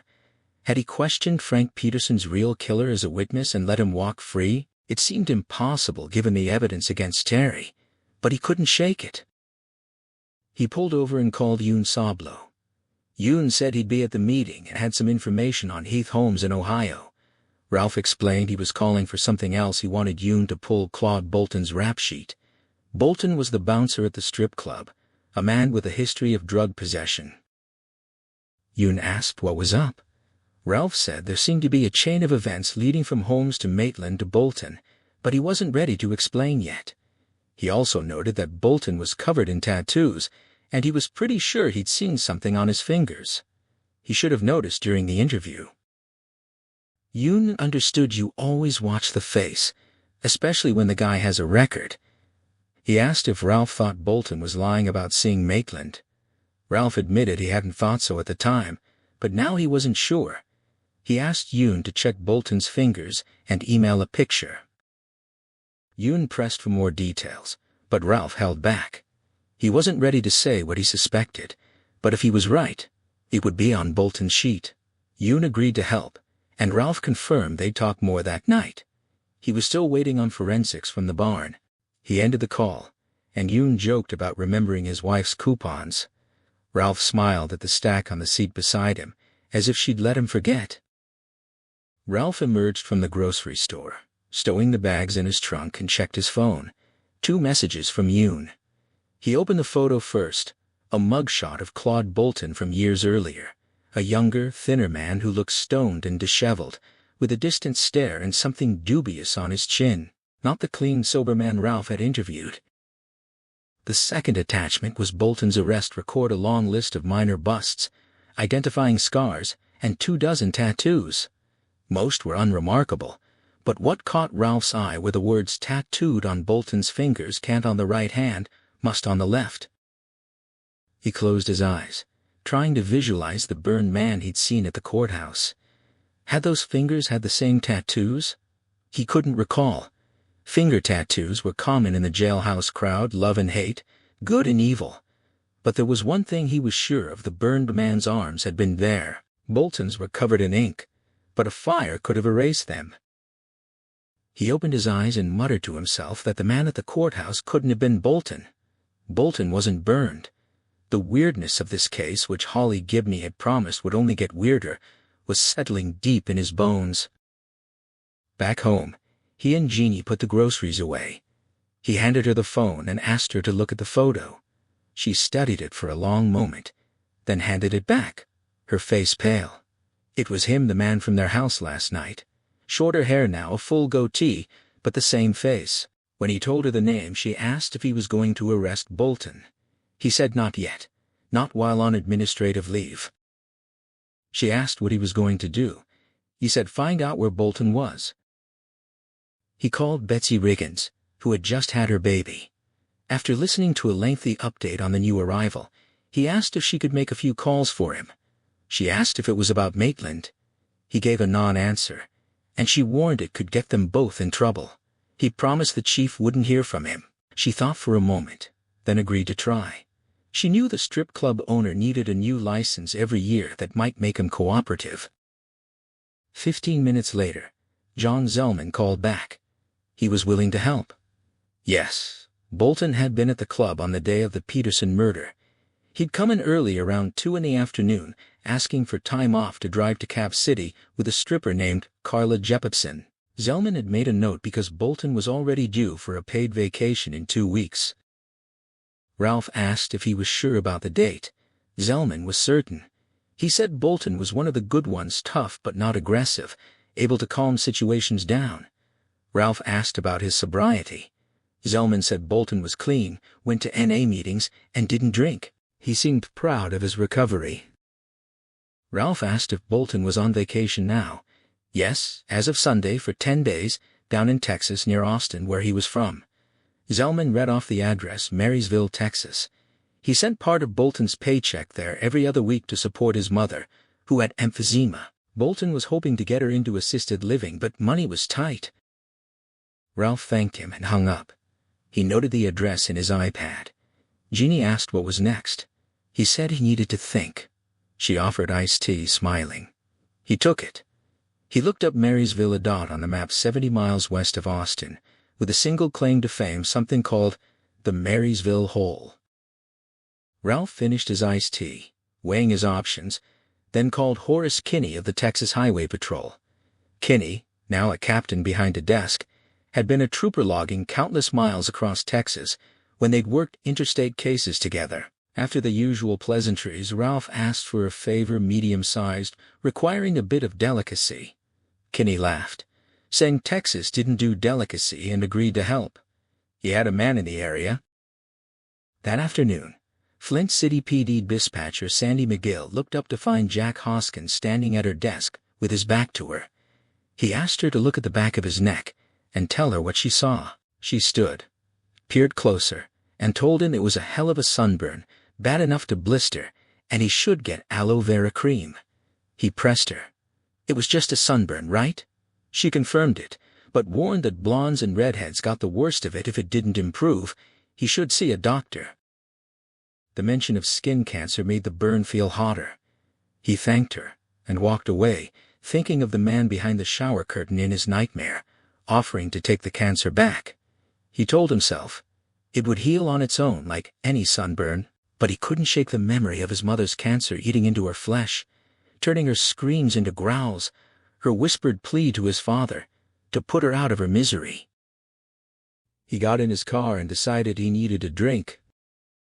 Later that afternoon, a Texas Highway Patrol car pulled up to the Bolton house on Rural Star Route 2. Lovey Bolton, sitting on the porch with a cigarette and her oxygen tank, called out to Claude that they had a visitor.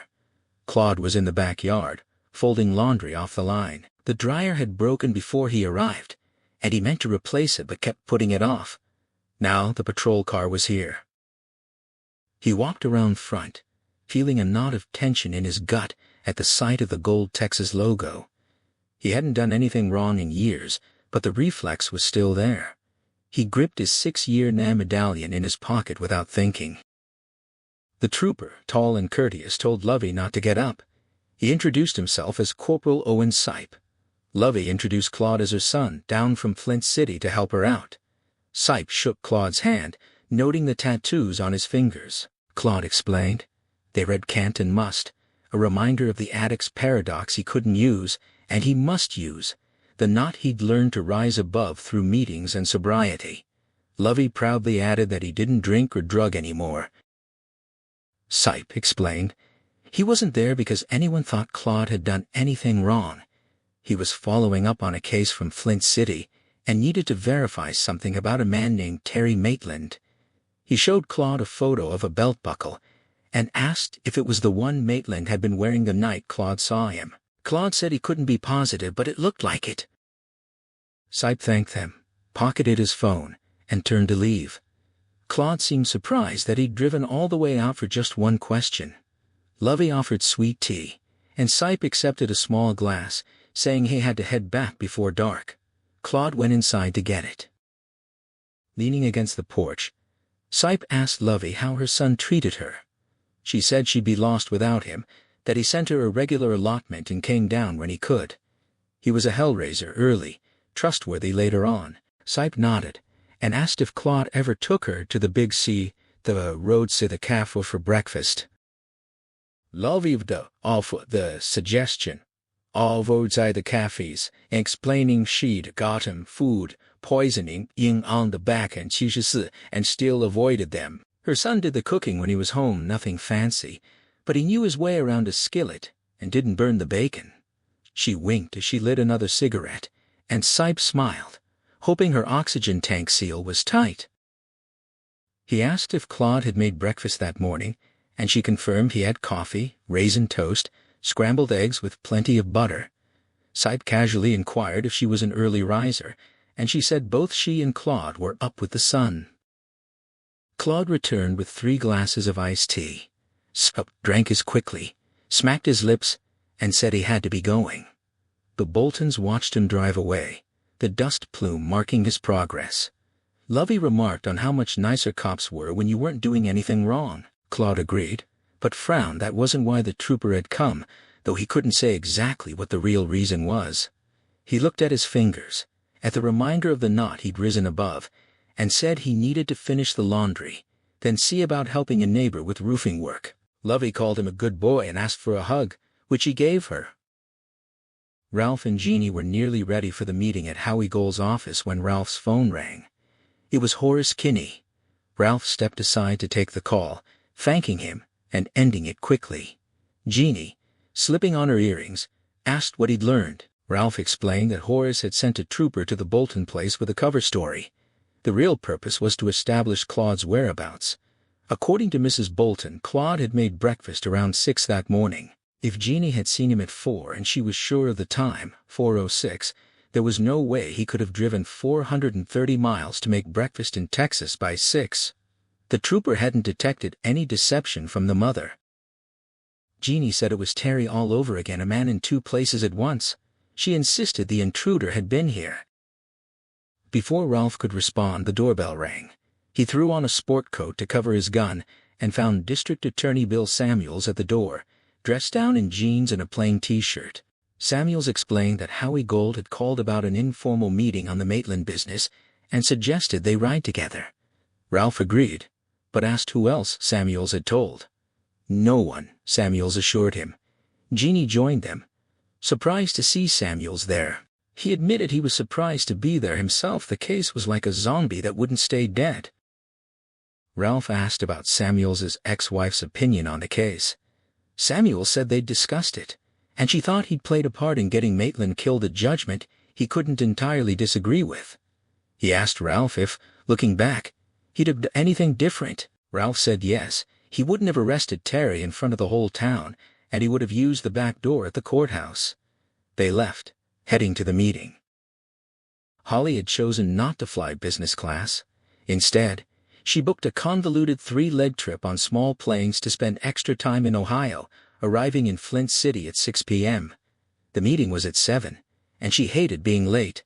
She packed, checked out of her hotel, and drove 30 miles to Regis. She visited the Holmes house first, boarded up, a for sale sign on the lawn. She thought about how tragedy was contagious, spreading through families and towns. The Holmes family was gone, nothing left but the empty house. She considered taking a photo, then decided against it. Most of the people she was meeting wouldn't see the significance. She drove to Peaceful Rest Cemetery, where Heath Holmes was buried with his parents. His gravestone had been pushed over. She set it upright, knowing it wouldn't stay that way, but she did what she could. She spoke to the grave, telling Heath he hadn't killed anyone, he was just in the wrong place at the wrong time. She borrowed flowers from a nearby grave to scatter on his, a small remembrance. She doubted the people she was about to meet would believe the truth, but she had to try. Holly steeled herself to try anyway, knowing that people did what they could, whether writing fallen gravestones or convincing modern men and women that monsters existed, relying on the unwillingness of rational people to believe. She spotted a vault on a low hill and walked toward it. The name carved above the entrance was Graves, an apt coincidence. She peered inside at the stone benches where visitors could meditate on the entombed family. She didn't think the outsider had hidden here. Anyone might wander in for a look, and sunlight reached the meditation area for an hour or 2 each afternoon. If he was what she suspected, he would prefer darkness, especially during certain crucial periods. She hadn't finished her research, but she was almost sure of that. She also believed that while murder was his life's work, sorrow and anger were his food. No, he hadn't rested in this vault, but she felt he had been in this cemetery perhaps even before Mavis Holmes and her son died.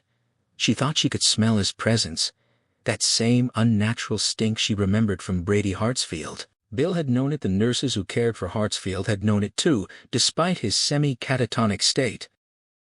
She walked slowly to the parking lot, her bag swinging against her hip. Her Prius waited alone in the heat.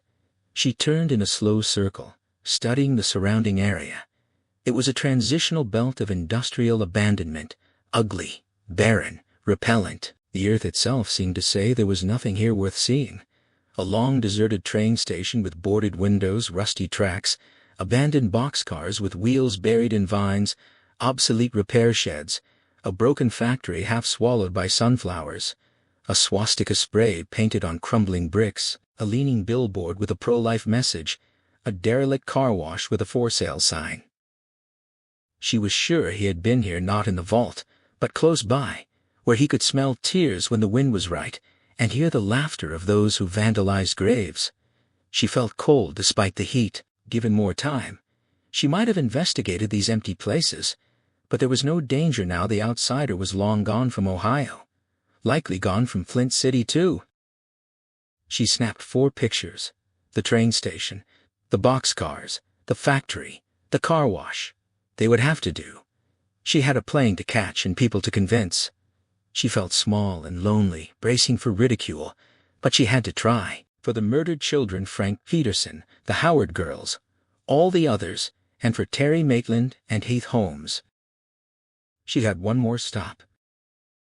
An old man in Troutwood Community Park gave her directions to where the Howard girls' bodies had been found. She pulled over and gazed at a ravine that mourners and thrill-seekers had turned into a shrine, glittery cards with words like sorrow and heaven, balloons both deflating and fresh, a statue of Mary with a mustache, a mold-covered teddy bear that made her shudder.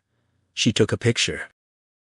There was no trace of the smell she'd sensed at the cemetery, but she had no doubt the outsider had visited here after the discovery of the bodies, feeding on the grief of pilgrims and the dark excitement of those who meditated on the crime. He had come, but not too soon, not until he could do so without attracting attention, unlike the day Frank Peterson's brother shot Terry Maitland. She murmured to herself that he couldn't resist that feast, like a starving man before a Thanksgiving dinner. A minivan pulled in. A well-dressed woman in her 30s got out with a bouquet of flowers, knelt, and placed them beside a wooden cross.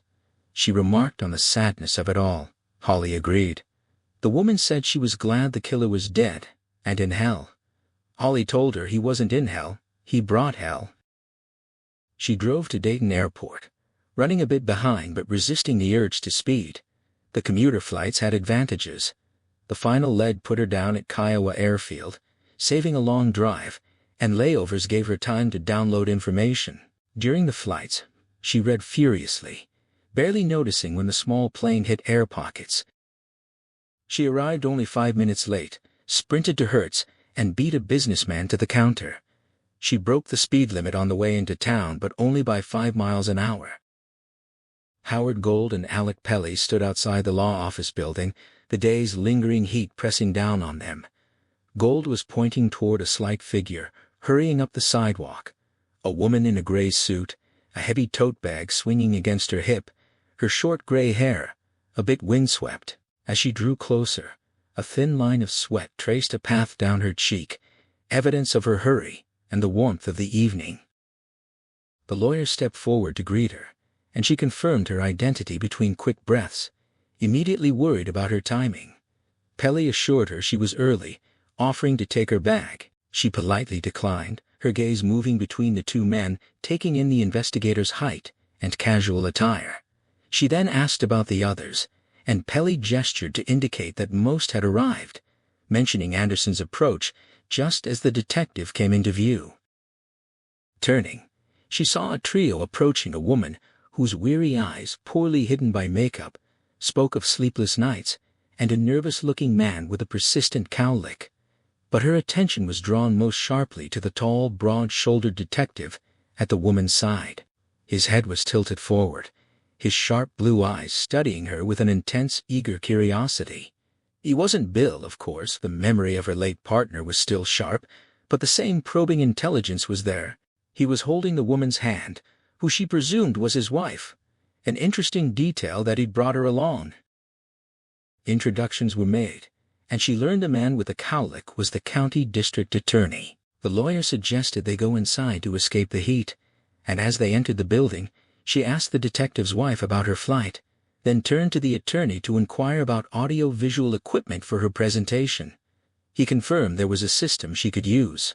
When they stepped off the elevator, she excused herself to find the restroom. Once alone in the stall, she took a moment to center herself, her bag on the floor. With her eyes closed, she offered a silent, fervent prayer. She confessed her fear of addressing so many strangers and her longing to channel the strength and poise of her deceased mentor. She finished her plea with a soft whisper, admitting her anxiety, and then acknowledging a small personal victory: she was no longer smoking. The meeting convened in the attorney's well-appointed conference room. The widow of the accused man was indeed present, sitting beside the lawyer as he began the proceedings. When he asked about her children, she replied with a strained smile, mentioning a family friend watching them. She then turned a pained look on the detective, referencing his men's previous actions, which had hurt a young boy on her husband's team. The detective responded with a silent, guarded posture, until his wife murmured something to him, to which he gave a quiet nod.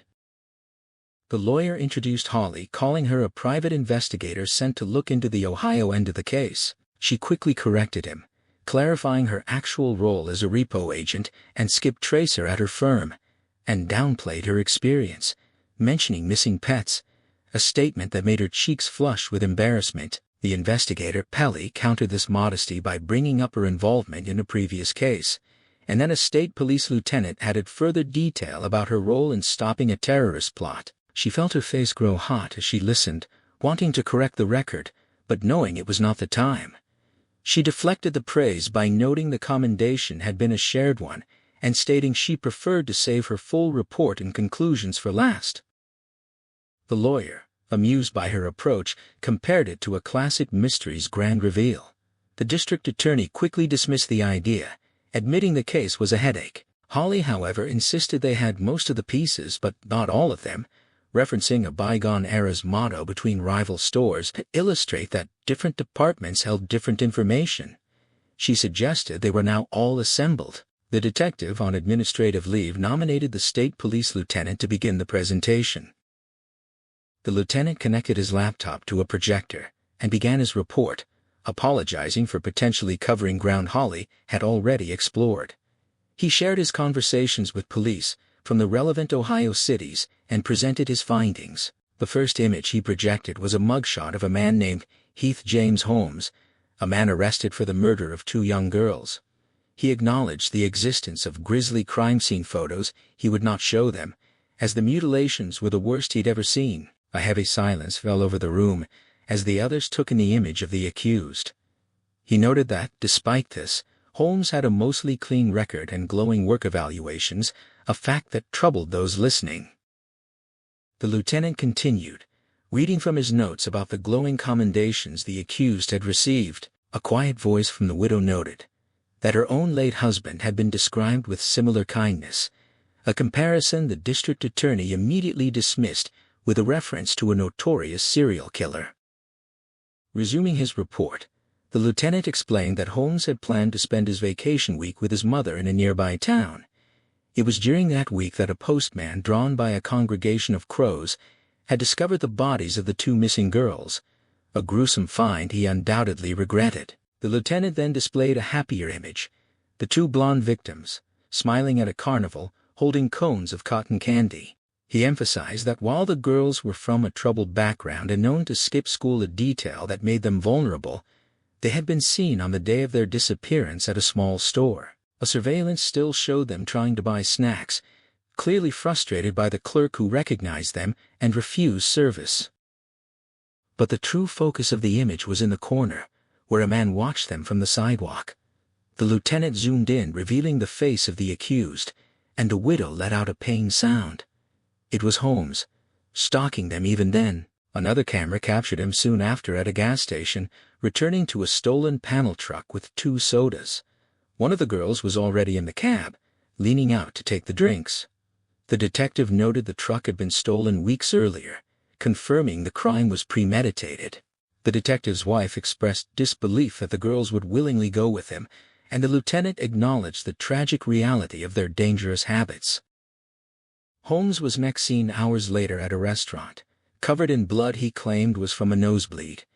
He washed up and left with a takeout order, but the staff noticed blood on his back and pants, making his story suspicious. They called the police, and his truck was later found abandoned near his mother's house, filled with blood and fingerprints. The similarities to the Peterson case were striking. The lieutenant detailed how police identified Holmes, a process complicated by his minor juvenile record. He then described a crucial piece of evidence. Holmes had visited his workplace during his vacation, and police found blonde hair matching the victims in a patient's bathroom, the patient being the widow's father-in-law. The detective suggested it was too convenient, a possible plant, but the evidence against Holmes was overwhelming. The district attorney noted the disturbing parallel to their own case. The lieutenant pointed out a key difference. Holmes lacked the ironclad alibi of a public appearance. His mother's testimony was weak, and neighbors saw him doing errands, making it possible he had driven the stolen truck to commit the murders and returned. The widow noted that her husband had been lucky to have his alibi, but not lucky enough to survive the aftermath. The lieutenant saved one final piece of evidence, deferring to the detective to present his own summary. The detective spoke concisely, like a witness on the stand, recounting a bouncer's testimony about a small cut he received from the accused and detailing the discovery of a suspect's discarded clothing. He then brought up a figure he'd seen at the courthouse, speculating he might have been using the missing shirt as a head covering, but conceded he couldn't be sure. The private investigator asked if the TV coverage had been checked. The detective confirmed they had, and the man was not present in any footage, a revelation that sparked unease in the room.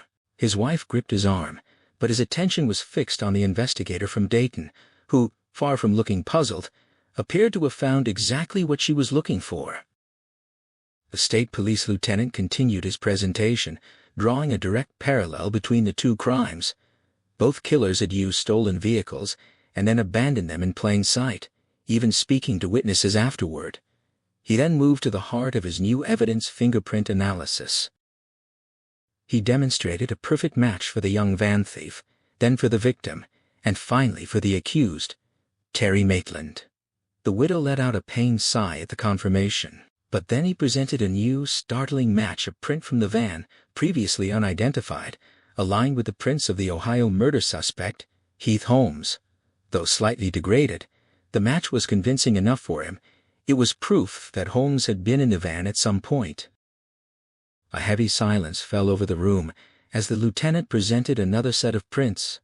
One was Maitland's from the van, clear and sharp. The other, from a belt buckle found in a barn, showed the same whorls but appeared strangely faded, as if from a much older finger. The detective recognized the van print immediately, and the district attorney confirmed that the intake prints taken days after the murder were firm and clear, making the aged look of the buckle print inexplicable. A third print from the buckle was little more than a blur, impossible to definitively identify, yet the lieutenant stated it was neither Maitland's nor Holmes's, as Holmes had been dead for months. He confessed his bewilderment. The lawyer noted they had many pieces but no clear picture, and asked if anyone had more to add. The detective then turned to his wife, urging her to recount what she had seen in their home. She insisted it was no dream, describing finding a man in their living room who gave her a warning, his words emphasized by faded tattoos on his fingers. She admitted to fainting. Her husband confirmed there was no sign of forced entry, and the alarm was set, leading the district attorney to dismiss it as a dream. She vehemently disagreed.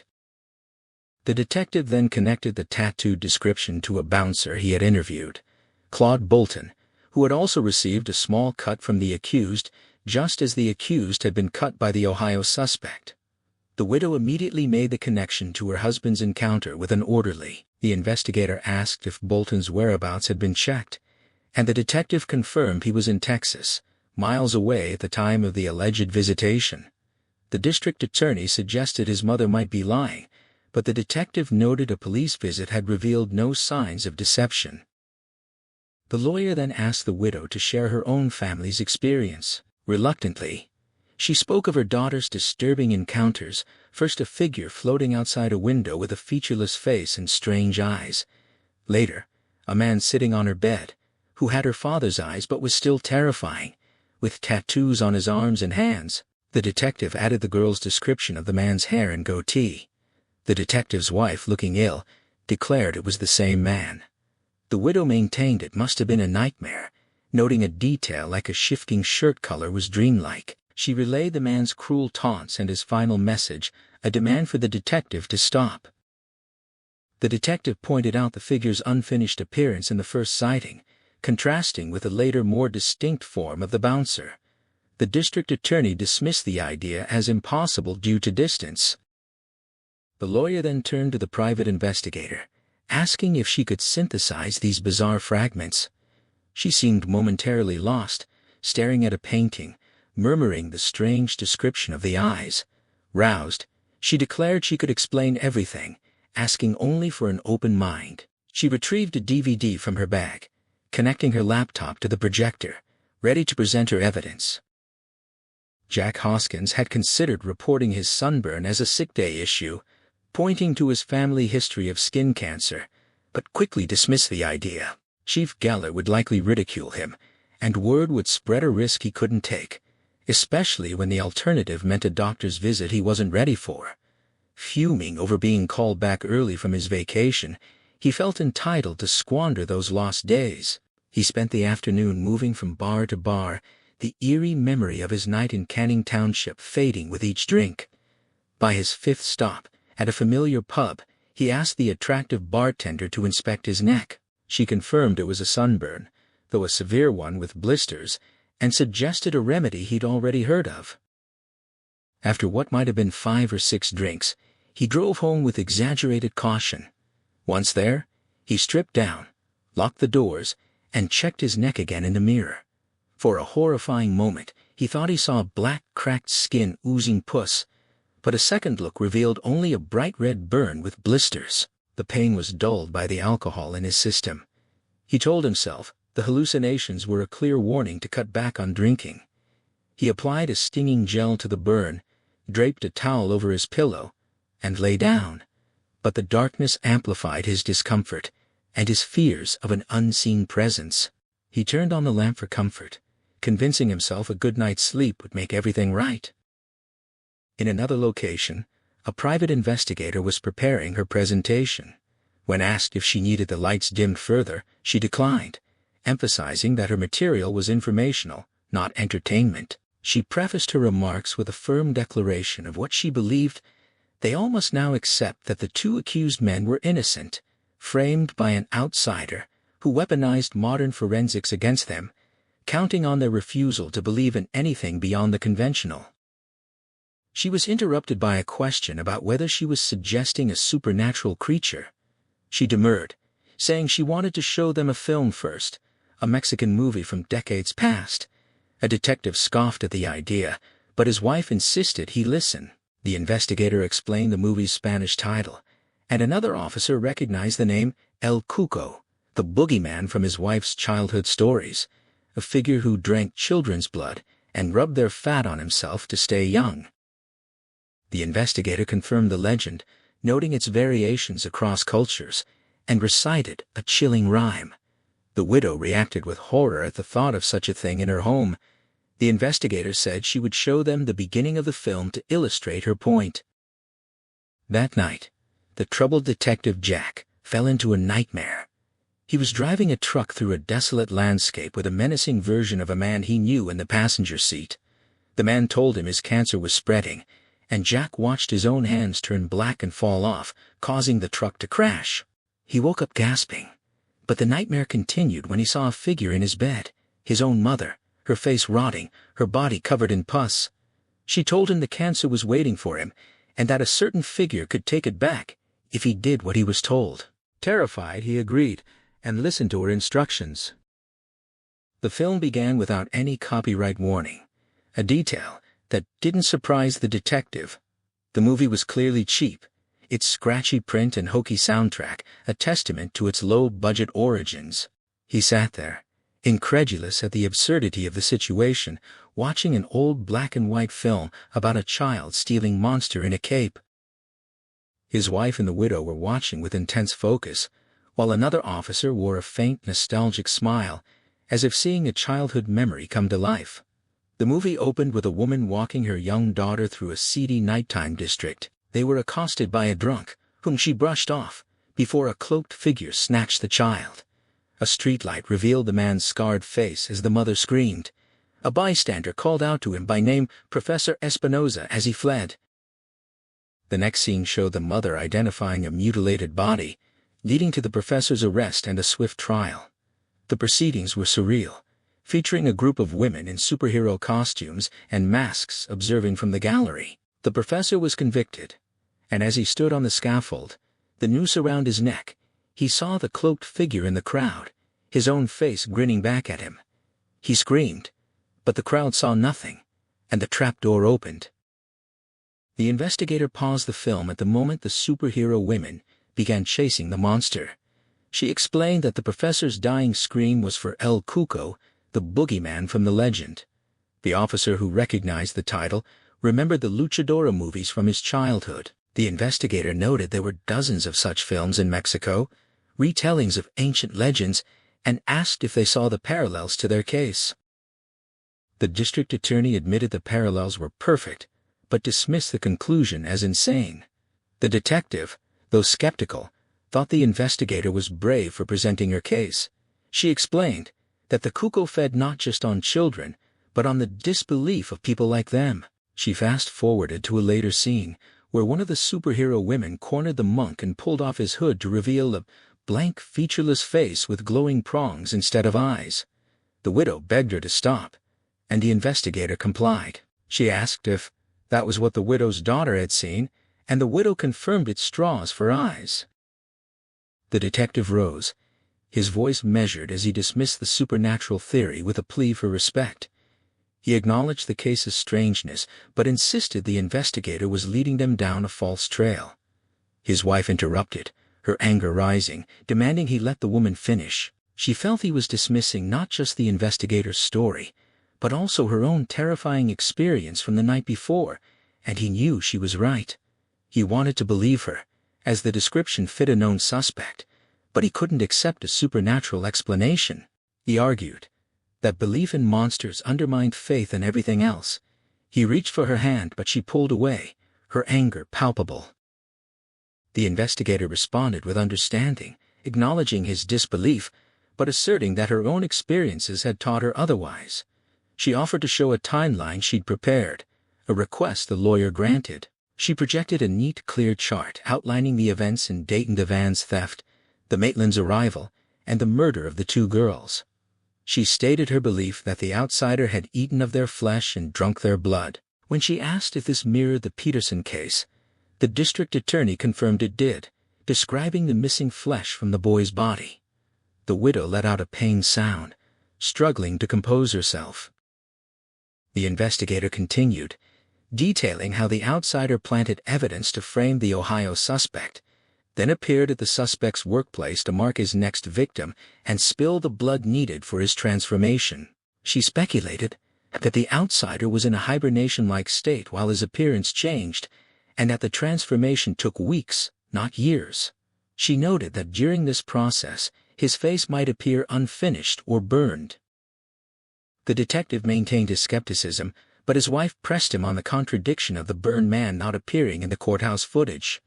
The investigator introduced the idea that the creature also fed on negative emotions, grief, and sadness. The widow recognized this in the creature's cruel taunts to her daughter, and the lawyer observed that the Peterson family's tragedy fit the pattern perfectly. Another officer agreed, seeing the chaos at the courthouse as a feast for such a creature. The detective, frustrated, asked if they heard themselves, but was harshly rebuked by the officer, who insisted there was something beyond their experience at play. The investigator's timeline, he argued, formed a clear chain leading from one suspect to the next. A third man suggested a logical next step, interviewing the bouncer in Texas. The detective's wife asked why, when she had seen his face in her own home that very morning. The investigator had a question for the widow. Where was her husband buried? The widow, taken aback, explained he was in a local cemetery, a choice made by the funeral director. She hadn't planned for this, as they'd expected to have years ahead of them. As she wiped her eyes, she mentioned another place, a more remote and lonely graveyard in Canning Township, where her husband had once taken her. She noted it was an old family plot, with crumbling markers and no recent visitors. The detective felt a prickle of recognition, this connected to a book he'd seen about the area's history, which the accused had handled. The widow confirmed her husband's deep roots there, as his ancestors had settled the region generations before. Another man noted the graveyard was where many of Terry's ancestors were buried, and the investigator suggested it was the sort of place the outsider, who fed on grief, would be drawn to a feeling of home. The detective's wife mused that a graveyard would be a perfect cafeteria for a grief eater, a thought that made her husband wish she hadn't come. The investigator then offered to show photographs she'd taken of a different graveyard in Ohio, near where the other suspect was buried. She pointed out nearby abandoned buildings where the stolen van might have been hidden. The detective saw this as a tangible lead, a chance for real evidence. She suggested an acid phosphate test, hinting at the possible presence of seminal fluid, and another officer praised her knowledge. The district attorney offered to contact the local prosecutor to coordinate a search, adding that they had already found a pile of discarded clothes in a barn near the Canning graveyard. The widow's question about the clothes was answered. The shirt was missing, which might explain the man at the courthouse. The investigator was intrigued, and another officer described the strange residue found on the clothes. The detective insisted it couldn't be semen, but the investigator believed it might be a residue from the creature's transformation. The meeting was drawing to a close, and the lawyer asked for suggestions on how to proceed. The detective nominated himself to go to Texas and interview the bouncer, a man his wife claimed she saw in their home just that morning. Another man volunteered to accompany him. The lawyer declared his intention to join the trip to Texas, and the state police officer expressed his desire, but cited his court obligations. He said he'd try for a postponement, though it was hard to explain he was chasing a shape-shifting monster. The investigator agreed to go, hoping to ask the right questions. The district attorney declined, stating the case was closed for him, though he'd make calls to Ohio.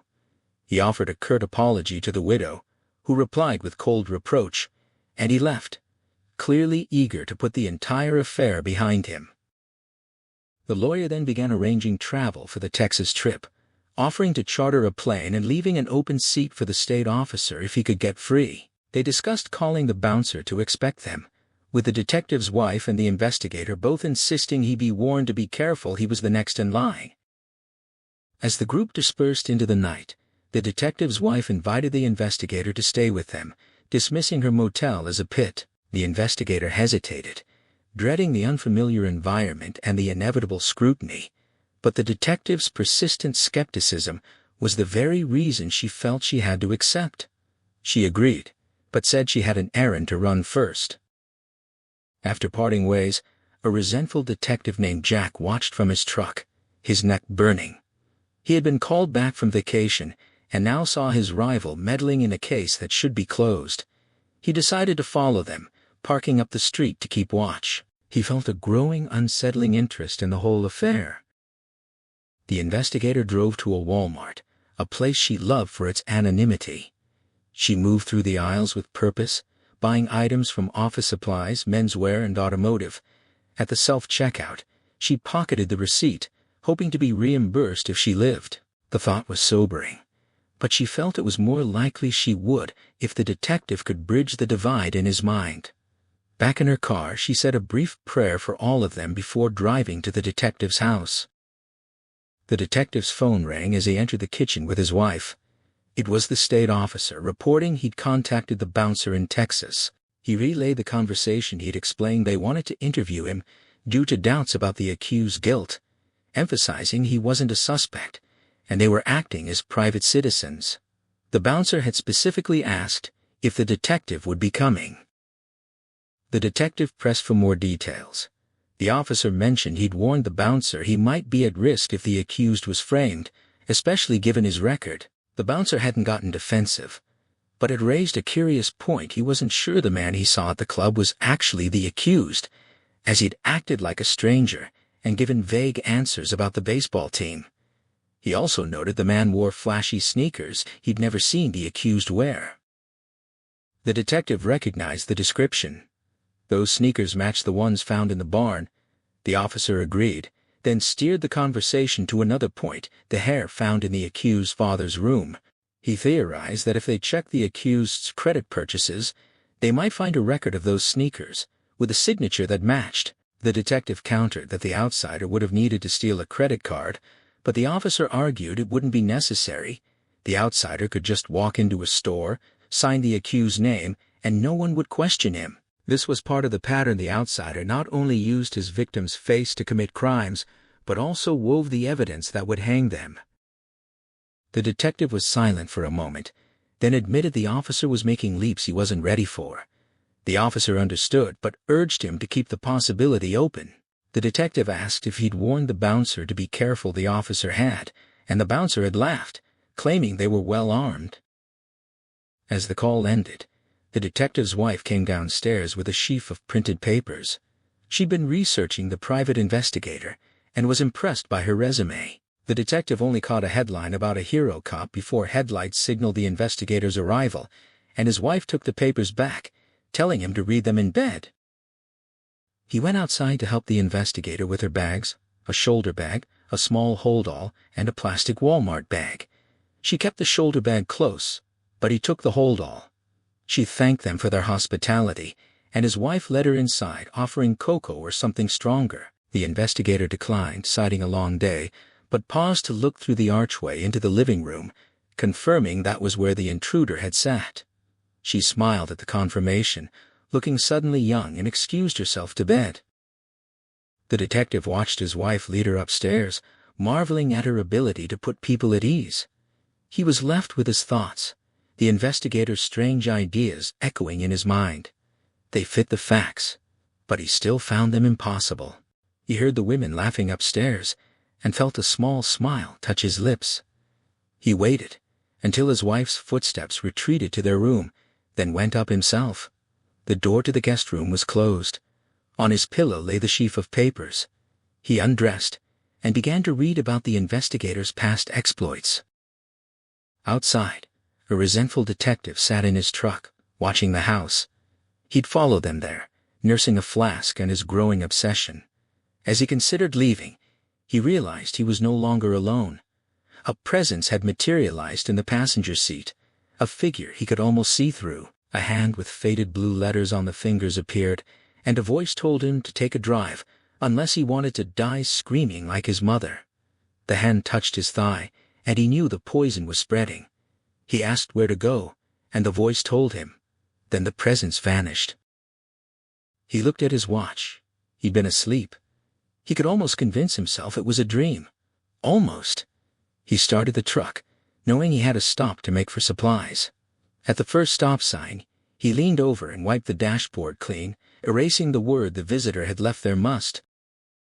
The sleep that found Ralph Anderson that night was a poor, restless thing, stitched together with fragments of nightmare.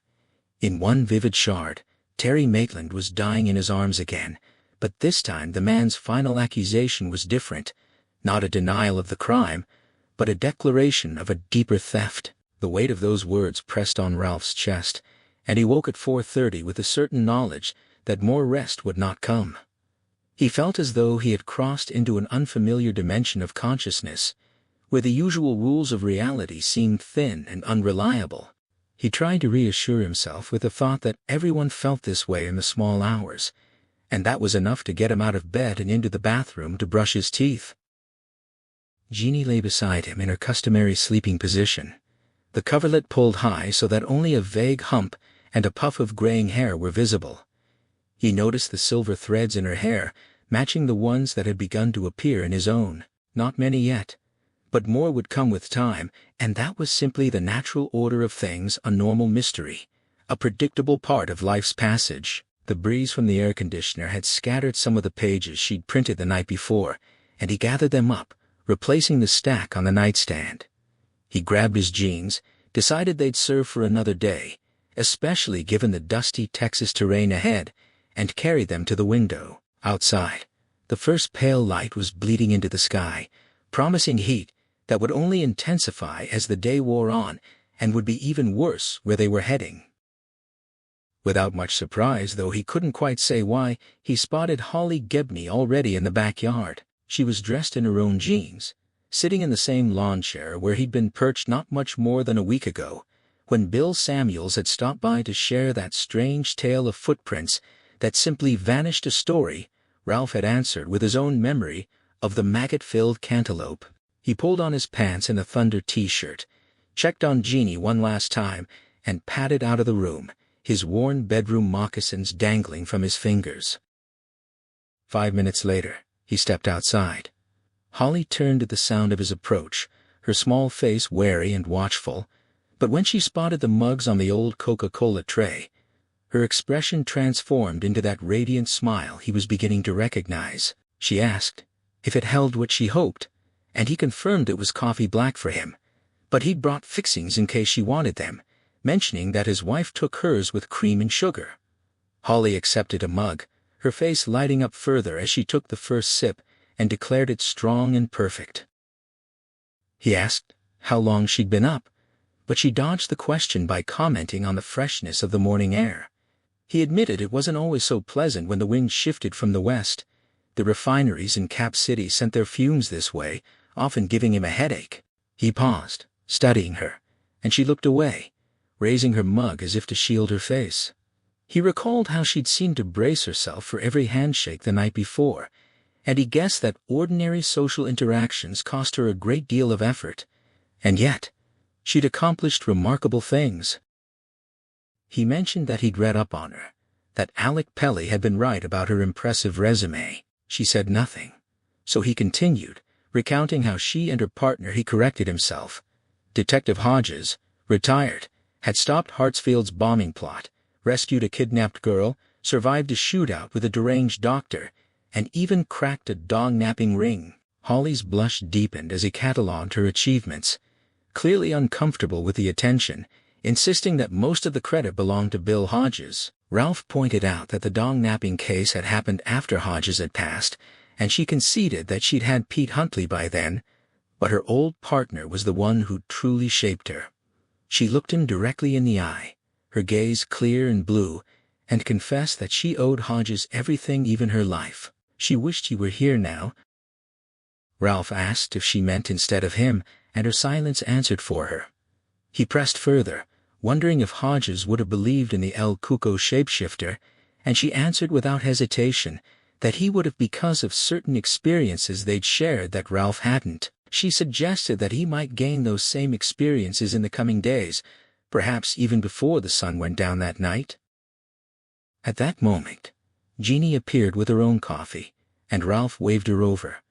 Holly apologized for possibly waking her, but Jeannie blamed Ralph for his elephantine tiptoeing, adding that the smell of coffee had been too good to resist. Then Holly said something that caught Ralph off guard, that the doctor, Babineau, hadn't actually killed his wife. Brady Hartsfield had done that.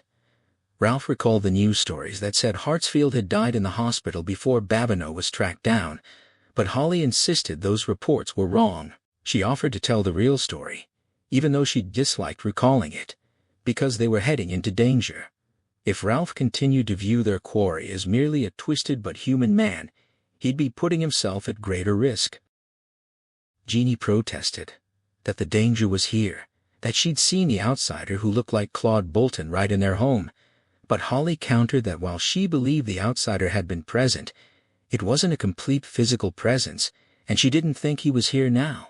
He was in Texas, drawn to Bolton because the outsider had been exhausting himself, unaccustomed to being hunted, to having his nature known. Jeannie admitted she didn't understand, and Holly offered to tell the Brady Hartsfield story, not to make Ralph believe, necessarily, but to help him understand why she could. Ralph told her to go ahead, and as she began speaking, the sun rose red in the east. Ralph could only manage a single stunned syllable.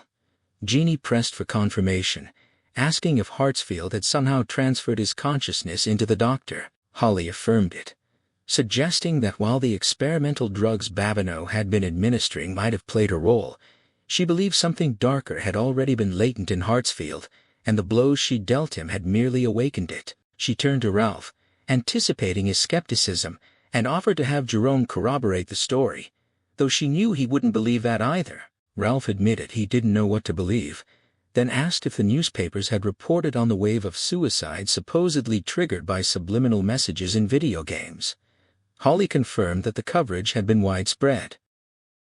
She paused, glancing down at her neatly kept nails, a sign of the habits she'd broken, including chewing them and smoking.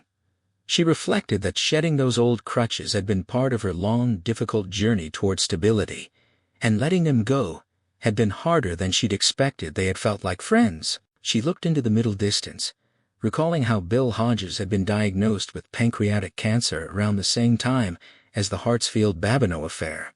He'd come home after a hospital stay, and everyone knew how it would end, though he never admitted it, fighting the disease to the last. She'd visited him almost every night, partly to ensure he ate, partly just to be near him, to absorb his presence while she still could. Jeannie suggested she'd been filling herself up with him, and Holly smiled, agreeing. She recounted one evening, not long before Bill went back to the hospital, when a power outage had plunged his neighborhood into darkness. She'd found him sitting on his front steps, gazing at the stars, a sight obscured by streetlights on ordinary nights.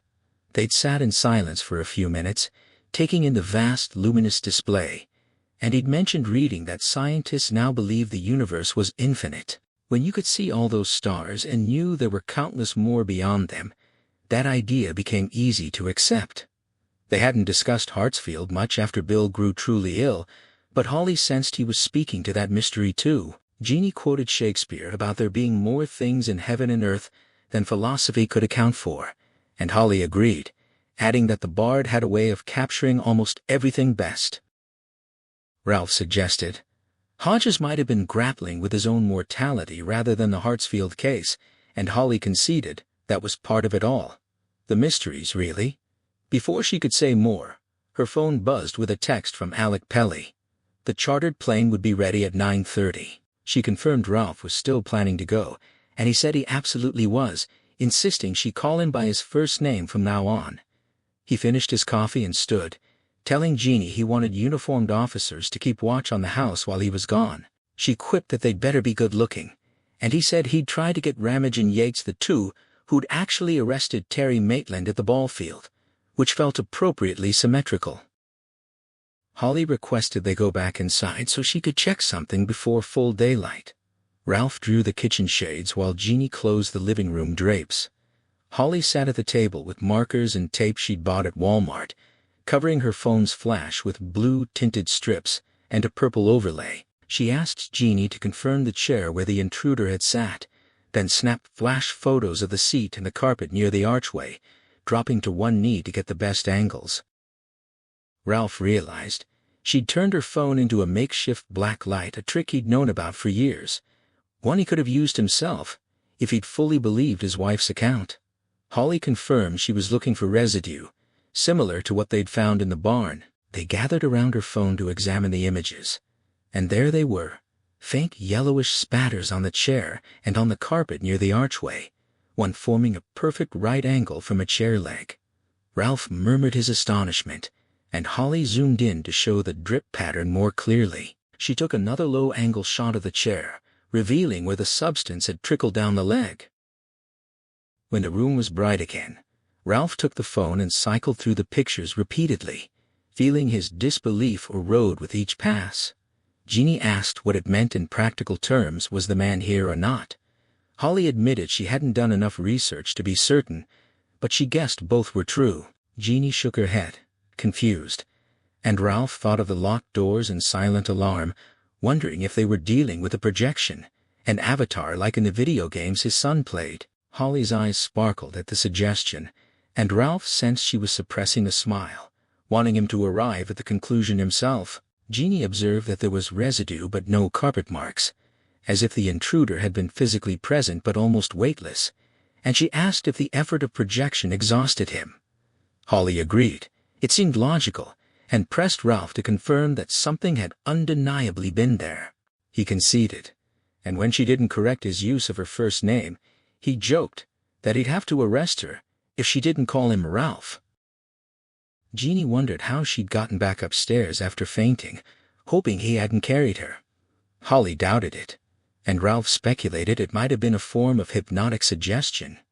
Holly said there was much they might never know, and excused herself for a quick shower. Jeannie offered to scramble eggs, then stopped, pointing out that the stove light had been on an intentional act, requiring someone to push the button. Her tone shifted from excitement to fear, and both Ralph and Holly fell silent, absorbing the implication. After breakfast, Holly excused herself to the guest room, ostensibly to pack, but Ralph suspected she was deliberately giving him private time with Jeannie. She had her eccentricities, but stupidity wasn't among them. He told Jeannie that Ramage and Yates would be watching the house, having taken personal days to do so, not just for him, he thought, but out of their own guilt over how Terry's arrest had unfolded. She asked if he had his gun, and he confirmed it was in his carry-on for now, though he'd holster it once they landed. Alec would be armed as well. He instructed her to retrieve her own firearm from the safe and keep it close, adding a dry warning not to shoot the mailman. When she suggested she might come along, he dismissed the idea, not wanting to explain his deeper concern about keeping her out of harm's way, especially with Derek to think about their son, barely older than Frank Peterson had been, who still assumed his parents were immortal. She conceded that someone should be home in case Derek called, and he kissed her, promising to be careful as he always was. She pulled him back, her grip firm on his forearms, insisting this case was different and urging him to retreat if he encountered anything he couldn't handle to come home to her. He repeated that he heard her, and she pressed for a commitment, which he gave, though she seemed to question his sincerity. Her gaze, full of love and anxiety, reminded him of their wedding day, and she told him he was a good man who'd made a bad mistake, not the first, not the last, and that she'd help him live with it, as long as he didn't make things worse. Holly's footsteps sounded on the stairs, deliberately loud, giving them a moment to finish. Ralph kissed Jeannie once more, and she squeezed his hands hard before letting him go. Ralph and Holly drove to the airport in his car, Holly sitting upright with her bag on her lap. She asked if Jeannie had a firearm, and he confirmed she did, having qualified at the department range. When he offered to get Holly a weapon for their Texas trip, she declined, explaining she hadn't fired a gun since Bill Hodges was alive, and she'd missed her target then. Once they merged onto the turnpike, Ralph asked her opinion on the barn samples, and she predicted the lab would find mostly water with high pH and traces of a mucus-like fluid, essentially pre-ejaculate, produced by Cowper's glands. He noted the semen found on Peterson's thighs had matched Terry's DNA, but Holly insisted the barn residue wasn't the same substance. The lab would likely dismiss its unknown components as contamination, never considering it might be something entirely foreign, shed during the outsider's transformation. She believed the outsider had left semen as a calling card in the Howard girls' case as well. Ralph asked if she thought the crimes weren't really sexual, just staged to look that way, and she hedged, noting the sperm was on the outside of Peterson's body, not inside. He'd been penetrated with a branch instead. She suspected the outsider might derive sexual excitement from consuming his victim's pain and sadness, but might be incapable of actual intercourse. Ralph observed that was true of many normal serial killers, then caught himself and laughed at the absurdity of the phrase. Holly pressed forward, suggesting they needed to know their enemy, and directed him to turn left toward Regal Air. Howie and Alec were already waiting, and Howie announced that takeoff had been delayed because Yoon Sablo was on his way. Howie had pulled strings thanks to a judge hospitalized with a perforated ulcer and an Ada who owed him a favor. Ralph didn't press for details. With time to spare, they settled in the small waiting room, and Howie shared his late-night internet research on doppelgangers, citing the fictional example from Poe's William Wilson and real-life cases like the Lusitania passenger who'd supposedly seen her double before the sinking, and Guy de Maupassant encountering his own look-alike on a Paris street. He also mentioned a famous 1845 incident at a Latvian girls' school where a teacher's exact double had entered the classroom, mimicked her movements, and walked out, witnessed by 19 students. Howie found it amazing. But Ralph, thinking of the infested cantaloupe, the disappearing footprints, and Holly's friend's observation that there was no end to the universe, found the concept terrifying rather than uplifting. Alec raised a pointed question about the outsider's apparent gaps in knowledge if he absorbed his victim's memories. Why hadn't he known where to find a walk-in clinic? And why had he treated Willow Rainwater like a stranger when Maitland knew her well? Holly's response came with an edge of frustration. She was working with fragments gathered on the fly and could only offer guesses, a process she was growing weary of. Ralph offered a possible analogy. Speed readers often grasp the general outline of a text while missing the finer details, a habit his wife had observed in her book club. As the ground crew fueled the plane and the pilots performed their checks, Holly occupied herself with her iPad, reading with apparent speed. Yoon Sablo arrived shortly before 10, climbing out of a Subaru Forester and ending a phone call as he approached. Ralph greeted him and signaled it was time to move.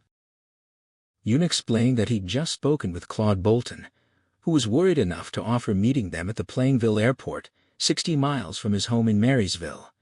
He'd slept poorly, feeling watched, and his mother had also grown uneasy. When Ralph asked Holly if Bolton could sense the outsider's presence if he was nearby, she answered with quiet certainty.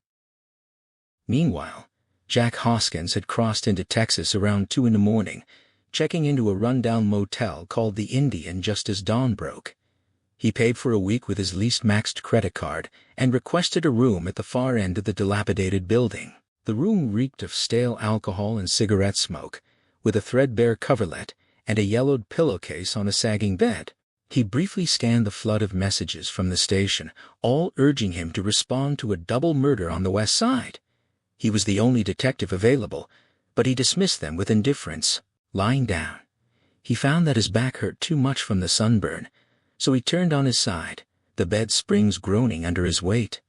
He thought about how his mother had wasted away to a skeleton by the end, and reassured himself that he wouldn't meet the same fate. He just needed sleep, though his mind raced like an engine in neutral, fueled by the cocaine and pills he'd gotten from a contact at a gas station. Eventually, fitful sleep came, haunted by dreams of his mother. He woke after noon to a sweltering room, the air conditioner barely functioning.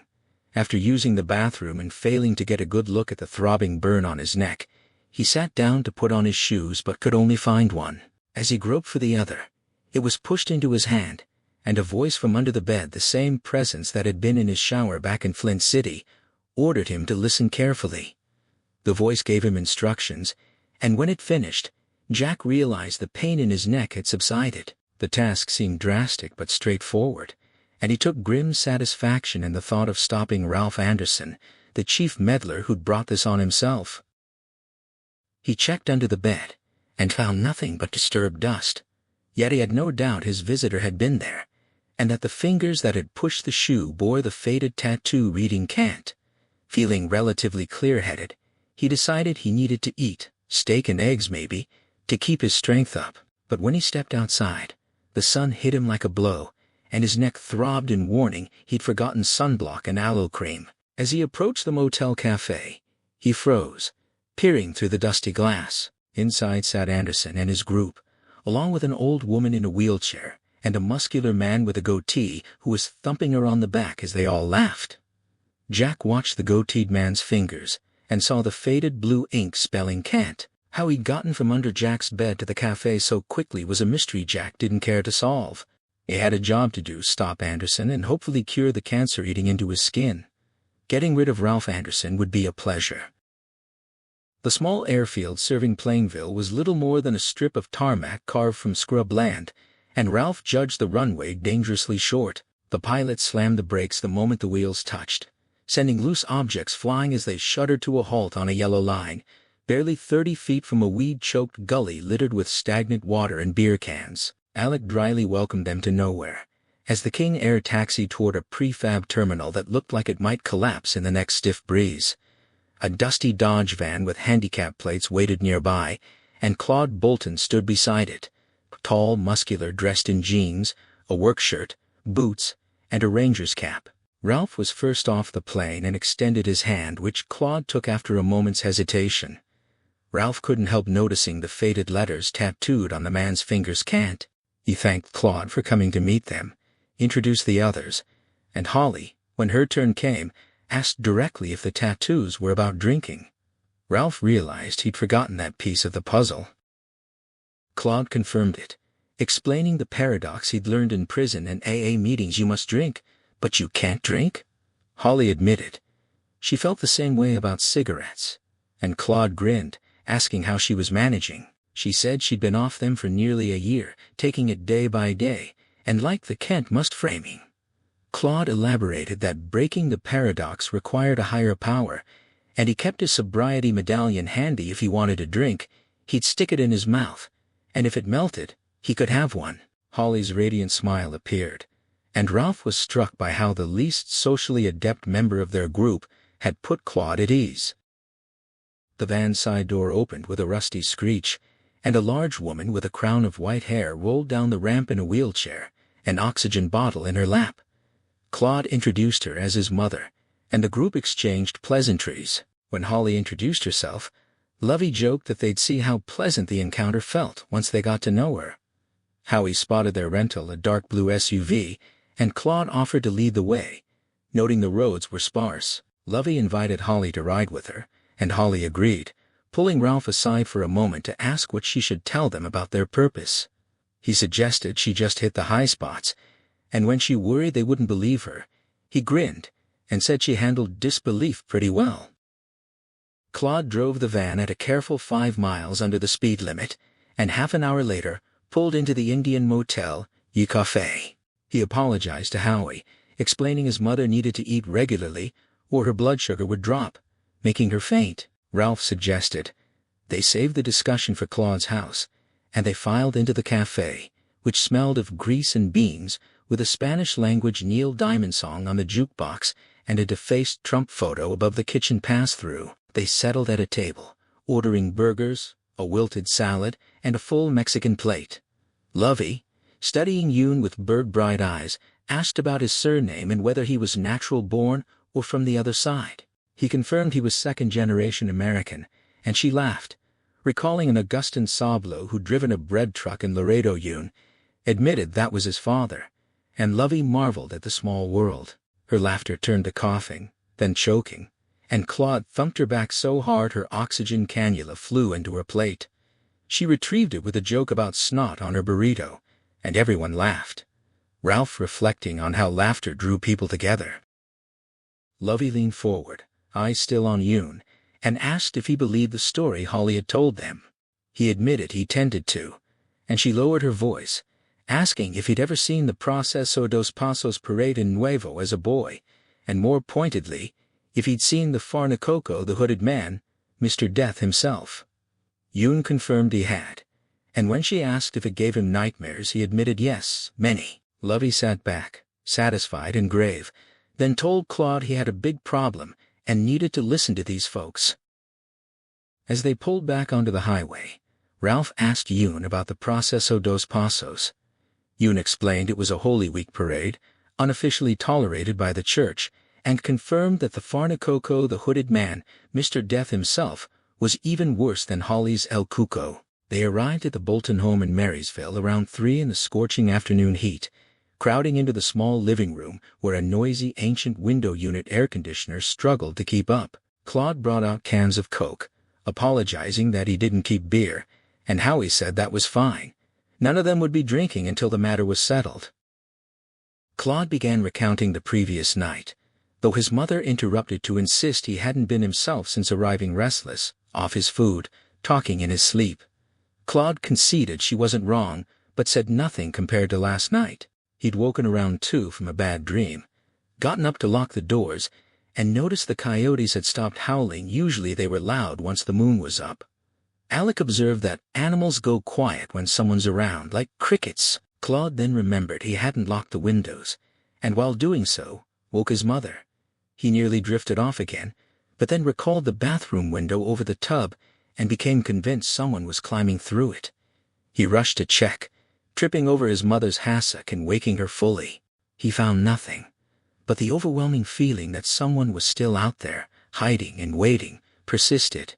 He checked under the bed, then couldn't sleep until dawn. His mother had let him rest as long as possible, which was why she hadn't made sandwiches. Holly asked how he felt now, and Claude admitted he didn't feel right, paranoid and upset, like his days on cocaine.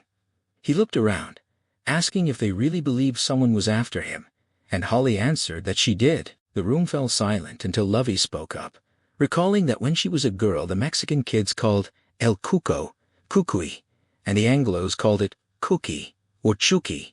She even had a picture book about it, and Yoon remembered the same one, a giant with one big red ear. Lovey recounted the story of 3 sisters, where El Cucuy took the lazy ones to teach them a lesson, but in the real version, the creature didn't let children go no matter how much they begged. Howie asked if she believed it, and she shrugged, saying there were strange things. She'd once seen a statue of the Virgin Mary weep tears of blood on Good Friday, a phenomenon the priest had dismissed as rust, but she knew better.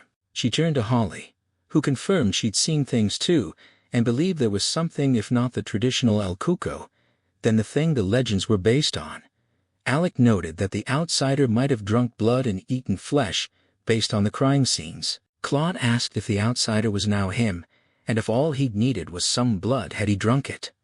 No one answered, but Ralph could see the thing that looked like Terry Maitland doing exactly that, with dreadful clarity. The depth of the insanity that had taken root in Ralph's mind was startling, and he couldn't shake the image. Claude pressed further, asking if that presence had been skulking around his house the previous night. Holly suggested it might not have been there physically, and that the outsider might still be in the process of becoming Claude, rather than already being him. Yoon added that he might have been scouting the place, and Ralph inwardly noted that if the outsider had been probing, he'd succeeded. Claude knew they were coming. Lovey demanded to know what would happen next, fearing the outsider would kill more children and pin the blame on her son. Holly doubted he was strong enough yet, given the months between his previous transformations and his recent activity, and Yoon pointed out that this region had become too hot for him. He'd likely want to move on. Ralph could visualize the outsider boarding a bus or train with Claude's face and body, heading west to find another accidental victim and spill more blood, continuing the chain. Yoon's phone rang with a Selena tune, and he stepped onto the porch to take the call, Holly following him. Howie started to speculate, but Ralph shook his head, not fully understanding why.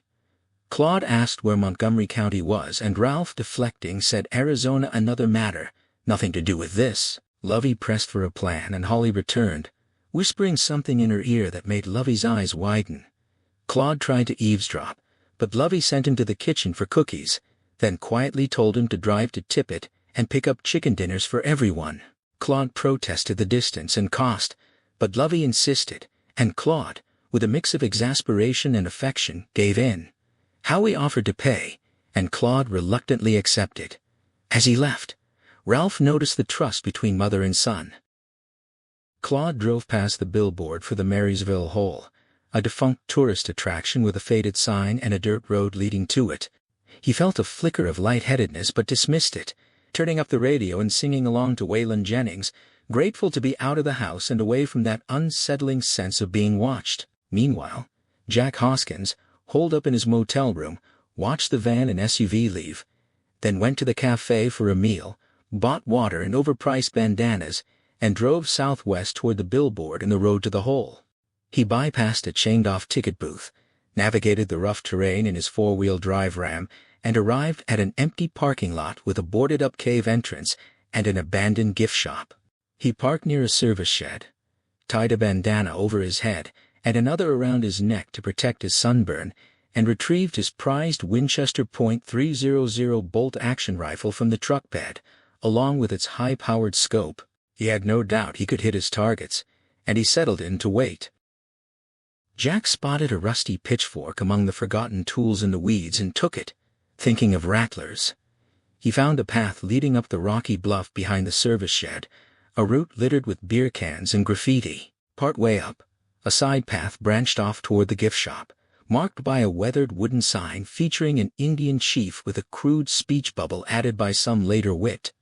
Jack ignored it and pressed on, though his lack of exercise soon had him winded, his shirt and bandanas soaked with sweat. He paused to catch his breath, setting down the gun case and pitchfork, mindful that a heart attack would be a bitter irony given his mission to escape the cancer that had killed his mother. As he straightened, he noticed ancient pictographs beneath an overhang stick, figures hunting and fighting, likely hundreds of years old. The thought that they'd outlast him, especially if the cancer took hold, ignited a surge of anger. He grabbed a sharp rock and hammered at the images until they were obliterated, savoring a fleeting sense of victory. He pushed aside the troubling thought that he might be losing his mind and resumed his climb. At the top, he had a clear view of the parking lot, the gift shop, and the boarded-up cave entrance. His visitor had instructed him to handle the meddlers if they came, and with his Winchester and scope, Jack felt confident. If they didn't show, his work would be done either way, and the visitor promised he'd be cured. He dismissed his nagging doubts and settled in for a stakeout, dozing with the rifle across his lap, always alert. As the sun sank, he accepted they weren't coming that day and headed back down, careful on the rocks, stowing his rifle and driving toward Tippett for supplies, sunblock and vodka chief among them. On the road he passed Claude Bolton's car going the opposite direction, neither noticing the other. Back at the Bolton house, with Claude gone, Lovey demanded to know what they'd been keeping from her son. Yoon revealed that Montgomery County deputies had searched the locations Holly had photographed and found bloody clothes in an abandoned factory, including an orderly's jacket from the Heisman Memory Unit. Howie predicted the blood would match the Howard girls, and Alex suspected the fingerprints would be Heath Holmes's, though they might be degraded if he'd begun his transformation. Yoon had deflected the sheriff's questions and hoped to keep him at bay. Lovey pressed for more, worried for her son, and Ralph asked if Holly had mentioned the graveyards during her earlier briefing. She hadn't, sticking to the highlights. Lovey recalled a wrestling women movie she'd seen as a girl, which Howie identified as the one Holly had shown them. In it, El Cuco stole a professor's face and was eventually tracked to a crypt in a graveyard. Holly confirmed that the legend said the Cuco sleeps with the dead, like a vampire, and Alec noted it needed blood to perpetuate its chain. Ralph, despite his growing fondness for Holly, felt a war raging in his head and wished for a truce. Holly then asked Lovey if there was a graveyard nearby, but Lovey said there was only a boneyard in Plainville, and no family plot. Her people were buried in Laredo, her husband in Austin. She began to drift into a story about her singing days and her husband, but Howie tried to steer the conversation back. Ralph, sensing something important, urged Lovey to continue, and she explained how George had moved them to Marysville after his retirement, with Claude then just 12, and how Claude had always hated the quiet life, preferring the city and bad company. Lovey had grown to appreciate the peace, though she mused that Claude would likely bury her in Austin beside her husband when her time came, and she didn't think that would be long now. She stubbed out her cigarette in the overfilled ashtray with a look of distaste. Lovey explained that her husband George had been inspired by his brother Roger to move to Marysville for a business venture, first raising alpacas, then golden doodles, a cross between golden retrievers and poodles that she doubted evolution had ever intended. Both schemes failed, and while George and Lovey managed to get by, Roger had poured his entire savings into the endeavor and was left scrambling for work. As she spoke, a look of amazement dawned on her face, and Ralph leaned forward, sensing a revelation. She admitted she was old, but that was no excuse. The truth had been right in front of her. Roger Bolton and his 2 sons, Claude's cousins, were buried not 4 miles away, along with 4 or 5 other men and the twin children. She had once been furious and ashamed when Claude was sent to Gatesville for stealing, which had led to his drug use. But she later saw it as God's mercy. If he'd been there, he would have been with them. Her husband George had already had 2 heart attacks and couldn't go, but Claude would have joined the doomed rescue party. Lovey recounted the tragedy at the Marysville Hole, comparing it to the scene in Tom Sawyer, when Tom and Becky get lost in a cave, except those children eventually escaped. The Jameson twins, only 11, never did, nor did those who tried to save them. Roger had found work there as a guide after his business failed, and he knew the Ahiga side of the cave from his exploring. The main attraction was the Chamber of Sound, a cathedral-like cavern with remarkable acoustics, where a whisper at the bottom could be heard at the top, and the walls were covered with Indian pictographs. An iron spiral staircase of over 400 steps led down, but Lovey had always preferred the elevator.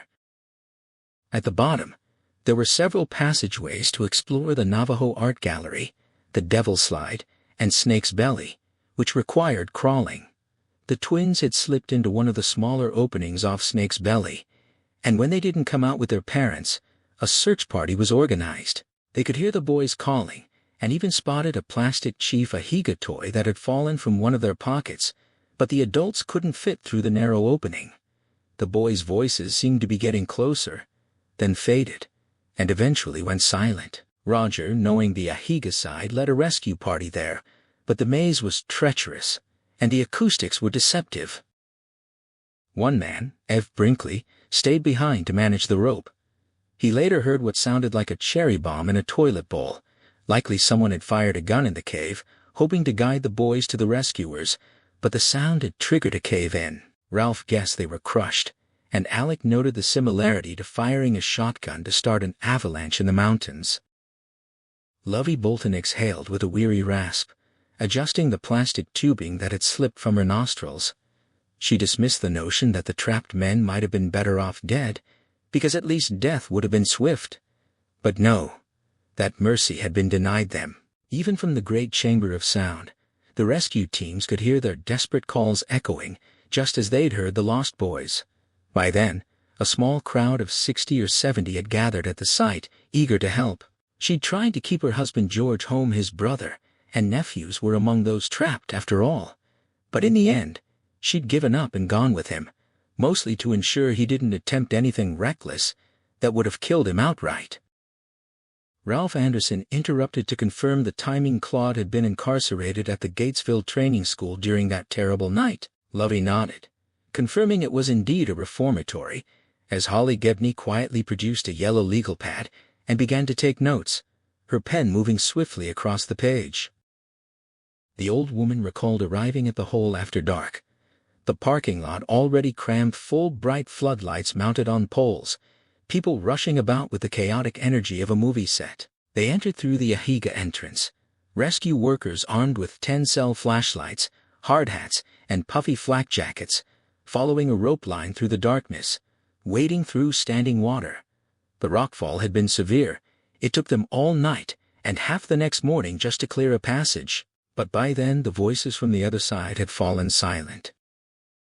Yun Sablo asked if Roger's party had simply been waiting for rescue, but Lovey shook her head. They were gone, perhaps.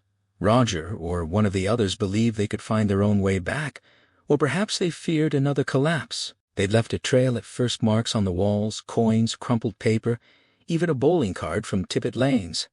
One more punch and the owner would have earned a free string. Then, mid-gallery, the trail simply stopped. No marks, no litter, nothing but the sound of that appalling silence. Ralph found himself thinking of Bill Samuel's story about footprints that ended in the desert. The second rescue party pressed on for a while, calling out and waving their flashlights, but no one answered. Later, reporters would interview the searchers, and they all said the same thing: too many branching passages, too many paths leading downward into darkness, some dead ends and some bottomless chimneys. They'd been warned against shouting, for fear of triggering another cave-in, but someone yelled anyway, and a chunk of the roof came down. That was when they decided to pull out.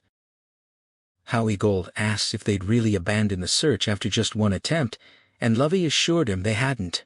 She fished another Coke from the cooler, drank half in one long swallow, then checked her oxygen tank, nearly empty. Alec Pelly volunteered to fetch a fresh one from the bathroom, and once the cannula was reattached and the oxygen flowing again, she resumed her story. Over the years, a dozen more rescue parties had gone in, right up until the ground shaker of 2007. After that, the cave was deemed too dangerous, only a 3 or 4 on the Richter scale. But caves are fragile. The Chamber of Sound survived, though many stalactites fell, and other passages collapsed, including the one called the Art Gallery. Since then, the Marysville Hole had been closed, the main entrance blocked, and likely the Ahiga entrance as well. For a moment no one spoke. Ralph found himself imagining what it must have been like to die slowly underground, in total darkness, a thought he wished he could push away but couldn't. Lovey added with a grim finality that Roger had once told her the Marysville Hole might go all the way down to hell, which made it a perfect hiding place for their outsider. Holly urged them not to mention this to Claude when he returned, but Lovey waved it off. He already knew. Those were his people, even if he'd never much cared for his older, bullying cousins. The smile that crossed Holly's face was not her radiant one. It never reached her eyes. She was certain Claude knew the cave's history, but he didn't need to know that they knew, and that was how it had to remain. Exhaustion now visibly overtaking Lovey, she insisted. The kitchen was too cramped for 7 people, so they would eat out back in the gazebo, or Gay's Bow as she called it, a structure Claude had built himself from a Home Depot kit. It might be warm at first, but a breeze usually came up this time of day, and the screen would keep the bugs out. Holly gently suggested the old woman rest, offering to set things up herself. Lovey protested that they wouldn't know where anything was, but Holly assured her that finding things was her profession and the gentleman would help. Reluctantly, Lovey wheeled herself to her bedroom. They heard her grunting with effort, followed by the creak of bed springs. Ralph stepped onto the front porch to call his wife, who answered brightly, joking about the police officers watching NASCAR and eating all the brownies. She also mentioned Betsy Riggins stopping by with her new baby, who she whispered bore a passing resemblance to Winston Churchill. Ralph told her that either Troy or Tom should stay the night. Jeannie quipped back that she was thinking of keeping both. As headlights approached Claude returning with their dinners, Ralph reminded her to set the burglar alarm, and she reminded him that it hadn't helped the previous night. He asked her to humor him anyway. The sight of Claude stepping out of the car, a man who looked exactly like the intruder his wife had described, sent a queer chill through him. He ended the call with a quick exchange of love and warnings, then went down to help Claude carry the bags of food from Highway Heaven. Claude complained that the food had gone cold. As he'd predicted, Ralph told him it would be fine. They walked toward the house, but Claude paused at the steps, asking if they'd had a good talk with his mother. Ralph hesitated, unsure how to answer, but Claude made it easy. He didn't want to know if the woman Holly believed in something, and if there really had been someone lurking around last night, then whatever they'd discussed was better left unshared. Ralph agreed, then suggested someone stay the night. Lieutenant Sablo, perhaps to provide an alibi in case anything happened and Claude's appearance was implicated. Claude considered, then agreed. Though there was no guest room, the couch folded out, but his mother sometimes wandered to the living room to watch television preachers. Then he brightened. There was a spare mattress in the back entry, and with the warm night, the gazebo would make a fine place to camp out. Holly slid the chicken beneath the broiler for a few minutes, and the skin crackled and crisped as it reheated. The 7 of them gathered in the gazebo. The ramp accommodated Lovey's wheelchair easily, and the meal passed in surprisingly pleasant conversation. Claude Bolton proved an engaging raconteur, spinning tales from his time as a security official at Gentlemen Please. His stories funny without ever veering into cruelty or off-color territory. His mother laughed hardest of all, especially when Howie Gold recounted a client who tried to prove his mental unfitness by stripping off his trousers in open court and waving them at the judge. That anecdote sent her into another coughing spell. The real purpose of their visit to Marysville went unmentioned throughout the meal. Lovey's earlier rest had been brief, and once they'd finished eating, she announced she was returning to bed. Takeout meant few dishes to wash, she pointed out, and she could manage them from her chair in the morning carefully, with the oxygen tank nearby. She turned to Yoon Sablo, asking if he'd truly be safe camping outside. What if someone came skulking around again like the previous night? He assured her he was fully armed and found the spot quite comfortable. She told him he was welcome to come inside any time the wind could kick up after midnight, and mentioned the back door key would be under the clay pot near the entrance. Then she crossed her hands over her chest and gave a little bow, thanking them all for coming and trying to do right by her boy. She rolled away toward the house. The remaining 6 sat in companionable silence for a while. Alec Pelly remarked what a good woman she was, and Holly agreed. Claude lit a thin cigar, commenting wryly that having cops on his side was a new and not unpleasant experience. Holly asked if there was a Walmart in Plainville she needed to shop. She loved Walmarts, but Claude said no. The closest equivalent was the Home Depot in Tippett. That would do, she replied, rising. They would wash the few dishes so Lovey wouldn't have to tackle them in the morning, then be on their way. They'd return tomorrow to collect Yoon and head home. She looked to Ralph for confirmation, her eyes silently signaling what he should say, and he agreed readily. Howie and Alec also affirmed they were done here. Back in the house, only 15 minutes after Lovey had gone to bed, they could already hear her rough snores from her bedroom. Yoon filled the sink with suds and began washing the few items they'd used, Ralph drying them and Holly putting them away. The evening light still lingered outside, and Claude was out back with Howie and Alec, walking the property and looking for any sign of the previous night's intruder, if there had been one. Yoon remarked that he'd have been fine even without his sidearm. He'd passed through Mrs. Bolton's bedroom to reach her bathroom and spotted her Arsenal, a Ruger American on the dresser with an extra magazine beside it, and a Remington 12-gauge leaning in the corner near her vacuum cleaner. He was sure Claude was also well armed. Holly asked if Claude wasn't a convicted felon, and Ralph acknowledged that he was, but this was Texas, and he appeared genuinely rehabilitated. Yoon agreed. He'd seen the transformation before in people who committed to AA or NA, a kind of miracle. Still, he added, the outsider couldn't have chosen a better face to hide behind with Claude's criminal history. Who would believe he was being framed? Ralph replied heavily that no one had believed Terry Maitland, and Terry had been blameless. They drove to the Home Depot at dusk, returning to the Indian Motel after 9 o'clock. Jack Hoskins, peering through the curtains of his own room, watched them arrive, rubbing compulsively at the back of his neck. In Ralph's room, they laid out their purchases on the bed, 5 short-barreled UV flashlights with extra batteries, and 5 yellow hard hats. Howie picked up one of the flashlights, wincing at the harsh purple glare, and asked if it would truly pick up the outsider's trail. Holly said it would, if any trace existed. Howie put on one of the hard hats and examined himself in the mirror, declaring that he looked ridiculous, a sentiment no one contradicted. He then asked if they were really going to go through with this, trying to get his head around it as an actual plan. Alec pointed out that the Texas Highway Patrol would be hard to convince, since they'd have to explain they were hunting a monster in the Marysville Hole. Holly said that if they didn't do it, the outsider would kill more children. That was how he lived. Howie pressed her on logistics. How would they get in when the old woman said the cave was sealed tight, and where was the rope? Holly responded quietly that they shouldn't need any. If the outsider was in there, and she was almost certain he was, he wouldn't have gone deep, both for fear of getting lost and because he was weak. He should be in hibernation, but instead he'd been exerting himself, projecting his presence. What Grace Maitland and Jeannie Anderson had seen, she explained, were projections.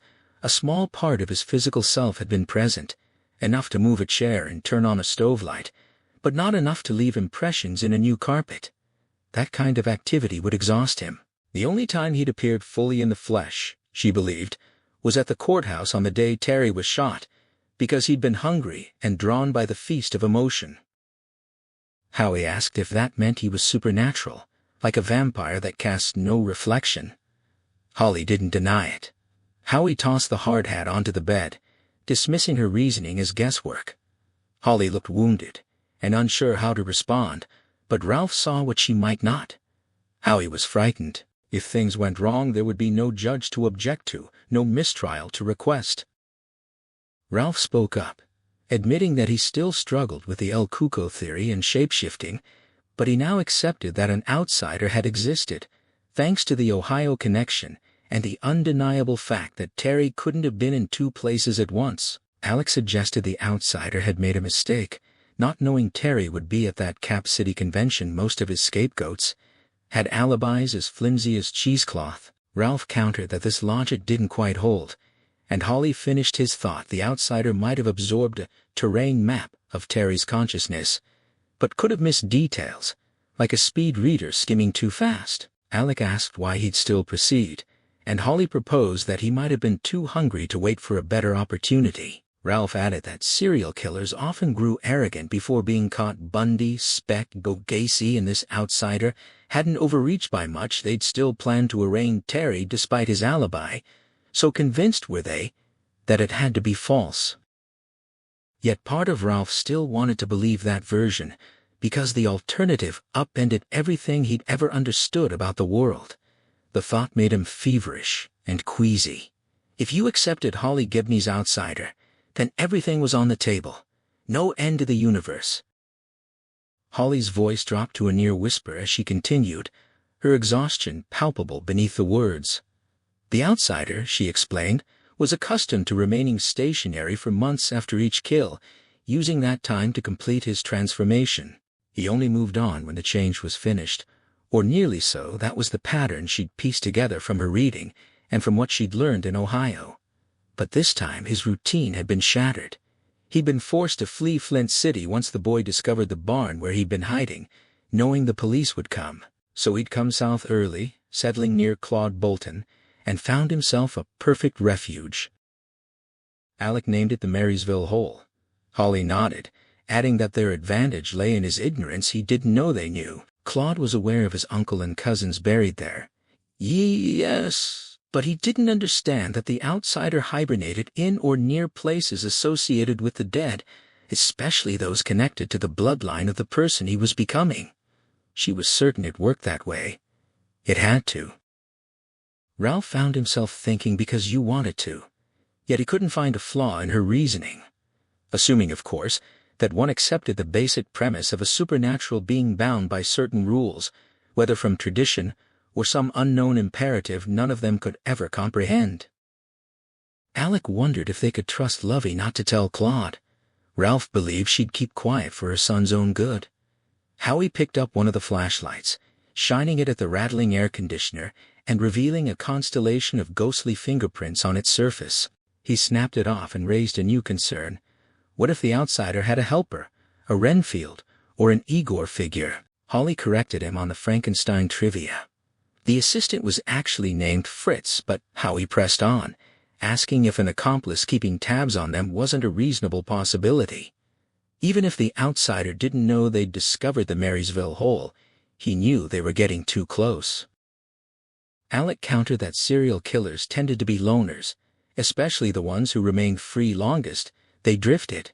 This one had hopped from Dayton to Flint City, and if you backtrailed him, you might find murdered children scattered across the country. There was an African proverb, he travels fastest who travels alone, and practically speaking, who could he hire for such work? Howie suggested a nutcase, and Ralph asked where he'd find one. Did he just stop buying Nuts R Us and pick one up? Howie threw up his hands, conceding the point, and painted a grim picture of the outsider cowering in the Marysville Hole, waiting for them to drag him into the sun or stake him through the heart. Holly noted that in Stoker's novel, they'd cut off Dracula's head and stuffed his mouth with garlic. Howie joked that they could stop by Shopwell for garlic and a meat cleaver, since they'd neglected to buy a hacksaw at Home Depot. Ralph cut through the gallows humor. A bullet to the head should do the trick nicely. They sat in silence for a moment, weighing that. Then Howie announced he was going to bed, but wanted to know the plan for tomorrow. Ralph waited for Holly to answer, but she turned to him instead. He was struck by the hollows beneath her eyes and the new lines at the corners of her mouth. She was running on nothing but nerves, and for someone as tightly wound as she was, that must feel like running on broken glass. Ralph laid it out nothing before 9 o'clock. They all needed sleep. Then pack up, check out, pick up Yoon at the Boltons, and head to the Marysville Hole. Alec pointed out that was the wrong direction. If they wanted Claude to think they were flying home, he'd wonder why they weren't going back to Plainville. Ralph suggested they could say they had more shopping to do and tip it, but Howie dismissed that as too thin. Alec asked who the state cop was who'd come to talk to Claude. Corporal Owen Sipe, Ralph recalled from his notes. Alec proposed a story they'd tell Claude and Lovey, which was the same as telling the outsider, if he could indeed access Claude's mind, that they'd received a call from Sipe reporting a man matching Claude's description was wanted in Tippett for questioning in a robbery or car theft. Yoon could verify Claude was home all night. Ralph worried about the gazebo, but Alec pointed out that Yoon would have heard Claude's car start. That muffler was loud. Satisfied, Ralph agreed, adding only that they must ensure Claude never saw the flashlights and hard hats. Later, past 11, Ralph lay on his sagging motel bed, knowing he should turn off the lamp but unable to do so. He'd called Jeannie and talked for almost half an hour, some of it about the case, some about Derek, most of it inconclusive chatter. He'd tried the television, hoping a late-night preacher might serve as a sleeping pill, but all he got was a message saying the satellite was down. He was reaching for the lamp when a light knock came at the door. He crossed the room, hesitated at the knob, and checked the peephole. Useless, clogged with dirt. He asked who it was, and Holly's small voice answered. He opened the door to find her standing there, t-shirt untucked, suit jacket hanging crookedly on one side, short gray hair flying in the rising wind, iPad in hand. He suddenly remembered he was in his boxers, fly gaping, and felt exposed. She apologized for waking him. She hadn't, and he invited her in. She hesitated, then stepped inside and sat in the single chair while he pulled on his pants. He told her she needed sleep. She looked exhausted, and she admitted that the more tired she was, the harder sleep came, especially when she was anxious. He asked about Ambien, but she explained it wasn't recommended for people on antidepressants. Instead, she'd been doing research looking up the newspaper stories about the tragedy Lovey had described. There was a lot of coverage, a lot of background, and she thought he might want to hear it. He asked if it would help them. She thought it would. He moved to the bed, and she perched on the edge of the chair, knees pressed together, ready to share what she'd found. Holly began with a photograph she'd found, holding up her iPad to show Ralph a sepia-toned portrait from 1888.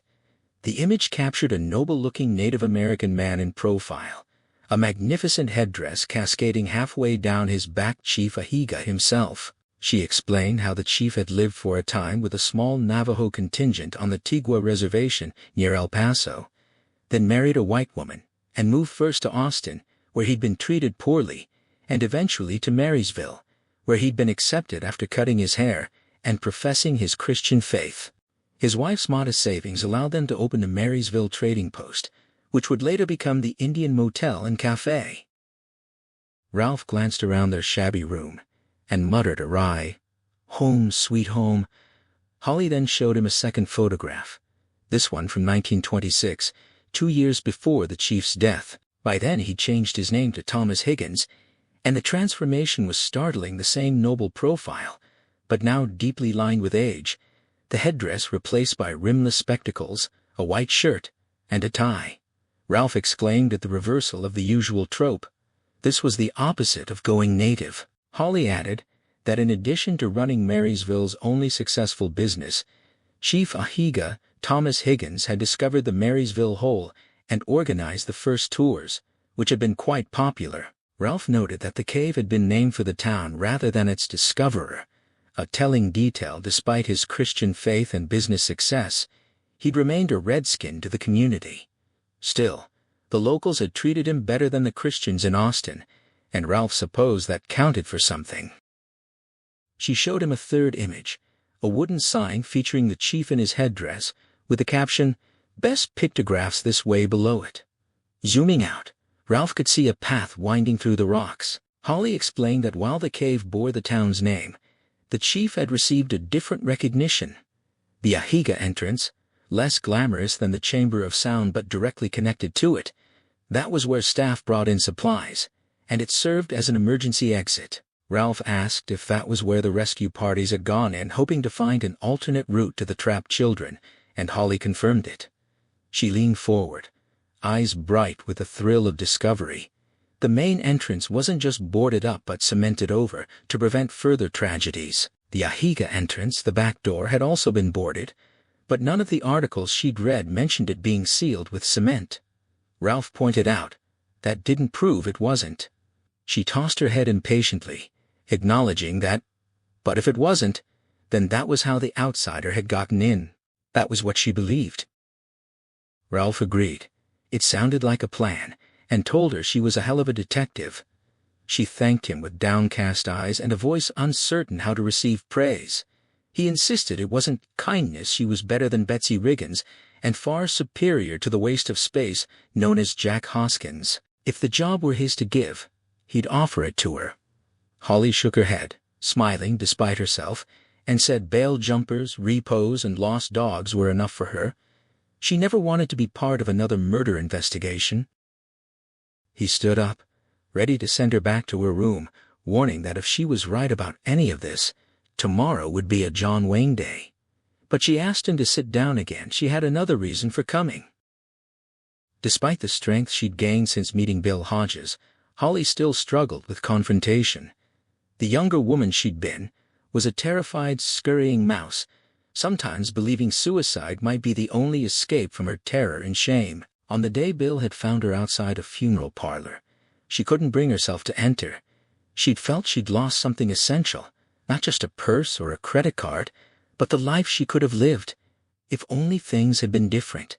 If only God had given her a little more of some vital chemical. Bill had understood without saying it.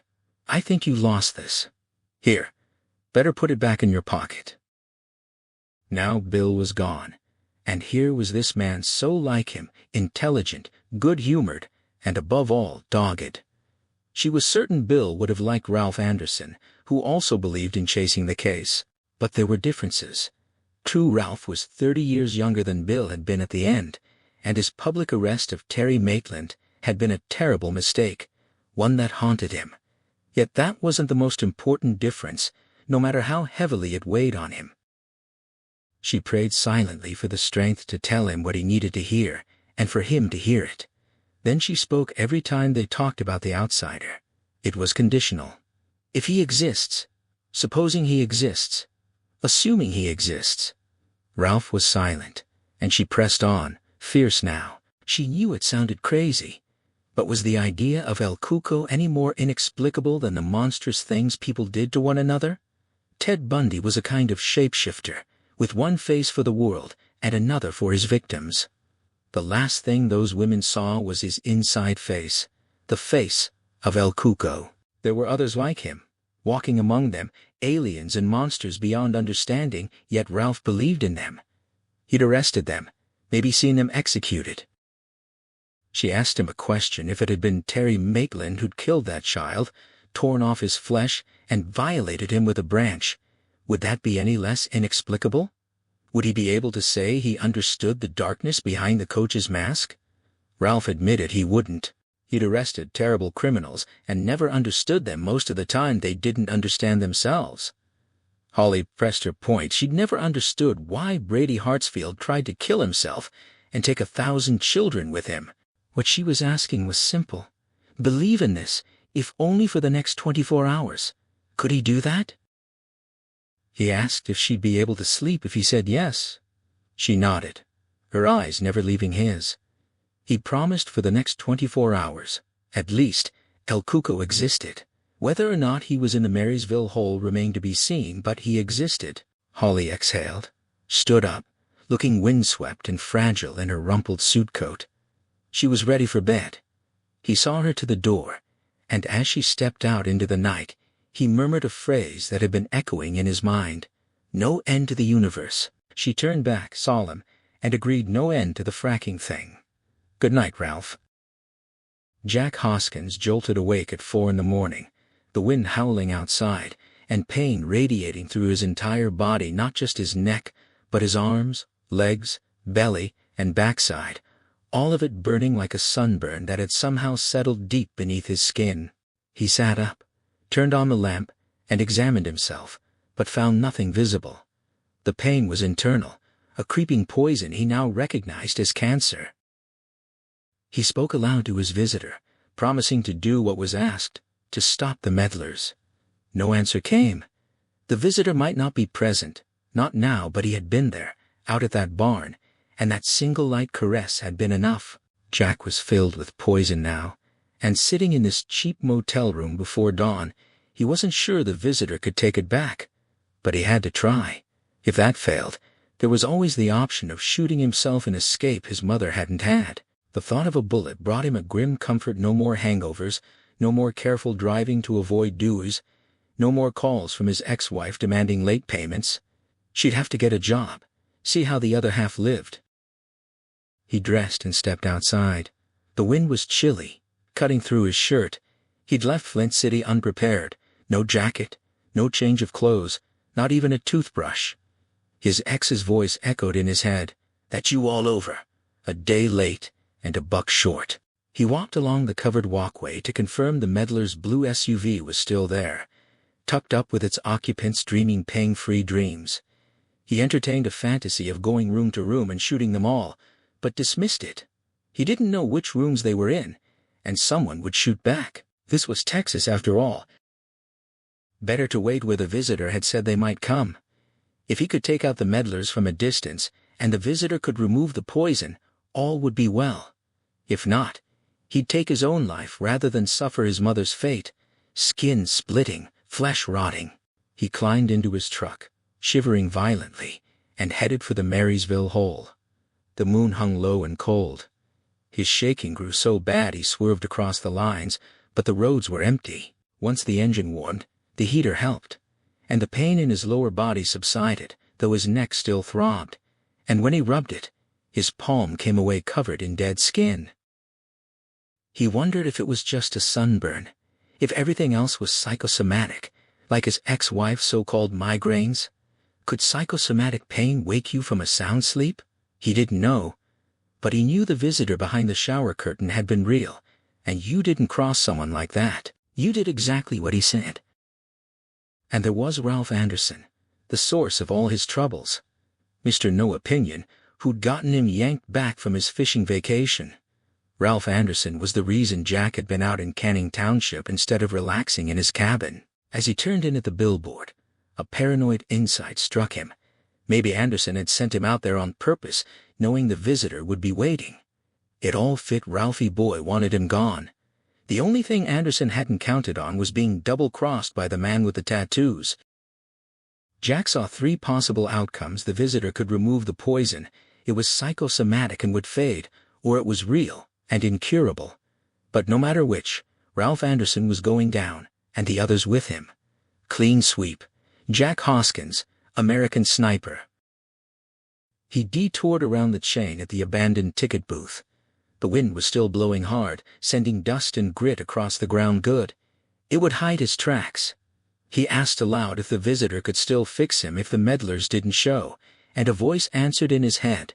"Oh yes, you'll be good to go." Whether it was real or imagined didn't matter. He drove past the falling down tourist cabins and parked beside the service shed, retrieving his Winchester and ammunition. A flashlight revealed a dusty compact car inside the shed with a decal reading, "My son is a Flint City High School honor student." Proof the visitor was here, having driven down from Flint City. Jack found peanut butter crackers and Tums in the glove box and started up the trail, munching as he went. The rifle strap would chafe his neck, so he carried it in his left hand, his pockets heavy with shells. He paused at the faded Indian sign, considering whether anyone would notice his truck parked by the shed. He decided not to worry. The meddlers would park near the main entrance, and he'd open fire from his perch before they knew what was happening. They'd never make it out of the parking lot. The path up the bluff was treacherous in the dark, and he took his time, not wanting to fall and break something. By the time he reached his lookout, the first gray light was bleeding into the sky. He shone his flashlight on the pitchfork he'd left behind and recoiled. A rattlesnake, a monster of a thing, lay coiled beside it. He couldn't shoot it for fear of ricochet, so he used the rifle barrel to flip it away. It landed on the path, rattling furiously, and he snatched up the pitchfork to jab at it. The snake slithered into a crack between boulders and vanished. Jack told it not to come back. This was his place now. He lay down and peered through the scope. Below lay the parking lot with its ghostly yellow lines, the decaying gift shop, and the boarded-up cave entrance. The sign still legible, "Welcome to the Marysville Hole." Nothing to do now but wait. Jack settled in, the cold wind biting at his skin, and prepared to do what he'd come to do. Though Ralph had said they wouldn't move before 9, the group had gathered in the Indian Motel's cafe by 8:15. Ralph, Howie, and Alec ordered steak and eggs, while Holly chose a 3-egg omelet with ranch fries.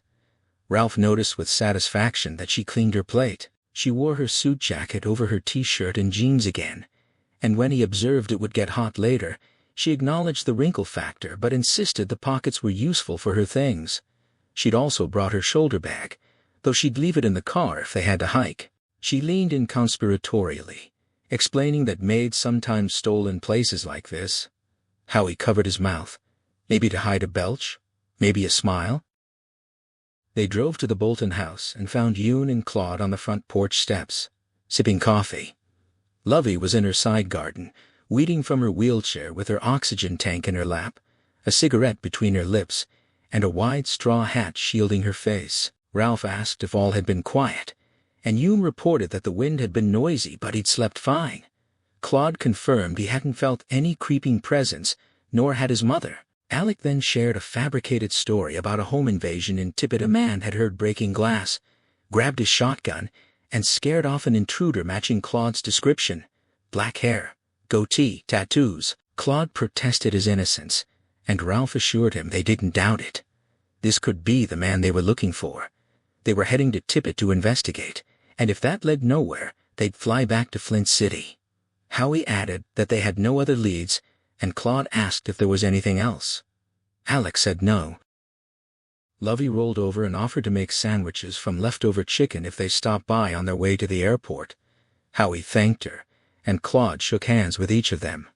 Lovey opened her arms to Holly, who looked startled but accepted the embrace. Lovey whispered for her to come back, and Holly promised she would try. Howie drove with Ralph in the passenger seat, the others in the back. The sun was climbing, promising another hot day. Yoon wondered how the Tippett police had contacted them, since no one in authority knew they were there. Alec explained they hadn't. It was a cover story to avoid raising suspicion with the Boltons about their true destination. Ralph didn't need to read Holly's mind to know she was thinking every time you talk about the outsider, it's conditional. He turned in his seat and laid down the law, no more ifs or maybes. For today, the outsider existed. He could read Claude's mind, and unless proven otherwise, he was in the Marysville hole. They would operate on belief, not assumptions. Howie, with dark humor, said that as a defense lawyer, he could believe anything. They reached the billboard showing the awestruck family with their lanterns. Howie navigated the cracked asphalt entry road carefully, the temperature already rising from the mid-50s toward the 70s. Holly pointed out the knoll where the main cave entrance was or had been, until it was plugged. She suggested they check there first for signs of entry. Yoon remarked on the desolate country, and Holly noted that the loss of the boys and the rescue party had been a disaster for Marysville. The hole had been the town's only employer, and many locals had left after it closed. Howie braked at a chain across the road, and Yoon urged him to drive around it, giving the suspension a workout. Howie complied, announcing they were now officially trespassing. A coyote broke from cover and sprinted away. Ralph noticed wind-eroded tire tracks, probably from local kids on ATVs, but his focus was on the rocky bluff ahead, the site of Marysville's sole tourist attraction. Yoon confirmed they were all carrying firearms. The men answering in the affirmative. Holly said nothing. From his perch atop the bluff, Jack Hoskins spotted them long before they reached the parking lot. He'd checked his weapon, fully loaded, and lay flat with the barrel resting on a flat stone. He sighted through the scope on the driver's side windshield, but a sun flash momentarily blinded him. When his vision cleared, the SUV had stopped in front of the boarded cave entrance. 5 people got out, 4 men and 1 woman, but the sun cast the entrance in shadow, and the SUV blocked at least 3 of them, including Mr. No Opinion. Jack waited, pulse steady, whispering for them to come out and look around. Below, the group examined the arched entryway, blocked by 24 wooden planks bolted to a cement plug. They agreed. There was no sign of tampering. It would take dynamite to break through, which might finish what the earthquake had started. Holly pointed to a road on the other side of the gift shop that led to the Ahiga entrance, which tourists hadn't been allowed to use. Yoon asked how she knew, and she explained that the tourist map was still online. Ralph quipped that research was something he should try sometime. They got back in the SUV and started across the parking lot toward the road leading to the tourist cabins and presumably the hole's back entrance. Holly mentioned that the second rescue party had used the cabins as a staging area, and there would have been media and worried relatives. Alex suddenly told Howie to stop. They were about halfway across the lot, the SUV's nose pointing toward the road. He suggested they might be overcomplicating things. The outsider didn't necessarily have to be in the cave, since he'd hidden in a barn before. Why not check the gift shop for signs of a break-in first? Yoon volunteered to go, but Howie opened his door and said they should all go together. As the group moved from the boarded entrance back to the SUV, the stocky bald man Howie circled the hood to take the wheel, presenting Jack with a clean shot. He lined up the crosshairs on Howie's face, held his breath, and squeezed the trigger. Nothing happened. A moment of panic seized him, something wrong with the Winchester, until he realized the safety was still on. His sweaty thumb slipped as he fumbled for it, and by the time he'd clicked it off, Howie was already in the driver's seat, the door slamming shut. The others had climbed back in as well. Jack watched with rising dread as the SUV rolled across the lot toward the service road. If it crested that hill, they'd see the cabins, the service shed, and his truck parked beside it. Anderson would recognize the vehicle, the leaping fish decals, the vulgar bumper sticker. He couldn't let them reach that road. The visitor's voice or his own told him to stop them. A few high-powered rounds into the engine block would do it. Then he could pick them off as they spilled out. His finger curled on the trigger, but before he could fire, the SUV stopped near the gift shop. The doors opened. Jack murmured thanks and waited for Anderson to emerge. Then the rattlesnake he'd flung away earlier slithered back, tasting the air, and as Jack fired his first shot, it raised its tail and began to rattle. Jack, his ears ringing from the rifle, never heard it.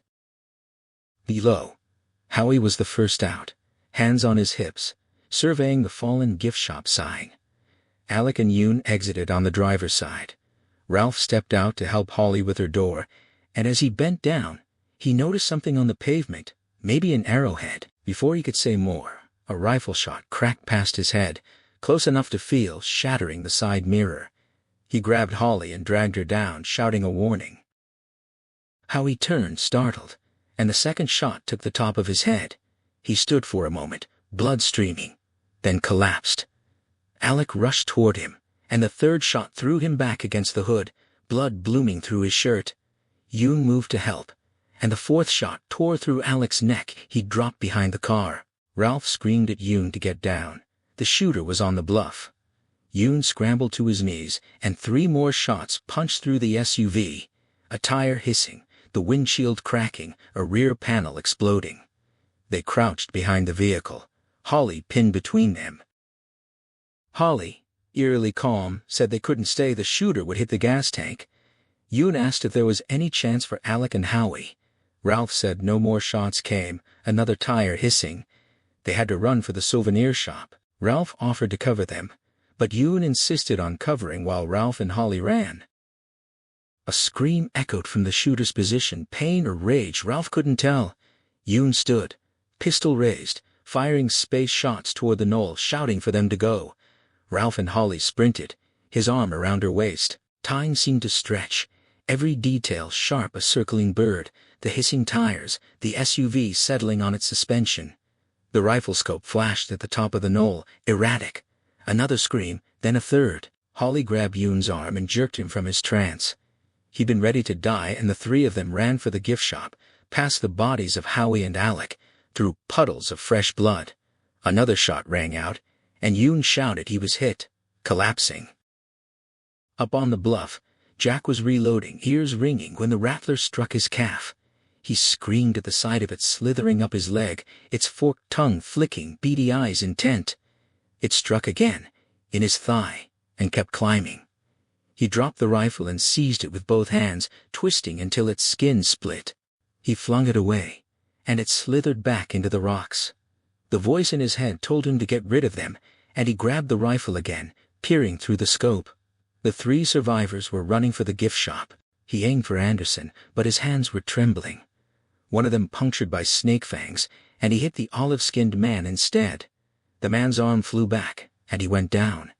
The other 2 stopped to help, and Jack fired again, thinking he'd hit the woman, but it was only a flinch. She grabbed the wounded man. Anderson yanked him up, and Jack's next pull brought only a dry click.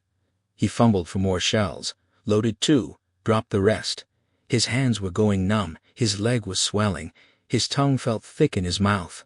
He screamed in frustration, but by the time he looked through the scope again, they were gone. He could see their shadows for a moment, then nothing.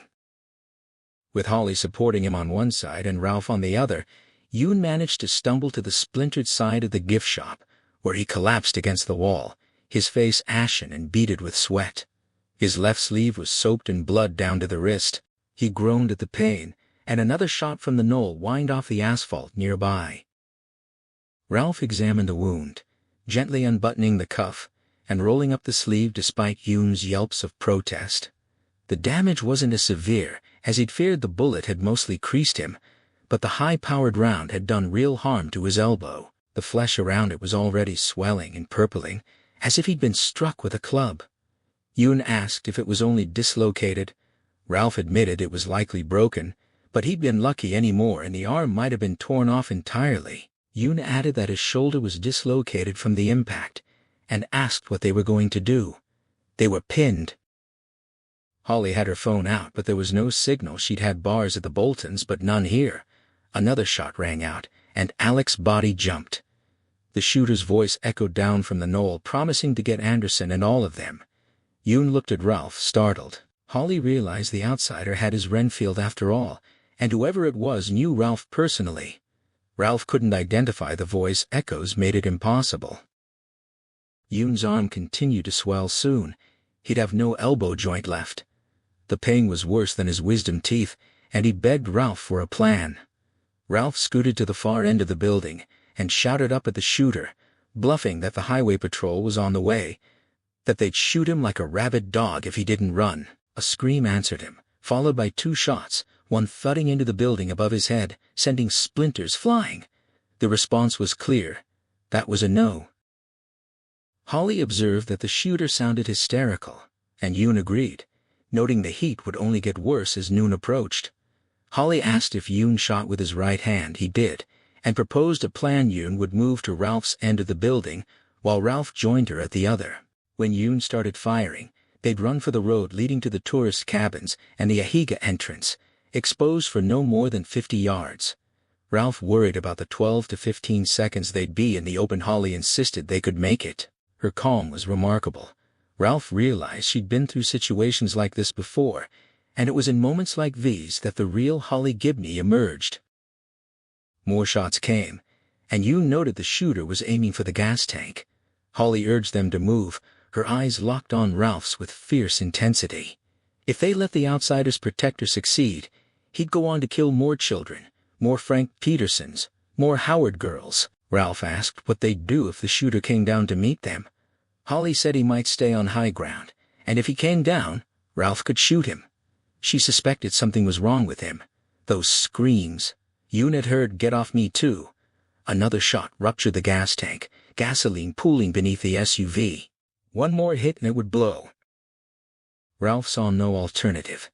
They couldn't stay here and wait to be picked off through the flimsy gift shop walls. He told Yoon to give them cover. Yoon edged to the corner, hissing with pain, his Glock held against his chest. Ralph and Holly moved to the opposite end. Beyond them, the service road led up the hill between 2 boulders painted with flags, an American flag on one, the Texas Lone Star on the other.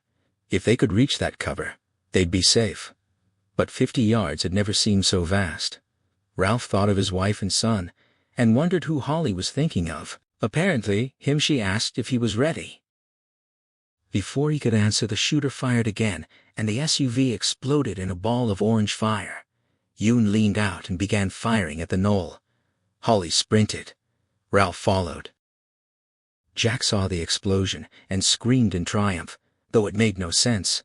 Then he spotted 2 of the meddlers running for the service road, the woman leading, Anderson behind her. He swung his rifle toward them, but before he could fire, an incoming round sent rock chips stinging his shoulder. The one they'd left behind was shooting, and though the range was too long for accuracy, that one had been too close. Jack ducked, feeling his neck glands bulge and throb, his skin sizzling, his eyes too large for their sockets.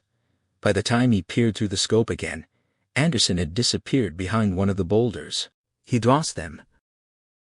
Black smoke rose from the burning SUV with no wind to disperse it. The voice inside his head told him to go down, to get them before they reached the Ahiga path. Jack didn't know what that was, but he understood the path marked by the Indian sign. He started back the way he'd come, fell, clawed his way up again, and looked down at himself. The snake-bitten leg had swollen to twice its normal size, the pants stretched tight. Worse, his crotch bulged grotesquely.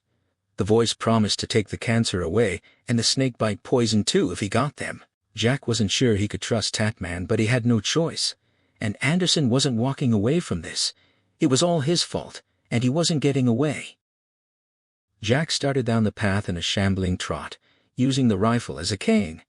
His swollen leg gave way on the loose scree, and when he fell again, His pants split open to reveal flesh turning purplish, black and necrotic. He clawed his way back up, his face puffing, drenched in sweat, convinced he was going to die on this god-forsaken rock, but determined not to die alone. Ralph and Holly ran doubled over up the spur road, heads tucked. At the top of the first rise they paused to catch their breath, and Ralph spotted a truck parked beside a long equipment shed. Recognition hit him like a physical blowjack. Hoskins' vehicle. That explained how the shooter knew him. Holly dismissed the need to understand why Hoskins was involved. He'd stopped shooting, which meant he was coming down. They had to move. Ralph took the lead on the path up the backside of the knoll, his Glock ready. The climb was treacherous, loose screes sliding underfoot. Soon Ralph heard the clatter of rocks from above. Hoskins descending toward them. They rounded an outcropping and found a straight stretch of path ahead. The sound of Hoskins was closer now, but the rock maze made it impossible to gauge the distance. Ralph worried about running into him on this narrow track. Ricochets would be deadly. Holly urged him forward, and they ran for the next turn. Ralph peered around it, expecting to face Hoskins' rifle, but instead saw the wooden sign with Chief Ahiga's fading portrait. They sprinted toward it, Hoskins's gasping breaths and falling footsteps growing nearer. Ralph shoved Holly onto the Ahiga path, then stepped behind the sign, peering through a crack in the warped boards. Hoskins staggered into view, his split pants and grotesquely swollen leg making it clear why he kept falling. He still clutched the rifle but used it as a cane, his fingers nowhere near the trigger. His hands trembled violently. His eyes were sunken and bloodshot, and his face was a mask of rock dust streaked with sweat where the moisture had cut through. The skin was red and raw, as if afflicted by some terrible rash. Ralph stepped out, Glock trained on him, ordering him to stop and drop the weapon. Hoskins skidded to a halt but kept hold of the rifle by the barrel. He spat out a bitter insult, and Ralph told him he had no patience for bullshit. He'd killed 2 men and wounded another. Hoskins retorted that they shouldn't have come, that they'd gotten what they deserved for meddling. Holly stepped forward, asking what exactly they'd been meddling in, and Hoskins's cracked lips split as he smiled, calling her a meddling bitch and naming Tatman. Ralph ordered him to drop the rifle. Hoskins warned them to leave, or Tatman would poison them as he'd been poisoned. Holly asked how that had happened, and Hoskins revealed it was just a touch back of the neck, at the barn in Canning Township. He accused Ralph of sending him there. Ralph denied it, saying he hadn't known anything about it, and gave a final warning. Hoskins seemed to consider, then slowly moved his hand down the barrel toward the trigger.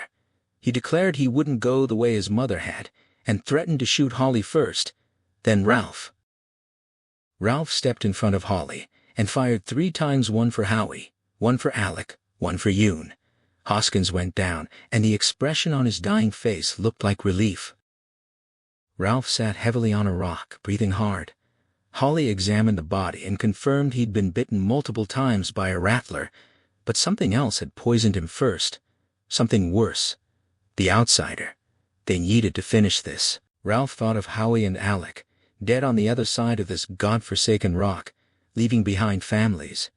Yoon was still alive but wounded and in shock. He offered Holly his pistol, but she declined. He stood and said they'd do it together.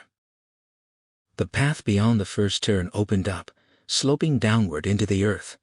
Rock walls rose on either side, covered with ancient pictographs, figures and symbols painted by hands long turned to dust, though many had been defaced or covered entirely by layers of modern spray paint. Ralph absorbed the vandalism without comment, his focus fixed on what lay ahead. Holly stated the obvious: their quarry would sense their approach. Ralph acknowledged it, then voiced a quiet regret about not bringing one of the ultraviolet flashlights. She produced one from the sagging pocket of her jacket, and he found himself genuinely impressed by her preparedness. He made a dry remark about hard hats, and she shot back with a gentle dismissal of his attempt at levity. They rounded another bend and discovered a small hollow carved into the rock face, about chest high. Above it, faded black letters spelled out a solemn promise of remembrance. Inside the niche sat a dusty vase, its dead branches reaching upward like skeletal fingers, the flowers they once held long gone. Scattered at the base were half a dozen small plastic figures, toy versions of Chief Ahiga, yellowed and cracked by decades of sun and neglect.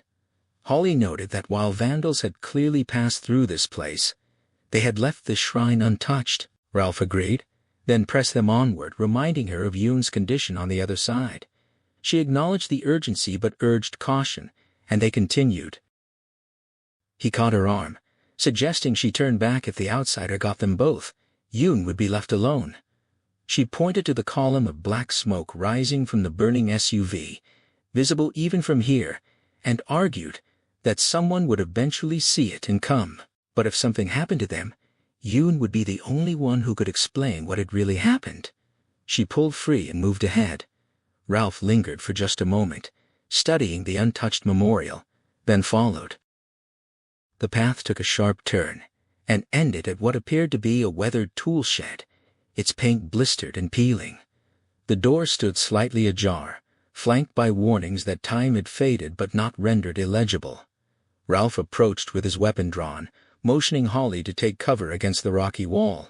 He swung the door open in a low crouch, gun trained on the darkness within. Inside was a small, empty chamber, littered with splintered boards, the remains of a barrier that had once sealed a 6-foot fissure in the rock, now torn away. Holly examined the ruined lock, noting that it had been designed to secure from the outside only, suggesting that whoever installed it had hoped the lost twins or their rescuers might find their way back and not be trapped inside. Ralph reflected that no one ever had. She crossed to the fissure and asked if he could smell it, that faint but unmistakable odor of decay mixed with stale dampness. He could, and it stirred a memory from his childhood, something he didn't share. They stepped into the darkness. The fissure was tall enough that Ralph didn't need to stoop. Holly switched on the flashlight, sweeping it ahead to reveal a descending corridor, then down at their feet, glowing droplets marked a trail into the depths, the same residue her makeshift black light had revealed in his own home. She chose not to state the obvious connection. For the first 60 feet they moved side by side, but the passage soon narrowed, forcing Ralph to take the lead. He held the light in his left hand, his weapon in his right. The walls glittered with mineral streaks in shades of red, lavender, and greenish yellow. He occasionally aimed the beam upward, checking the ragged ceiling for any sign of movement among the broken stalactites. The air felt colder than it should have, and he realized they were both still damp with the sweat of fear. A draft from somewhere deeper carried that rotten sweetness to them. He stopped abruptly, and Holly bumped into him from behind. She whispered a question. Instead of answering, he shone the light on a rift in the rock to their left, where someone had spray-painted 2 words, a declaration that the opening had been checked and found empty. They moved on, slowly, and Ralph felt a growing dread settle over him, a conviction that he might never see sunlight again, or his wife and son. The darkness pressed in, and he realized how much he had always taken daylight for granted. Holly whispered that the place was horrible. He agreed, and again suggested she turn back. Her only response was a gentle push against his back, urging him forward. They passed more fissures, each marked with the same verdict, and Ralph wondered how long ago those words had been sprayed. 15 years? 20? Who had been here since, aside from the outsider? He forced himself to remember what had brought them here. The clearing in Figgis Park, the brutalized child, the bloody branch, Terry Maitland's dying question. He kept moving. The passage narrowed further, choked with rubble on both sides. Ralph shone the light upward and saw a deep cavity in the ceiling, the aftermath of a cave-in. Holly understood immediately. The second rescue party had cleared the largest debris and simply pushed the rest aside. They squeezed through, Ralph turning sideways to fit, handing Holly the light and raising his gun hand protectively. She kept the beam trained ahead. He told her she sounded cold. She admitted she was, and reminded him to be quiet. Their quarry could hear them. He countered that it didn't matter, the outsider already knew they were coming. He started to ask if she thought a bullet would kill it, but she cut him off with a sharp warning to stop. He froze, heart pounding, as she swept the light past his feet. Draped over the rubble was the body of a coyote, or what was left of it. The head was gone, the belly torn open and emptied. That, she said, was the source of the smell. Ralph stepped over the carcass. 10 feet farther on he found the head, staring with an expression of exaggerated surprise that took him a moment to understand. Holly realized at first the eyes had been removed. The creature hadn't just fed on the flesh, it had taken the eyes. Ralph noted that the outsider's appetite extended beyond human victims and beyond mere blood and flesh. Holly observed that their relentless pursuit had disrupted its usual cycle of hibernation, denying it the sustenance it craved. It must be desperate, she said, and weak, Ralph added, reminding her of her own assessment.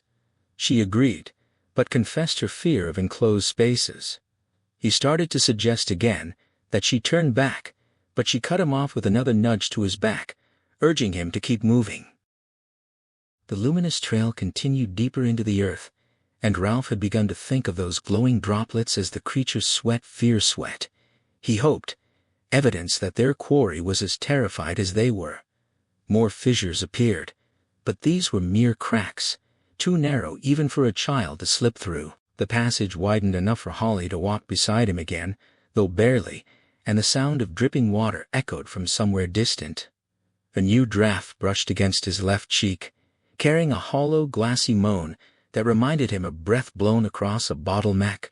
He found it almost incomprehensible that people had once paid to explore this place, but they hadn't known what he now knew, what he now believed. There was something about being deep in the earth that made the impossible suddenly seem plausible. Holly warned him to watch his step, and he saw more remains gophers torn apart, and beyond them the shredded skin of a rattlesnake, its body consumed. They reached the top of a steep slope, its surface worn smooth as polished stone by some ancient watercourse. A rusted steel railing ran along one side, and when Holly swept the light across it, they saw not just scattered droplets, but distinct palm and prints that would match Claude Bolton's, Ralph was certain.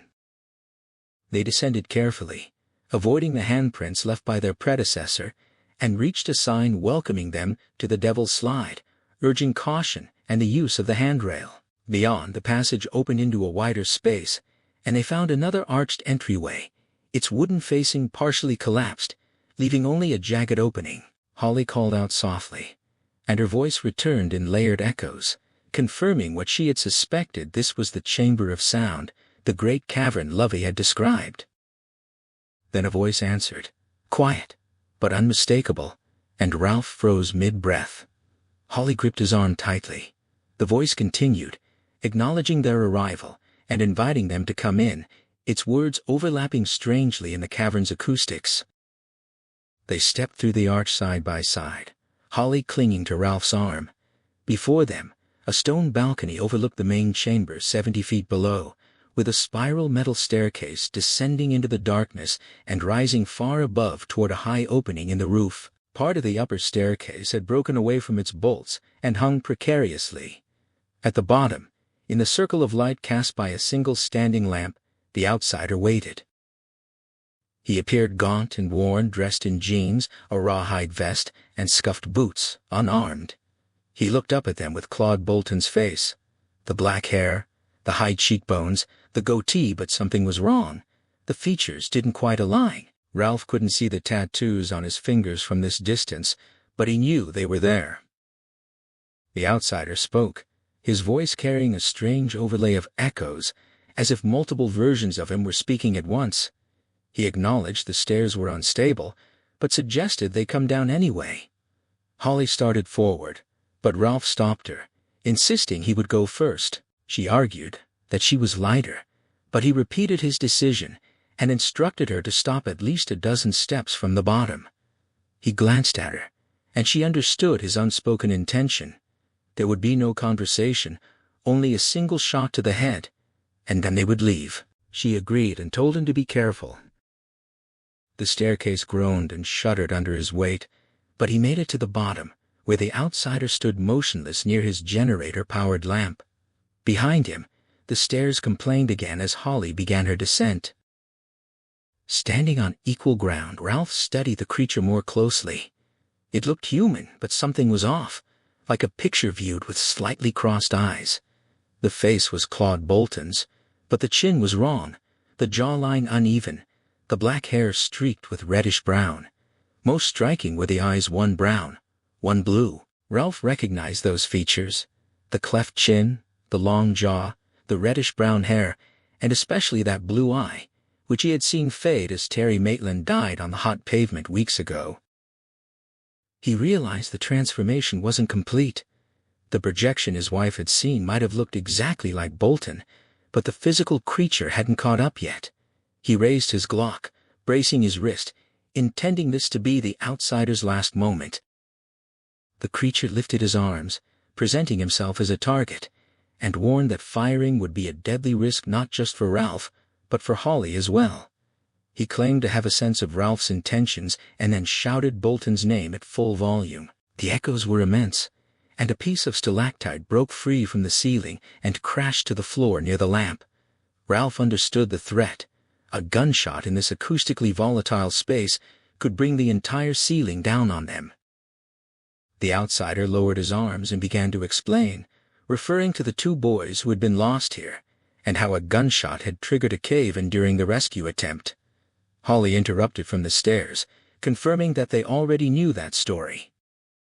The outsider corrected Holly's assumption about where the cave-in had occurred, pointing out that the Devil's Slide passage had dampened the sound of the gunshot that triggered it. He then warned that a shot fired here could bring down stalactites, crush them, or collapse the entire bluff. Holly descended another step despite Ralph's silent wish for her to stay back. She announced that they knew why he was here. Claude Bolton's relatives were buried in this place. The outsider confirmed it, smiling widely, his gold tooth catching the lamplight. He explained that he could feel the dead in the earth, especially Roger Bolton and his sons, whose bloodline he was becoming. Ralph noted the remains of small animals beside the cot, and the outsider dismissed them impatiently, describing how the dead emanated a kind of glow, not food, but strength. Holly suggested it was like DNA, tribal or racial, and the outsider seemed to agree, reaching out his tattooed hand. She shouted for him to stop, and a chunk of rock fell from the wall. The outsider warned against raising her voice again, and Holly reminded Ralph that the creature's touch was poisonous. The outsider clarified that the poison was only active during his transformative state, and that he could sometimes enter the minds of those he touched, or their loved ones, as he had done with Frank Peterson's family. Ralph ordered him to stay where he was, and the outsider complied, raising his hands in mock surrender, declaring a standoff. Ralph pointed out that the outsider had brought this on himself, and the creature conceded that Maitland had been a mistake, though he maintained that strong alibis and reputations rarely mattered. People were blind to explanations outside their reality.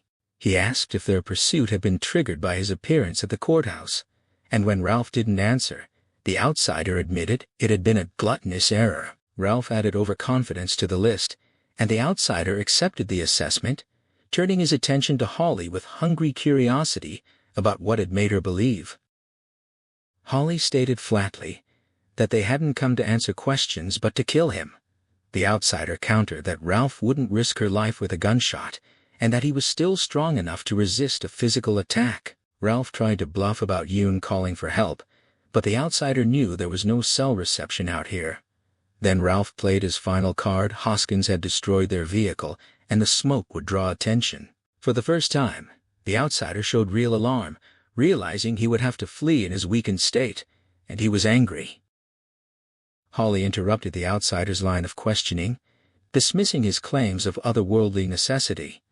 She stripped away his supernatural pretensions and reduced him to what she saw beneath a sexual sadist and a pedophile. The creature recoiled as if struck, momentarily forgetting the smoke rising from the burned-out SUV.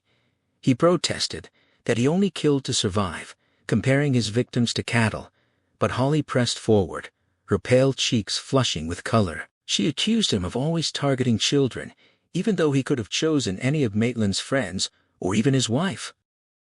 The outsider insisted that children were the strongest, sweetest food. Holly countered with disgust, pointing out that he didn't just eat them, he ejaculated on them. He claimed it was to leave DNA, but she shouted back that he could leave it other ways, and demanded to know if he was impotent, since he never actually penetrated his victims. Enraged, He charged at her, his face twisting into something inhuman and hateful. Ralph raised his gun, but Holly stepped into his line of fire, shouting for him not to shoot. Something large fell from the ceiling, smashing the cot and cooler. Holly pulled a long white object from her sagging pocket, a sock loaded with something heavy, and switched on the UV flashlight, shining it directly into the outsider's face. He flinched, snarling, but kept reaching for her. She swung the sock with all her strength, connecting with his temple.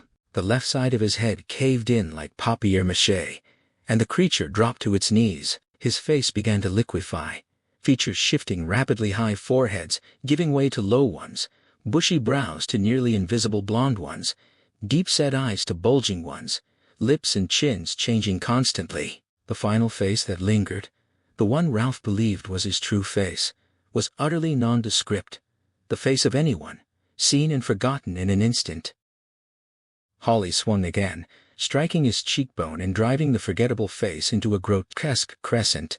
Ralph realized that all the faces, Claude's, Terry's, Heath Holmes's, were nothing but false fronts, stage dressing. Reddish worms began to pour from the creature's shattered head, from its nose, from its mangled mouth.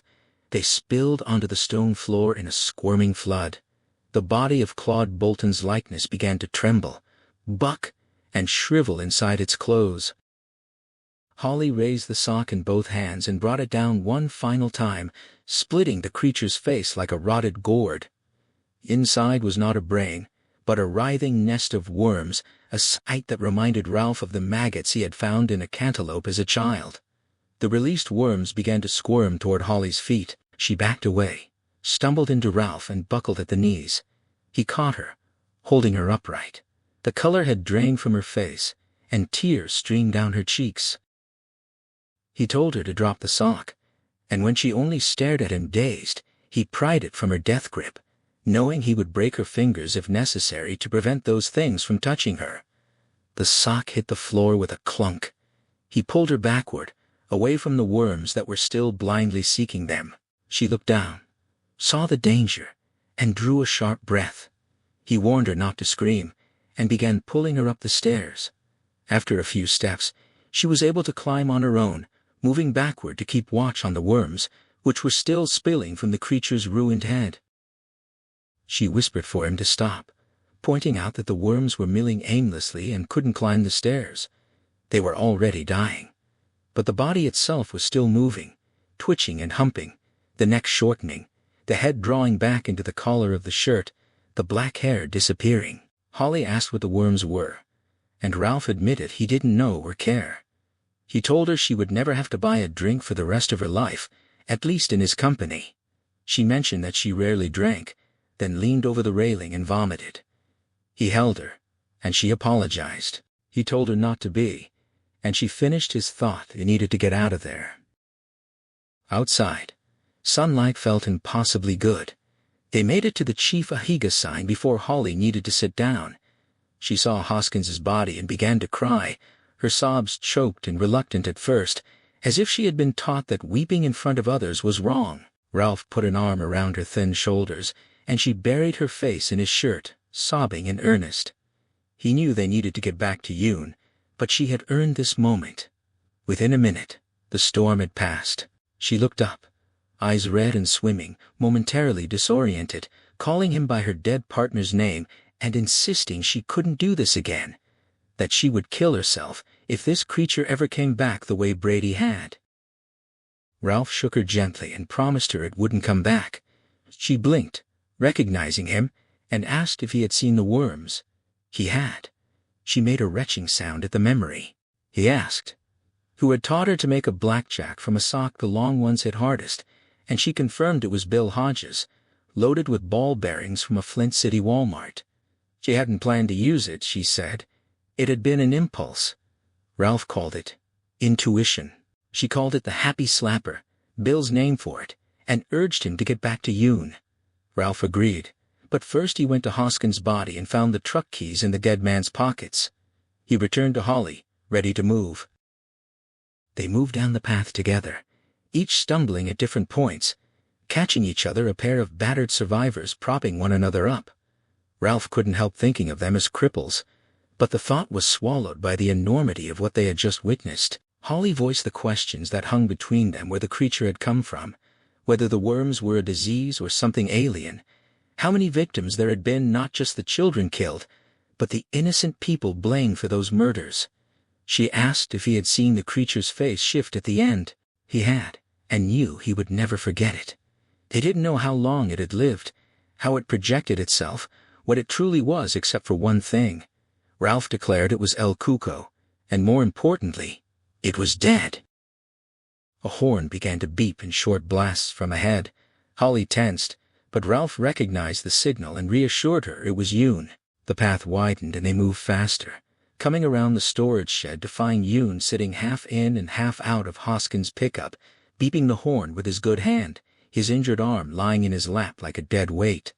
Ralph told him to stop, and Yoon asked if they had gotten the creature. Ralph confirmed it, giving Holly the credit, and assured him the creature's days of killing children were over. Yoon looked at Holly with surprise and asked how she had done it. She deflected, focusing instead on his condition. He admitted he had felt dizzy and had to rest, and that he had been praying to meet them coming out. He had found the truck and knew it belonged to the shooter, John P. Hoskins. Ralph confirmed Hoskins was dead, killed by his own hand, and explained that the outsider had somehow sent him. Yoon had found nothing useful in the truck, no keys or pain relief. Ralph produced the keys from Hoskins' pocket, and Holly produced a bottle of Motrin from her endless supply of pockets. Ralph joked about what else she might be carrying, and she told him to work on his sense of humor. Yoon took the pills gratefully, praising her preparedness. Holly asked about fire sirens, and Yoon said he hadn't heard any, though Ralph assured him they would come. But Yoon wouldn't be there when they did. He needed to get to a hospital. Holly would drive, with a stop at the Boltons on the way. Ralph announced he was staying behind to move the bodies of Howie and Alec out of the sun. Yoon warned about messing with the crime scene, but Ralph wouldn't allow the two men to cook next to the burning vehicle. Yoon had no argument. Ralph would drive them around to the parking lot, then Holly would take over. Before they moved, they needed to discuss their story. In the parking lot, Ralph got out and met Holly coming around the hood. She hugged him briefly but fiercely. The rental SUV had mostly burned out, and the smoke was thinning. Yoon moved painfully into the passenger seat, and Ralph leaned in. Yoon asked if the creature was truly dead, and Ralph assured him it was. The body would leave only clothes and dead worms. Holly added that the worms would decay rapidly, but there might be DNA on the clothes, possibly a mix of Claude's and Terry's, given the incomplete changeover, which would make it worthless. Claude would be all right. Ralph gave Yoon his phone and outlined the calls he needed to make once he had a signal DA Bill Samuels, Ralph's wife, Chief Geller, and Captain Horace Kinney of the Texas Highway Patrol. Holly would handle the Boltons in person. Ralph urged them to leave before the fire trucks arrived and got them stuck. With the seat adjusted, Holly turned to them, looking tired but focused. She insisted they keep their story simple and close to the truth. Yoon asked if she had been through something like this before, and she confirmed it. She believed people would believe them, even with unanswered questions. Ralph closed the passenger door and watched them drive away in Hoskins' truck, admiring Holly's skill as she navigated the rough terrain to spare Yoon's arm. He went to Alec's body first, knowing it would be the harder one to move. The heat from the burned-out SUV was still intense, and Alec's face and arms had blackened, his head burned bald. Ralph grabbed him by the belt and began dragging him toward the gift shop, trying not to think about the bits being left behind, or how Alec now resembled the burned man from the courthouse. The thought made him stop, stagger away, and vomit. When he recovered, he finished the grim task, dragging first Alec and then Howie into the shade. He rested, then examined the padlocked door of the gift shop. It was weather-worn and flimsy. The second blow broke the hinges. Inside, the air was explosive with heat, but the shelves still held a few souvenir T-shirts. He took two and shook off the dust. The sirens were close now, and he guessed the fire trucks would stop to cut the chain rather than risk the hardpan. He had a little time. He knelt and covered the faces of the two dead men. Good men who had expected years of life ahead of them, men with grieving families. The only comfort, if any, could be found, was that their grief would not become a monster's meal. He sat beside them, forearms on his knees, chin on his chest, wondering if he bore responsibility for these deaths. Too partly, perhaps, because the chain always led back to that disastrous public arrest. But even in his exhaustion, he knew he didn't need to own all of it. Holly had said they would believe, and he knew why. They would believe even a shaky story, because footsteps didn't just end, because maggots couldn't hatch inside a ripe cantaloupe with intact skin. They would believe, because to admit any other possibility was to call reality itself into question. The irony was inescapable. The very thing that had protected the outsider during its long life of murder would now protect them. Ralph thought of the endless universe and waited in the shade for the fire trucks to arrive. Holly drove with rigid focus, hands at 10 and 2, while Yoon made the calls from the passenger seat. Bill Samuels received the news of Howie and Alec's deaths with horror, but Yoon cut him off. There would be time for details later. Samuels was to re-interview all the witnesses, starting with Willow Rainwater, and plant doubts about whether the man she had driven was truly Terry Maitland. Yoon emphasized that Samuels needed to question her in a way that sowed uncertainty. Samuels agreed, noting that the witnesses already had doubts, especially since the video of Terry at the Cap City convention had gone viral. He pressed for details about Howie and Alec, but Yoon told him to focus on the witnesses and listen carefully to instructions about the meeting they had held 2 nights earlier. Samuels listened and agreed. Yoon called Jeannie Anderson next, and that conversation was longer. She needed a fuller explanation, and when he finished, there were tears, mostly of relief it seemed. Men had died. Yoon was injured, but her husband was alive. Yoon gave her instructions, and she agreed to follow them immediately. He was about to call Chief Geller when 2 Texas Highway Patrol cars sped past, heading toward the Marysville Hole. Yoon hoped one of them was the trooper who had spoken to the Bolton Sipe, he thought, though Holly corrected him. Owen Sipe. She asked about his arm, and he admitted it still hurt badly, considering taking more Motrin. She warned him against it, and told him to delete the call records from his recent list before making the rest of his calls. He complied, acknowledging her caution. At the Boltons' house, Lovey produced old Percocets for Yoon's pain, and Claude, who had taken a first aid course in prison, bandaged his wound while Holly spoke rapidly. She needed them to understand their role before the authorities arrived, which would be soon. Lovey and Claude had already felt the outsider's presence. Claude had sensed it even before the recent night of disturbance.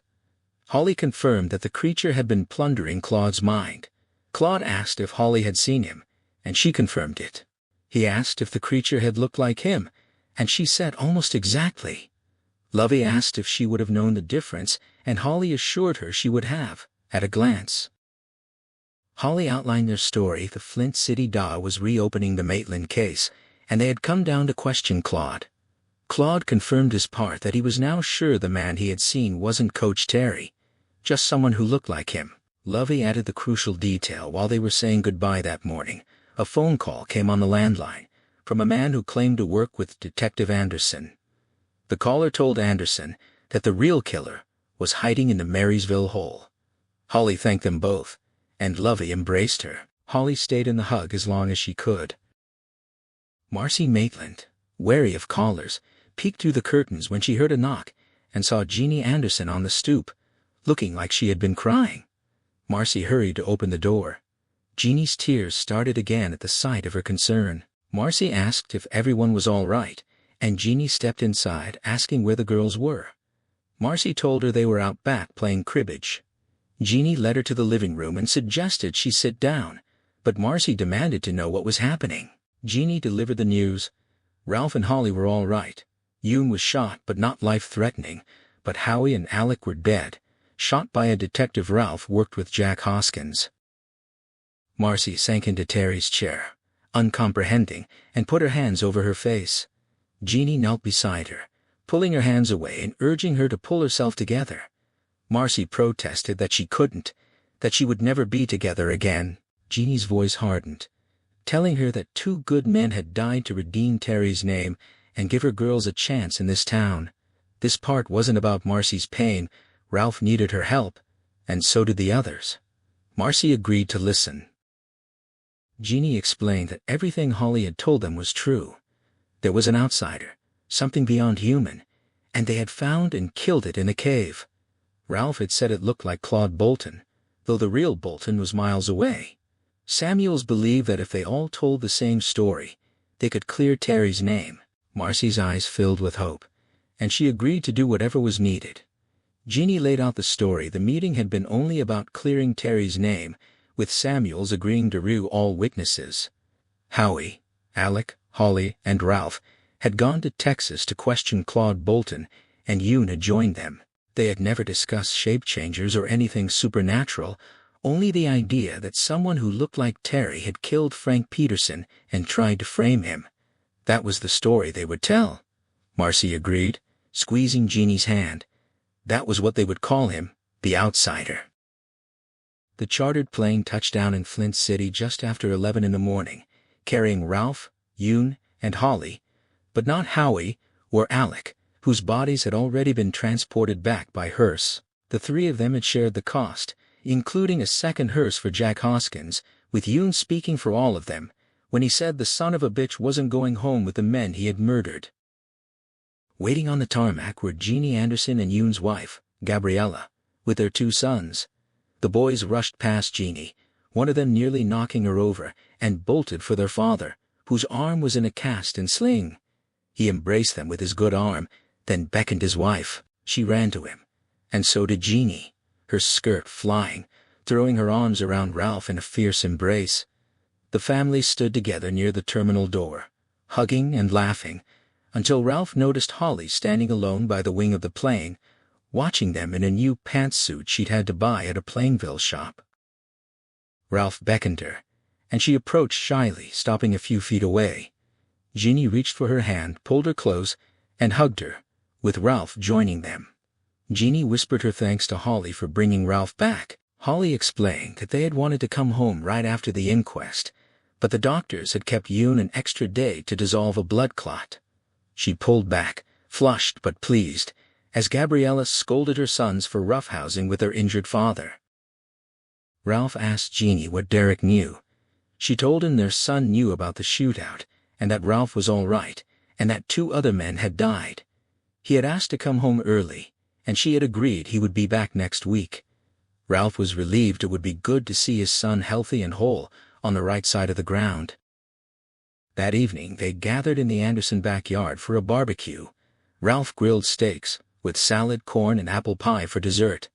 Yoon complimented the American meal, and Holly said it was delicious. Bill Samuels joked that he might not be ready to eat again until Labor Day, and Jeannie poured him a beer, teasing that he needed a wife to feed him up. Samuels mused that there would be demand for a good lawyer in town now that Howie was gone, then caught himself, brushing at a cowlick that his fresh haircut had removed. Ralph raised his bottle to absent friends, and they drank. Holly murmured that sometimes life could be very poopy, and no one laughed.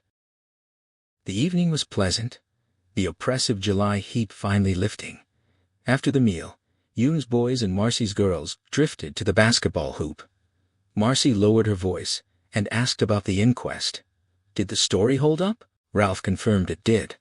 Hoskins had called the Bolton house and lured them to the Marysville hole, where he had gone on a shooting spree, killing Howie and Alec and wounding Yoon.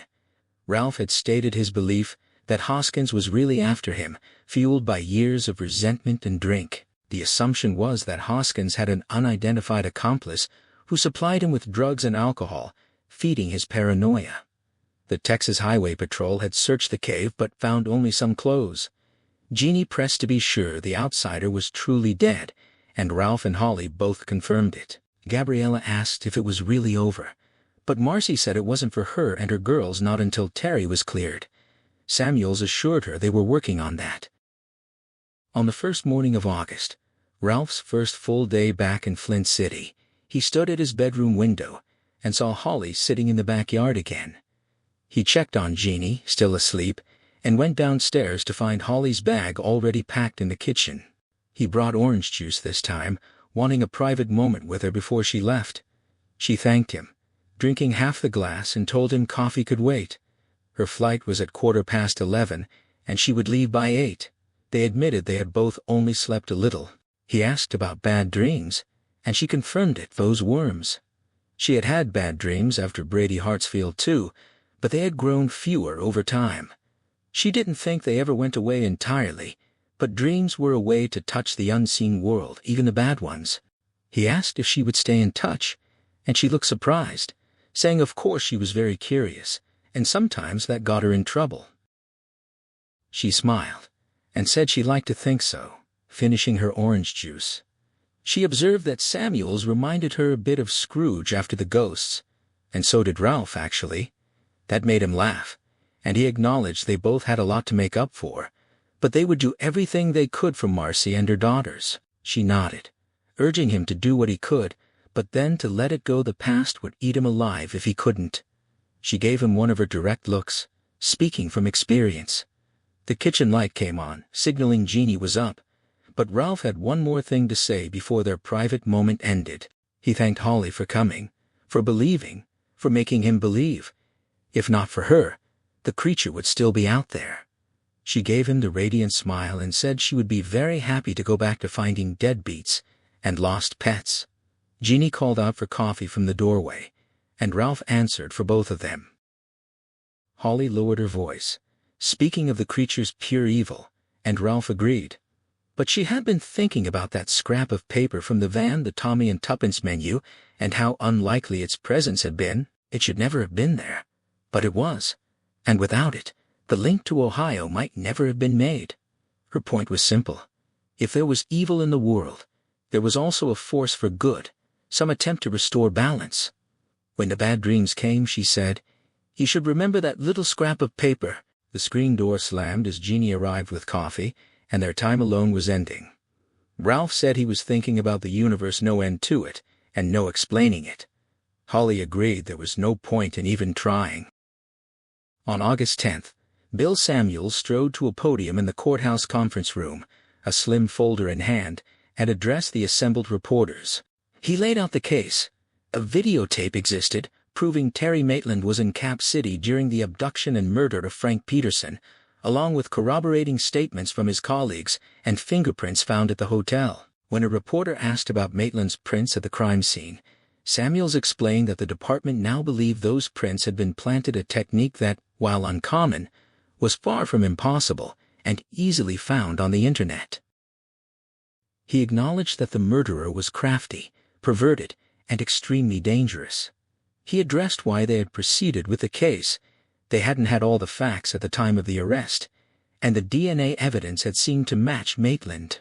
But DNA matching could be flawed, especially with mixed samples, and the samples in this case had been degraded by exposure to ultraviolet light during testing, rendering them inadmissible in court.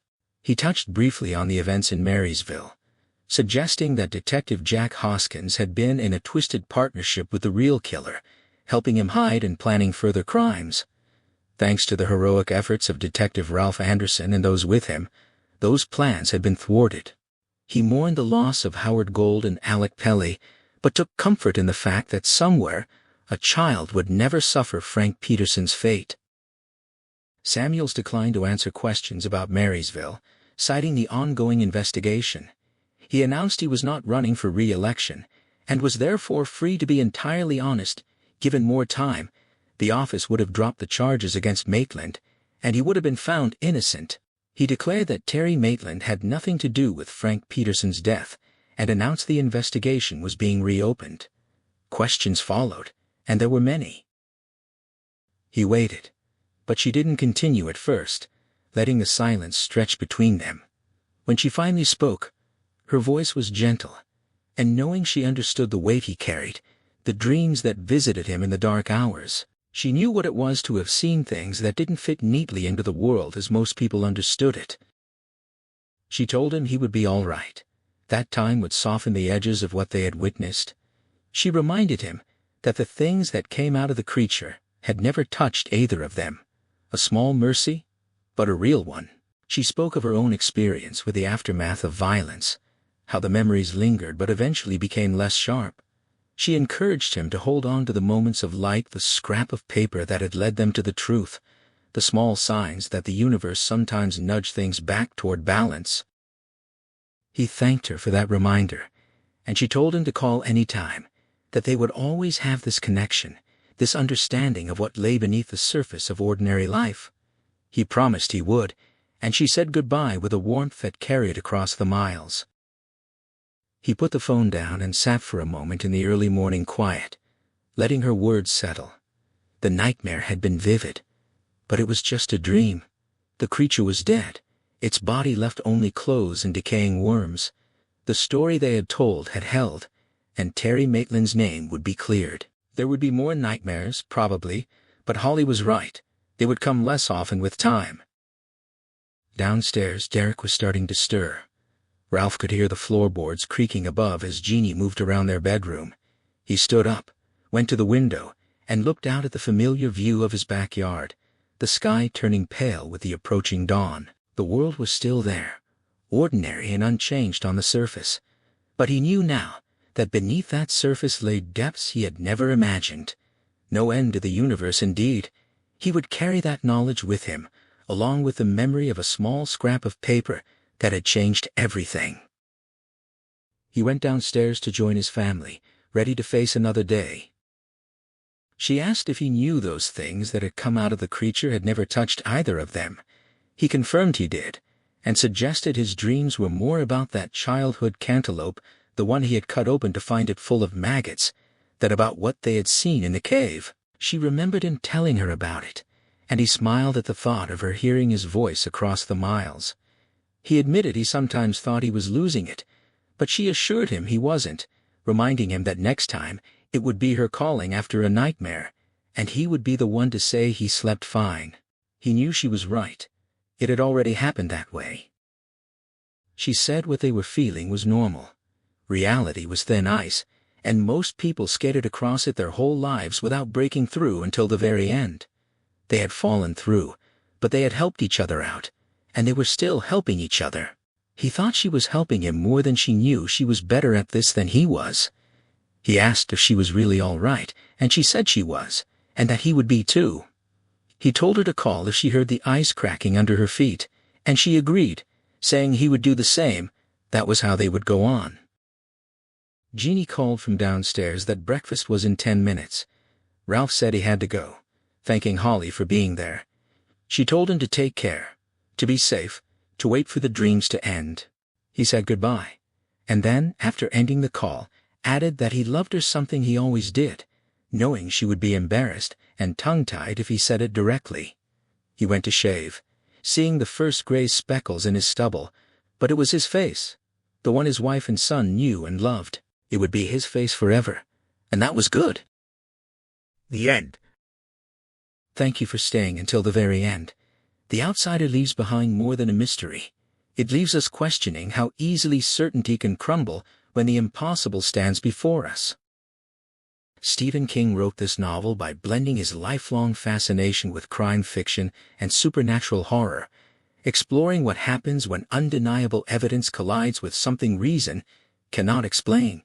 His writing process has always been rooted in following his characters rather than forcing the story, allowing the mystery to unfold naturally.